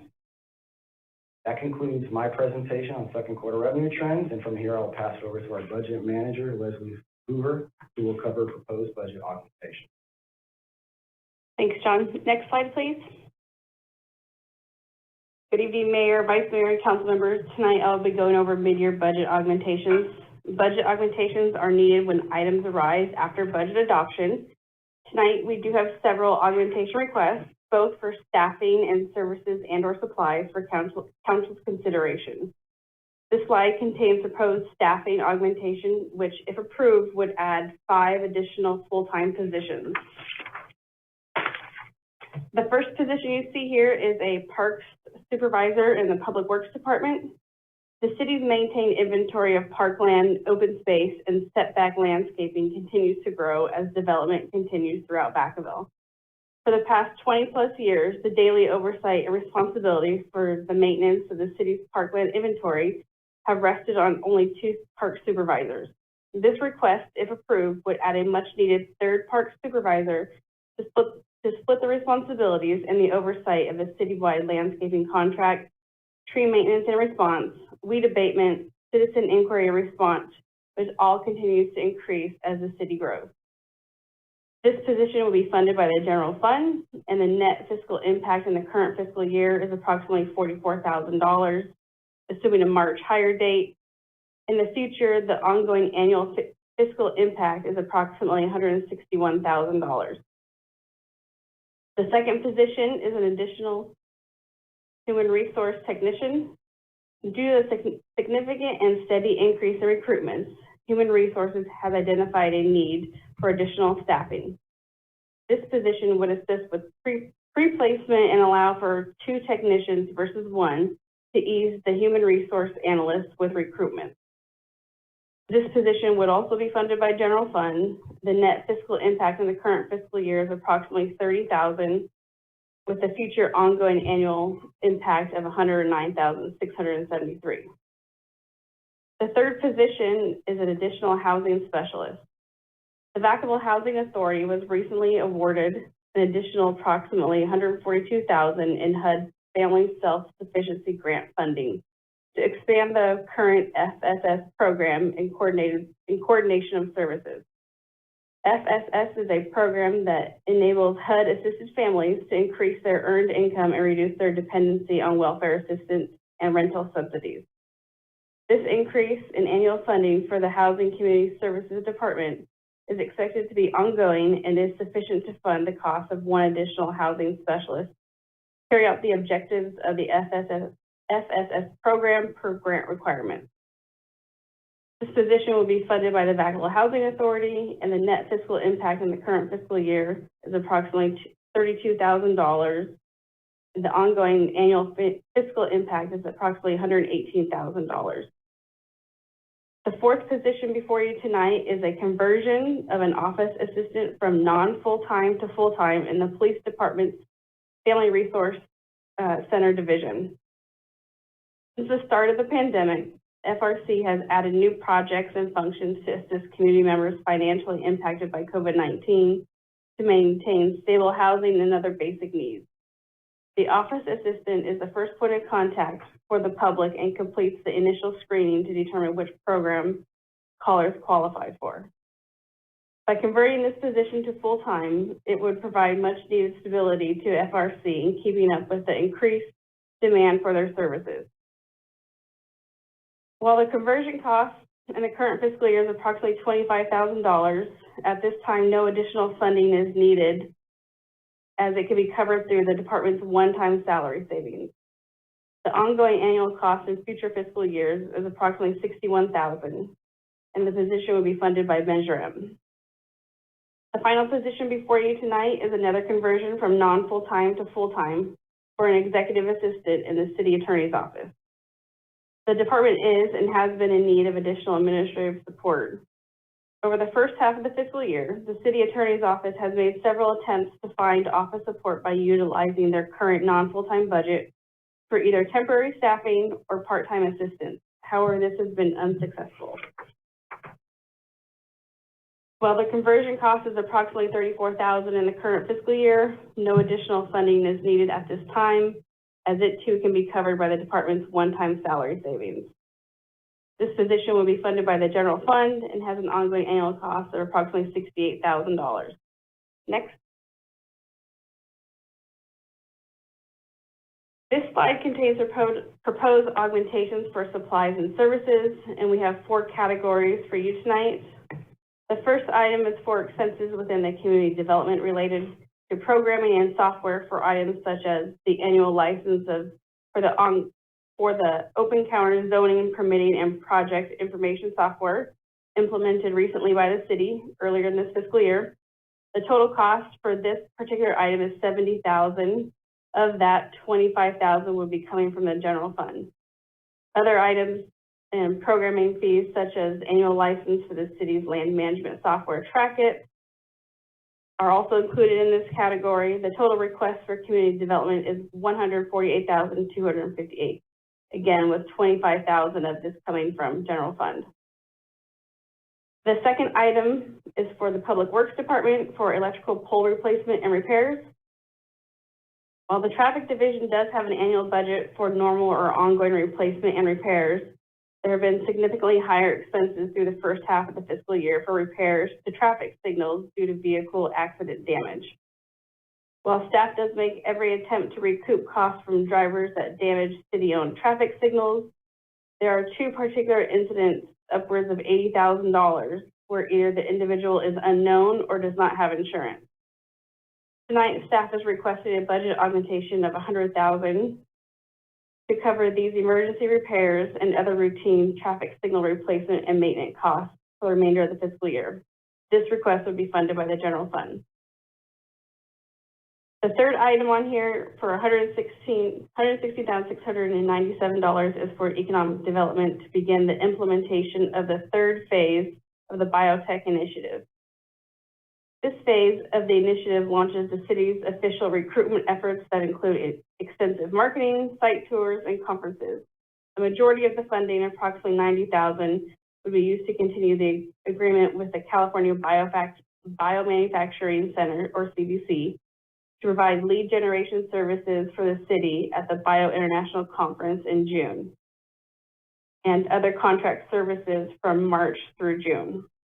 Similar to phase 2 of the biotech initiative, this request would be funded through Measure M. In addition, a more detailed presentation on phase 3 of the biotech initiative will be provided by staff at future council meetings, either in March or April.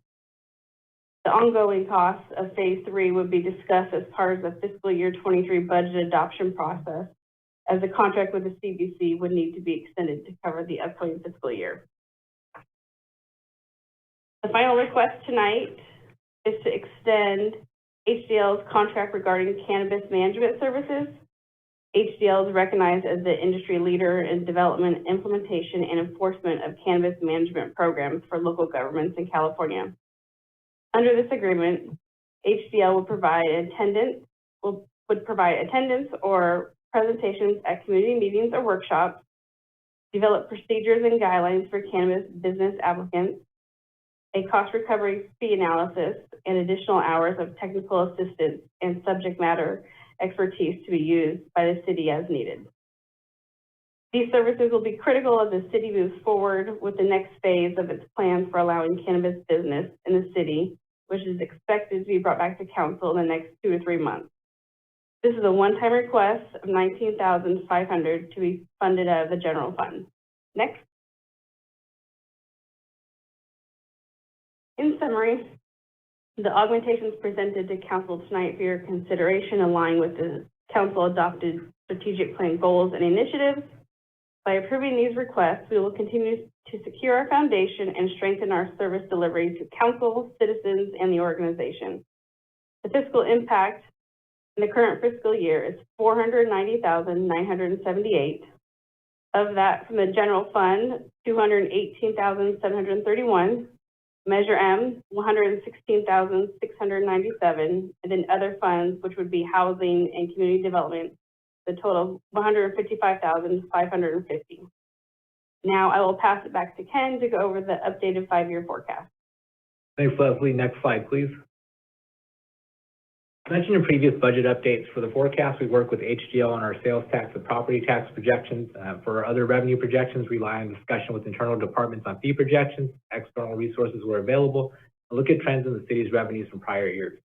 So under the revenue assumption category, the revenues assume, growth factors assume the pandemic rebound, the impacts of inflation, and also the current workforce constraints that you see throughout the world. For sales tax, which is expected to remain flat coming off a strong fiscal year 2021, and that grows by over 5% in the current year and 3% annually going forward. For fiscal year 21-22, the residual balance payment, which is part of our property tax category, that's increased due to that one-time Genentech settlement we discussed earlier. For the Parks and Recreation fees category, that the rebound has started this fiscal year, but it doesn't return back to pre-pandemic levels until next fiscal year. For our hotel tax, the TOT tax, revenues recovered to pre-pandemic levels in the current fiscal year.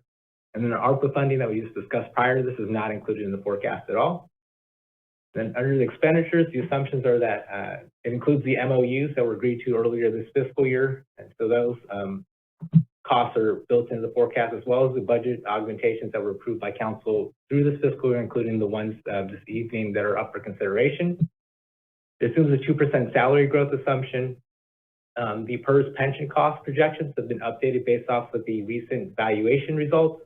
And then it also includes the impact of PERS having that really strong fiscal year in 2020-21, where they saw a 21% return. And then also PERS's update to the discount rate, where they've dropped their discount rate or what they assume they're going to get on their investments from 7% to 6.8%. So that's all factored into the forecast. The OPEB cost projections are updated as well based off the recent valuation. And then the assumed savings from the fact that our unfunded liability for OPEB went down and the annual amount we're going to have to pay going down as well, that savings, rather than banking that in the reserves, that amount is going to be used. It's about $1.5 million annually would be used towards making additional payments towards our pension unfunded liability. Council may recall that we did that for the first time earlier this fiscal year when we made a $2 million payment. For services and supplies, the growth assumption is that for fiscal year 22-23, that will be at 4.2%, just based off of how CPI inflation is trending currently. And then for years going forward, so fiscal year 24 forward, that there is that 2.5% growth assumption that we've used. Next slide, please. So the following chart is our 5-year forecast through fiscal year 26, taking into account the assumptions from the previous slide. The blue columns represent non-Measure M general fund expenditures and transfers out. The gray line represents non-Measure M general fund revenues and transfers in. And for the current fiscal year, so fiscal year 22, we're now projecting a gap of about 1.6% or $1.7 million between non-Measure M general fund revenues and expenses. This has improved since the first quarter budget update presentation we made to council in the fall when we were projecting a 3% gap. If we look over the next 4 fiscal years of the forecast from fiscal year 23 through 26, there's about a 2% gap projected, with that gap expected to close by fiscal year 26, where revenues are now projected to exceed expenses by a little over 1%. The orange portion of the columns represent Measure M expenditures and transfers out. For the current fiscal year, the $18.6 million that you see there amount amount includes the community enhancement projects, 5-year pilot programs, and park improvements proposed as part of the fiscal year 22 budget process. And then for fiscal years 20 through 26, the Measure M spending assumption used for the forecast is that the ongoing staff allocations and programs, including the community enhancement, district benefit, and pilot programs, continue. And we've assumed an additional $5 to $12 million in one-time project funding that can be spent and still have total general fund expenditures in line with total general fund revenues, which is the orange line at the very top of the chart. As additional Measure M funding priorities are determined through development of the long-range Measure M financial plan, we would update the forecast to reflect that. And then finally, the blue line represents the total general fund combined reserve, which ended fiscal year 21 at $62.6 million, is projected to end fiscal year 26 at $63.7 million. And you'll notice that the line stays flat from fiscal year 2 through fiscal year 26, and that is because under the scenario, total expenses, including Measure M, are in line with total revenue. Next slide, please. So the previous slide showed the forecasted revenues and expenses. The current slide shows the reserves based off of those projections. So fiscal year 22, the budget reserve is, which is a portion of the general fund reserve excluding Measure M. So if it didn't exist, and that is expected to end the year at $28 million or 28%, a 28% reserve. And the general fund as a whole is expected to end the year with a 59% reserve, which is shown in the last row of the chart on the right. At the end of fiscal year 26, the budget reserve is expected to be 17% with a combined reserve of 52%, since the assumption is that total expenses will be budgeted in line with total revenues. And for reference, our general fund policy is for the reserve to be in the range of 16 to 25% with a goal of 20%. So the general fund is above policy level. Next slide, please. So tonight's recommendation for this item is that by simple motion, receive the general fund mid-year budget report and adopt the subject resolution. Next slide, please. And that concludes the mid-year update. We'd be happy to take questions. Very much. I'll open up public comment. I do have Lorraine D. Lorraine, go ahead.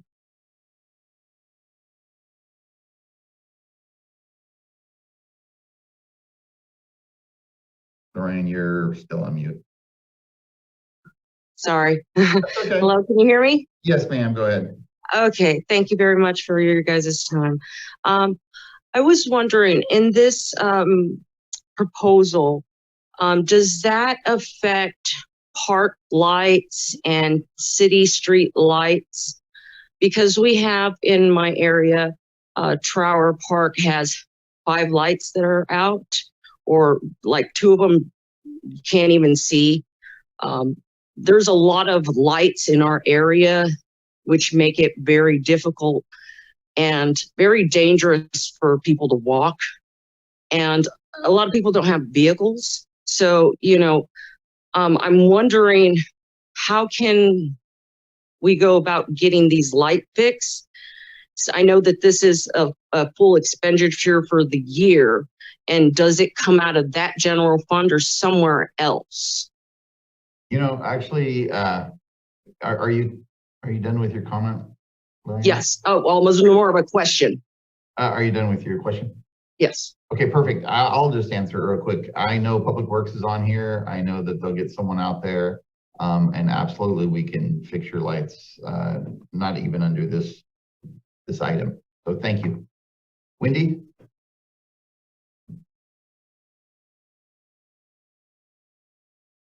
Hi, this is Wendy Brecken. I just wanted to point out that it's not that I don't agree with hiring new staff. All those staff are probably needed, but it just seems that we're, for lack of a better word, hoarding money. We have a 59% reserve, I think, or around that.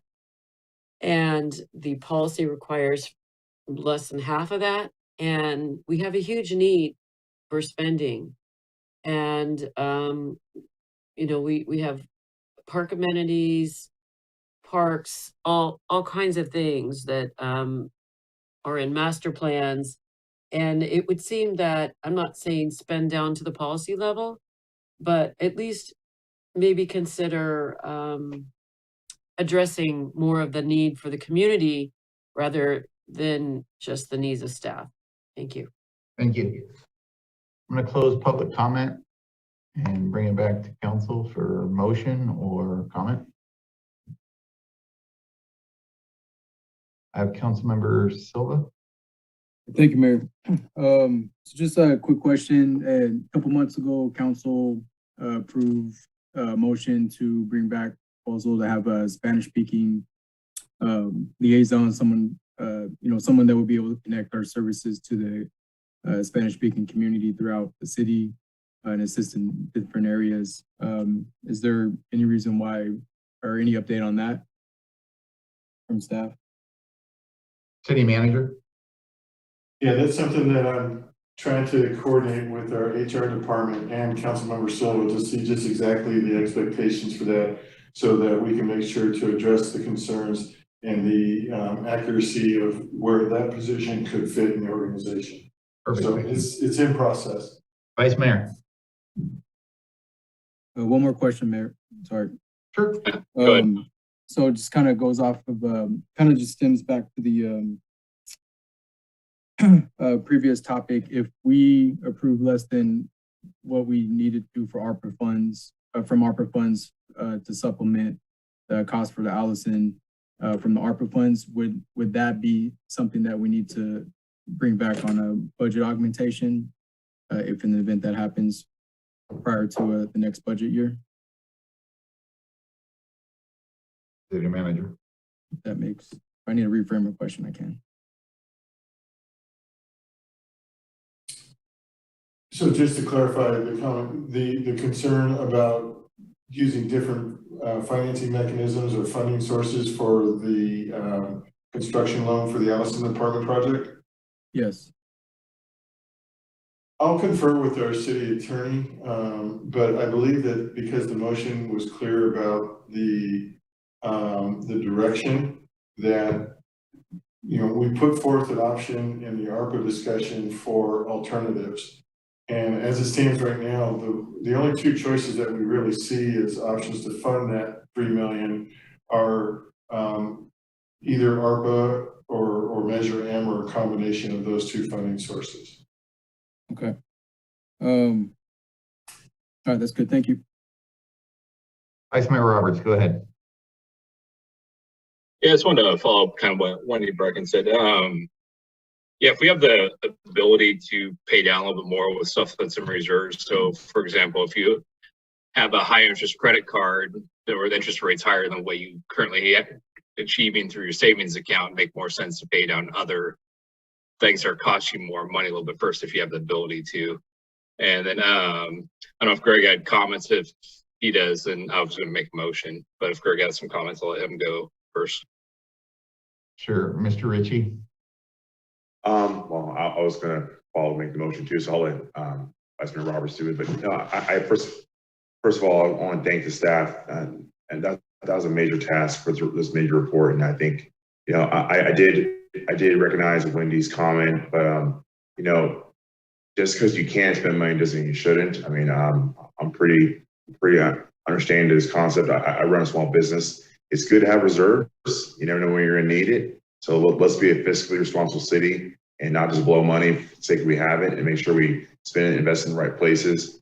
Keep our war chests full of armor, because we're going to need it. I think the money that's allotted to these categories is absolutely amazing. We need to invest into our staff so they don't get burnt out, so they can help grow the city of Vacaville. We need to support the staff and support the city. So I think the money is being spent in better places. This is a mid-year budget. We're having opportunities to come back and address all the issues that Wendy touched on, and we know we need to parks and rec throughout the city of Vacaville. So I will let, I guess, I see now other hands are coming up, but I have to hold my motion to approve. I'll let them talk. Perfect. Thank you. Councilmember Stockton. I'll make it quick. Great presentation, staff. Thank you for the explanations and justifications for all of the expenses. I appreciate the effort that goes into explaining kind of where the money comes from and where it goes. I really like the website, the Open Budget Vacaville website that we have, where you can see where the money comes from, where the money goes. It's super interactive. It's really easy to follow.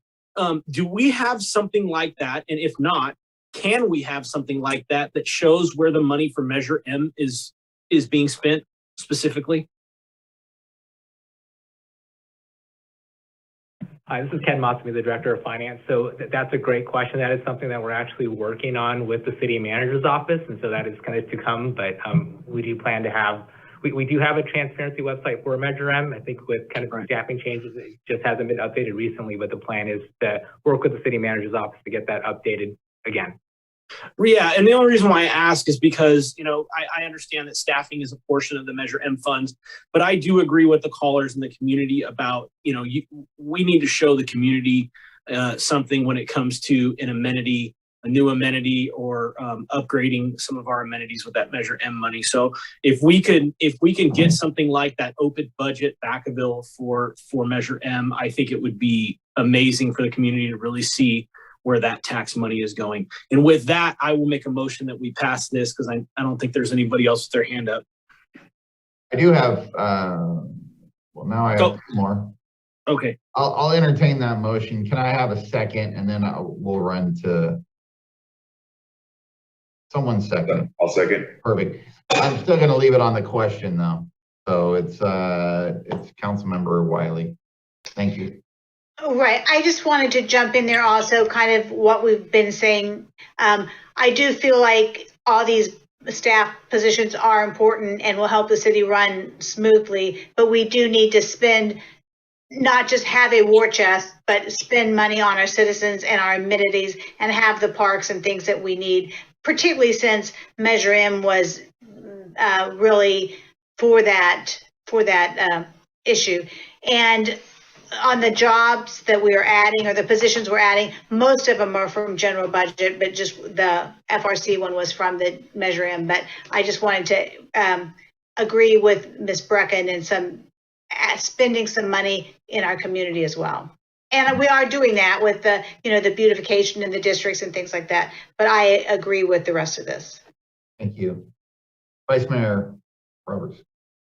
Yeah, I was gonna, Councilmember Stocktower made a motion. Would you accept a possible amendment? What do you, sure. What do you? I was gonna make an amendment to push the approval of the biotech funding till after we receive the update from biotech, because we're told we're gonna have in January, February. It's now being pushed to March or April. So I think it's inappropriate to approve funding that we have not received any information on yet. Yeah, I would accept that. So restate your motion, please. I with the friendly amendment, I motion that we approve with the exception of the biotech financing until after we've heard all of the information from staff on what they need for that.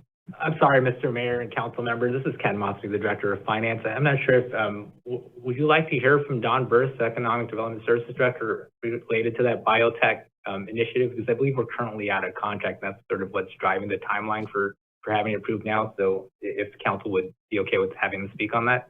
Absolutely. I would. Thank you, Ken. Good evening, Mayor, Vice Mayor, and council members. Don Burris, Director of Economic Development Services here. Yes, to Ken's point, yes, there is kind of some critical timing here. We were not able to bring our biotech update in this month of February like we had wanted to because the consultant that we're working with actually is not available until mid-March. If we don't approve the funds this evening, then we won't be able to actually register for the biggest biomanufacturing event in San Francisco in the month of April. So we'll miss that opportunity to actually meet with 30 biomanufacturers that are actually looking for locations to open production facilities. So we'll miss that opportunity if it's not approved this evening.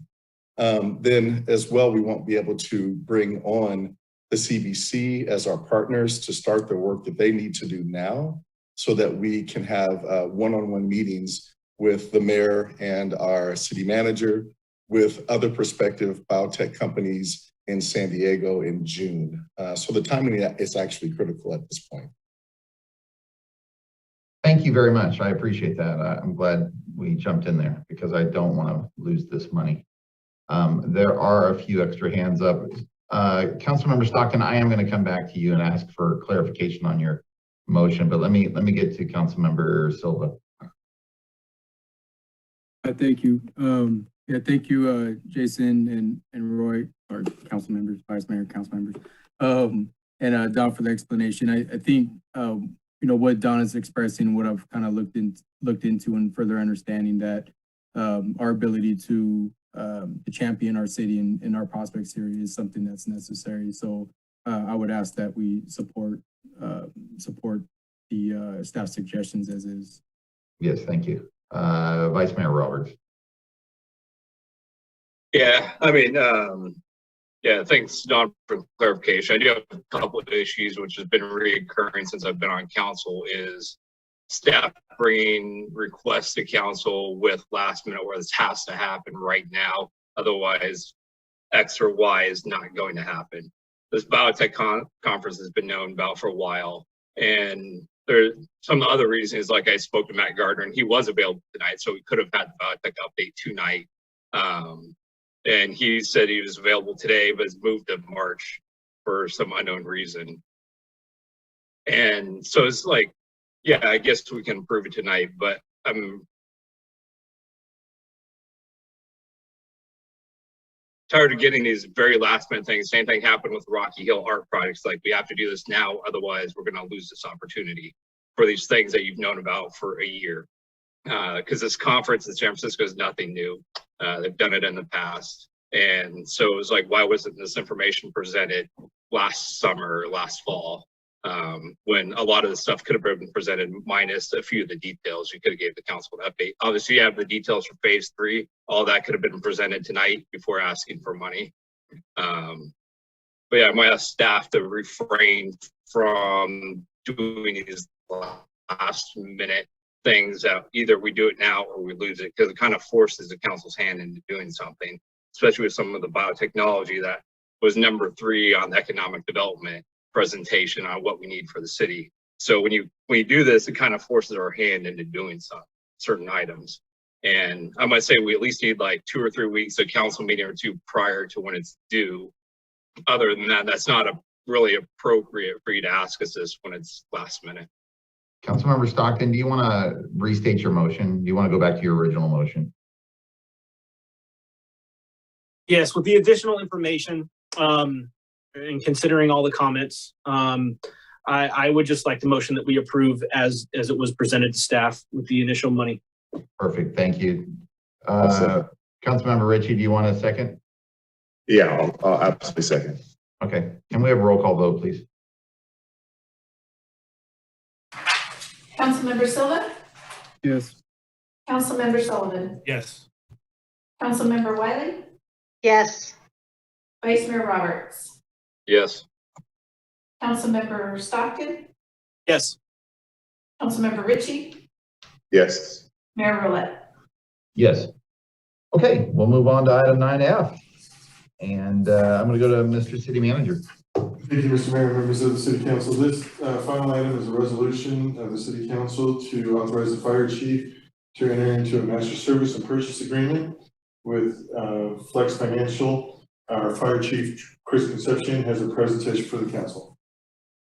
Thank you, Mr. City Manager. Good evening, Mayor, Vice Mayor, and council members. I do need to make a change. It's actually a master service and lease agreement with Flex Financial that I'm seeking your approval on this evening. Next slide, please, Crystal. So as you all know, the Vacaville Fire Department has been providing EMS and ambulance services since 1977. We have the proud distinction of being the only public agency that provides ambulance services here in Solano County. And as you heard from the previous item, we've been very busy, especially last year. We responded on over 8,000 medical emergencies, and we transported about 7,400 patients last year. So that service requires some equipment that needs to be replaced every 3 to 5 years. And the reason it needs to be replaced for every 3 to 5 years or so often is for a couple of reasons. Number one is because of the advancement in technology.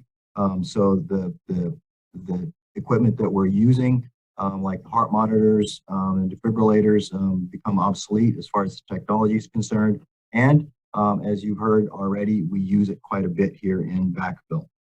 In fact, this agreement was spurred by the immediate need that we had this year to replace 10 of our heart monitors at a cost of about $35,000 to $40,000 a piece, plus the service agreement that goes along with that. And that's the reason why we went with this long-term contract. And what this agreement will do is it places the critical EMS equipment on a regular 5-year replacement plan. We didn't have a plan previously, and I've been wanting to get on a regular rotation plan so we know what we need to spend in the coming years. And it also ensures that we have the most advanced technology available at no additional cost. Next slide, please. This agreement includes a lot of equipment. It has our cardiac monitors and defibrillators in it, the power load cot systems or the gurneys, and it's what we transport patients on, stair chairs to get patients down from upper floors. The Lucas CPR devices, which are the chest compression devices that we have on all of our ambulances that provide CPR, efficient CPR to our patients that are in full cardiac arrest, and then also McGrath video laryngoscopes when we intubate patients out in the field. The paramedics have these video laryngoscopes available to them. Next slide, please. So why is this service agreement or this lease agreement important? As I've already told you, this equipment is critical in providing efficient and effective emergency medical services. We do this quite a few times on a daily basis, and we need this equipment in order to save lives. What the 10-year agreement does is it fixes the cost. We've been hearing in the news about inflation, and medical equipment costs actually have been rising faster than the cost of other goods. In fact, one of the reasons that we want to enter into this long-term contract is because Stryker, the parent company that manufactures all this equipment, had announced a 7% price increase in 2022. If we had entered into this long-term agreement with them, that they would honor the 2021 pricing. As I mentioned again before, it ensures that our paramedics equipped with the most up-to-date equipment. There's a question, I guess, as to why was there no RFP? There's a couple of reasons for that. I did consult with our city buyer and the city attorney that was helping me with this agreement as far as, do we need an RFP? Actually, there is no RFP required for lease agreements.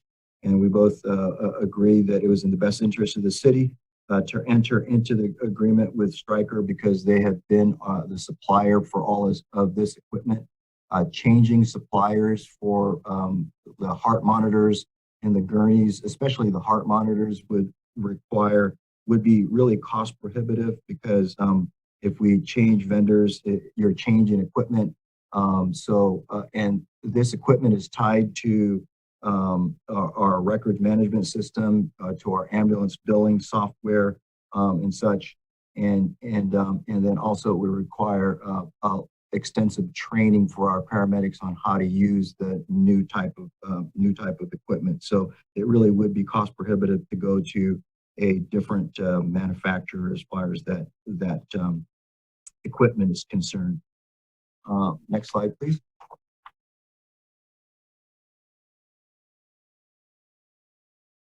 So as far as the fiscal impact, the total contract is $2,341,330 over a 10-year term. It's $234,133 per year for all of this equipment. And it would be coming from the established, this fiscal year established Public Safety Equipment Fund. And so that's where it would be coming from. This is in line with strategic goal 1, which is ensures public safety, and arguably also strategic goal 4, which is maintaining effective and efficient services. And our recommendation tonight is by simple motion, adopt the subject resolution. And that concludes my presentation, and happy to answer any questions you might have. Thank you, sir. I do see one hand up from the public. Lorraine B, go ahead. Lorraine, you're on mute. Sorry, can you hear me? Yes, ma'am. I'm sorry, this is about for the last one. Oh, ma'am, no, we're only on this item. I'm sorry. Thank you, though. All right, next caller. Alicia, go ahead. Hi. I just have a couple questions, and I'm sorry I didn't read any additional staff reports. I'm just looking at the presentation, and I was wondering, so Flex Financial, I was wondering how did you come about in choosing this particular company to finance this equipment? I was wondering, what is the cost of the equipment that you're leasing? And were you able to calculate kind of what the imputed interest rate is that's built into the lease? And then what was the, and at the end of the lease, the 10 years, is there a purchase option, or is it that you wouldn't want to purchase it because the equipment would become obsolete? I'm just not clear on how that works. I just want to make sure that there was some kind of effort to shop around and get, the best interest rate and lease terms on this arrangement. Thank you. Okay. So actually, Chief? Yes. I'm just going to close public comment, and then I'll bring it back to you to answer. Okay. Go ahead, sir. Thank you, sir. So Flex Financial is the financial arm of Stryker, which is the parent company that manufactures all of this equipment that we're talking about.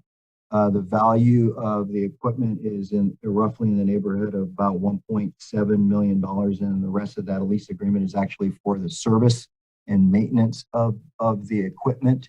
We actually opted to lease the agreement because the lease agreement was less expensive than the purchase agreement that they had proposed. Perfect. Okay. Vice Mayor Roberts, go ahead, sir. Yeah, similar question what Ms. Minion asked. Yeah, I'm fully supportive of giving you guys all the equipment you need, especially for life saving stuff like medical supplies. But yeah, how did you guys end up with Flex Financial / Stryker? Did you guys do an RFP, or are they kind of the industry standard for this type of equipment? So, sir, as I mentioned before during my presentation, they are our current provider of the equipment. So we use Physio Control LifePak 15s, which is a subsidiary of Stryker. Stryker manufactures our COTS and our powered load systems. Also, they manufacture the Lucas device. So they're the manufacturer of all of the current equipment. And as I had mentioned in my presentation, it would be cost prohibitive for us to change manufacturers because it's different software, it's a different piece of equipment, and it's tied to our ambulance billing software, to our incident reporting system. So we would have to consider the cost of changing our software that's already established rather than sticking with the same equipment. And then we'd also, as I mentioned before, we would have to train it would require extensive training for our paramedics, especially with the heart monitor. Okay, thank you, Chief. Yeah, it's mostly for continuity of services and reduces training time and functionality for the crews. Yes. Councilmember Ritchie. Thank you so much, Chief. Thanks so much, Chief Conception, for the presentation. I think Alicia Minion kind of, you responded to her and kind of closed the gap. First of all, 1.8 million, 2.3 and change is around the numbers. The absolute benefit, it seems like, to instead of buy it, at some point you buy it, it's going to break down, the equipment's going to break down. So you're going to come back to the city and have to replace the cost of the broken products. By the fact that you guys have financing to the lease in terms, the repair of the products, that seems like a way better deal than to buy it and have a product that's going to wear out we want you to use the product. You guys are very busy. So having the fact that you guys have finance into the flex financial, the repair cost of the product, and there's not a retraining of the team, I think it's really beneficial. I just, that was a piece that I was waiting for, the cost to repair the products and keep everything ongoing. So with that, oh, never mind. I was making a motion, but I saw another hand up, so I guess I'll wait. And sir, I want to respond to that also. Yeah. One of the things that I didn't quite mention is the other thing that this, and make it perfectly clear, this agreement, the reason that we want to go with this agreement is it ensures that we have the latest and greatest. So for example, on our heart monitors, if they come up with, we use the LifePak 15s right now, kind of like the iPhone 13 is the latest and greatest, right? So if they come up with a LifePak 16, say in the next couple of years, they'll actually make sure that we have that latest equipment. That's part of this agreement. That's what makes it so attractive for us. So with the lease, you would enhance the equipment, be able to have, you wouldn't have to beg them to upgrade it. They would contact you and say, your information, your products can be upgraded due to the improvements in technology. It includes automatic upgrades to the latest technology. There you go. Do I have to wait, or sorry, I think Jeanette. I was just going to make the motion to accept the 10-year lease agreement as proposed. So. I'll second.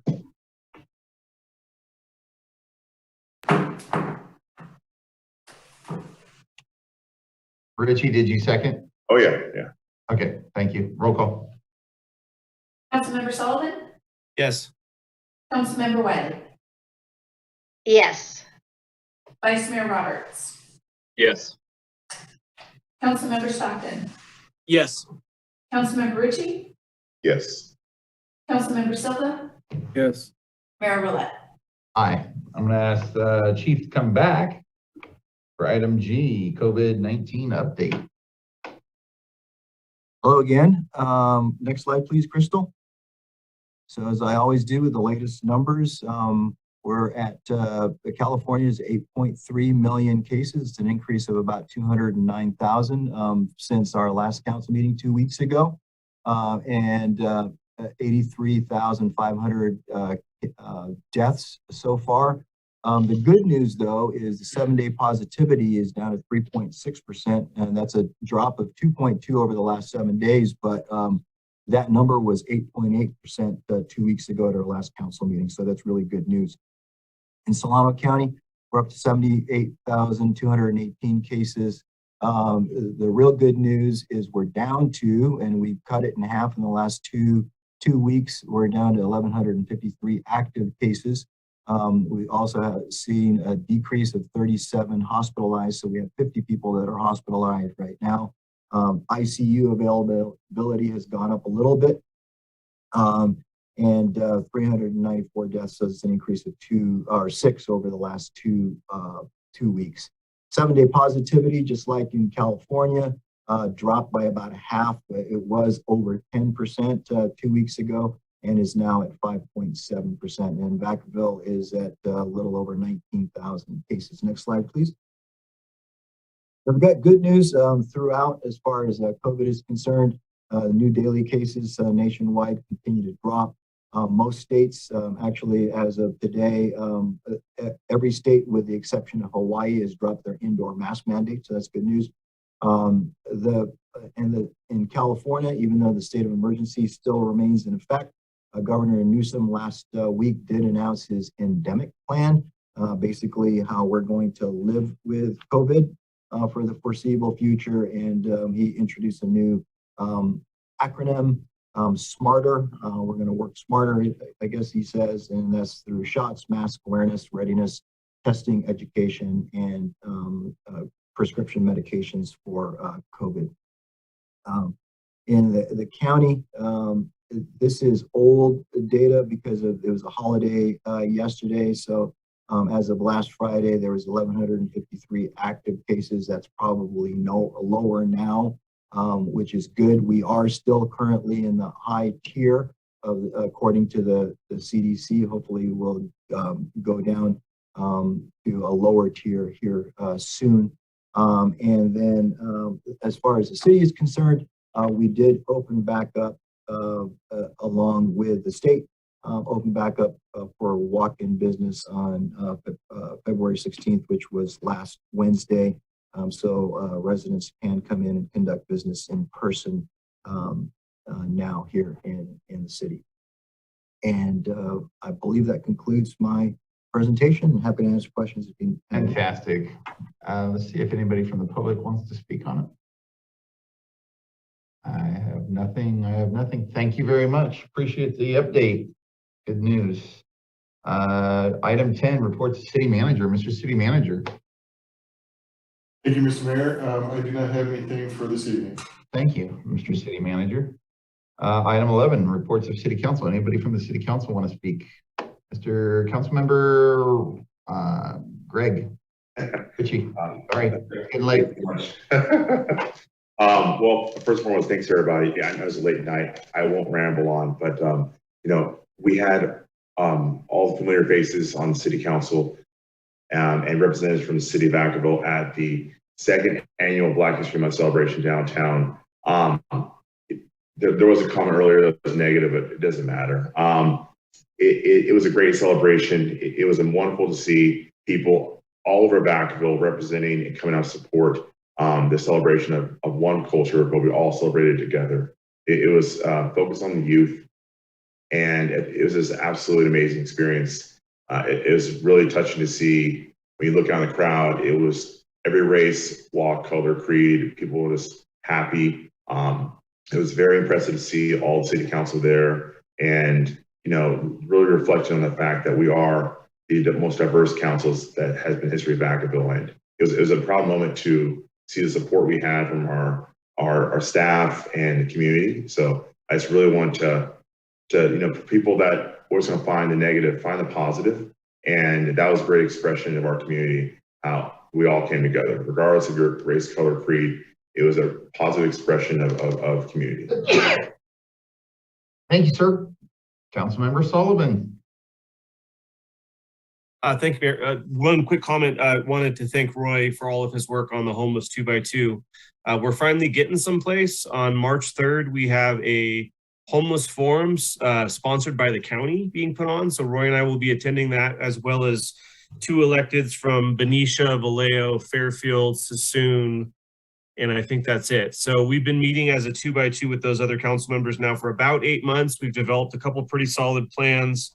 We've been attempting to engage the county, and we have our first kind of serious sit down with the county on the 3rd. So if you wanted other details, I don't want to do any Brown Act stuff, but you can probably ask Roy about it. I believe we're also coming back to council to talk about our progress, talk about what we're doing, and share a couple requests, I think, at the next council meeting. So hopefully we'll have some more information on homelessness back. Again, 8 or 9 months of work is sort of culminating in the next couple weeks, and hopefully you guys will be excited about what we've been doing, what we bring back to council. So thank you. And thank you, Councilmember Stockton, for your help. Thank you, Councilmember, for the comments. Item 12, closed session. We have none tonight, so we'll move to item 13 with adjournment. Good night, Vacaville. Thank you very much.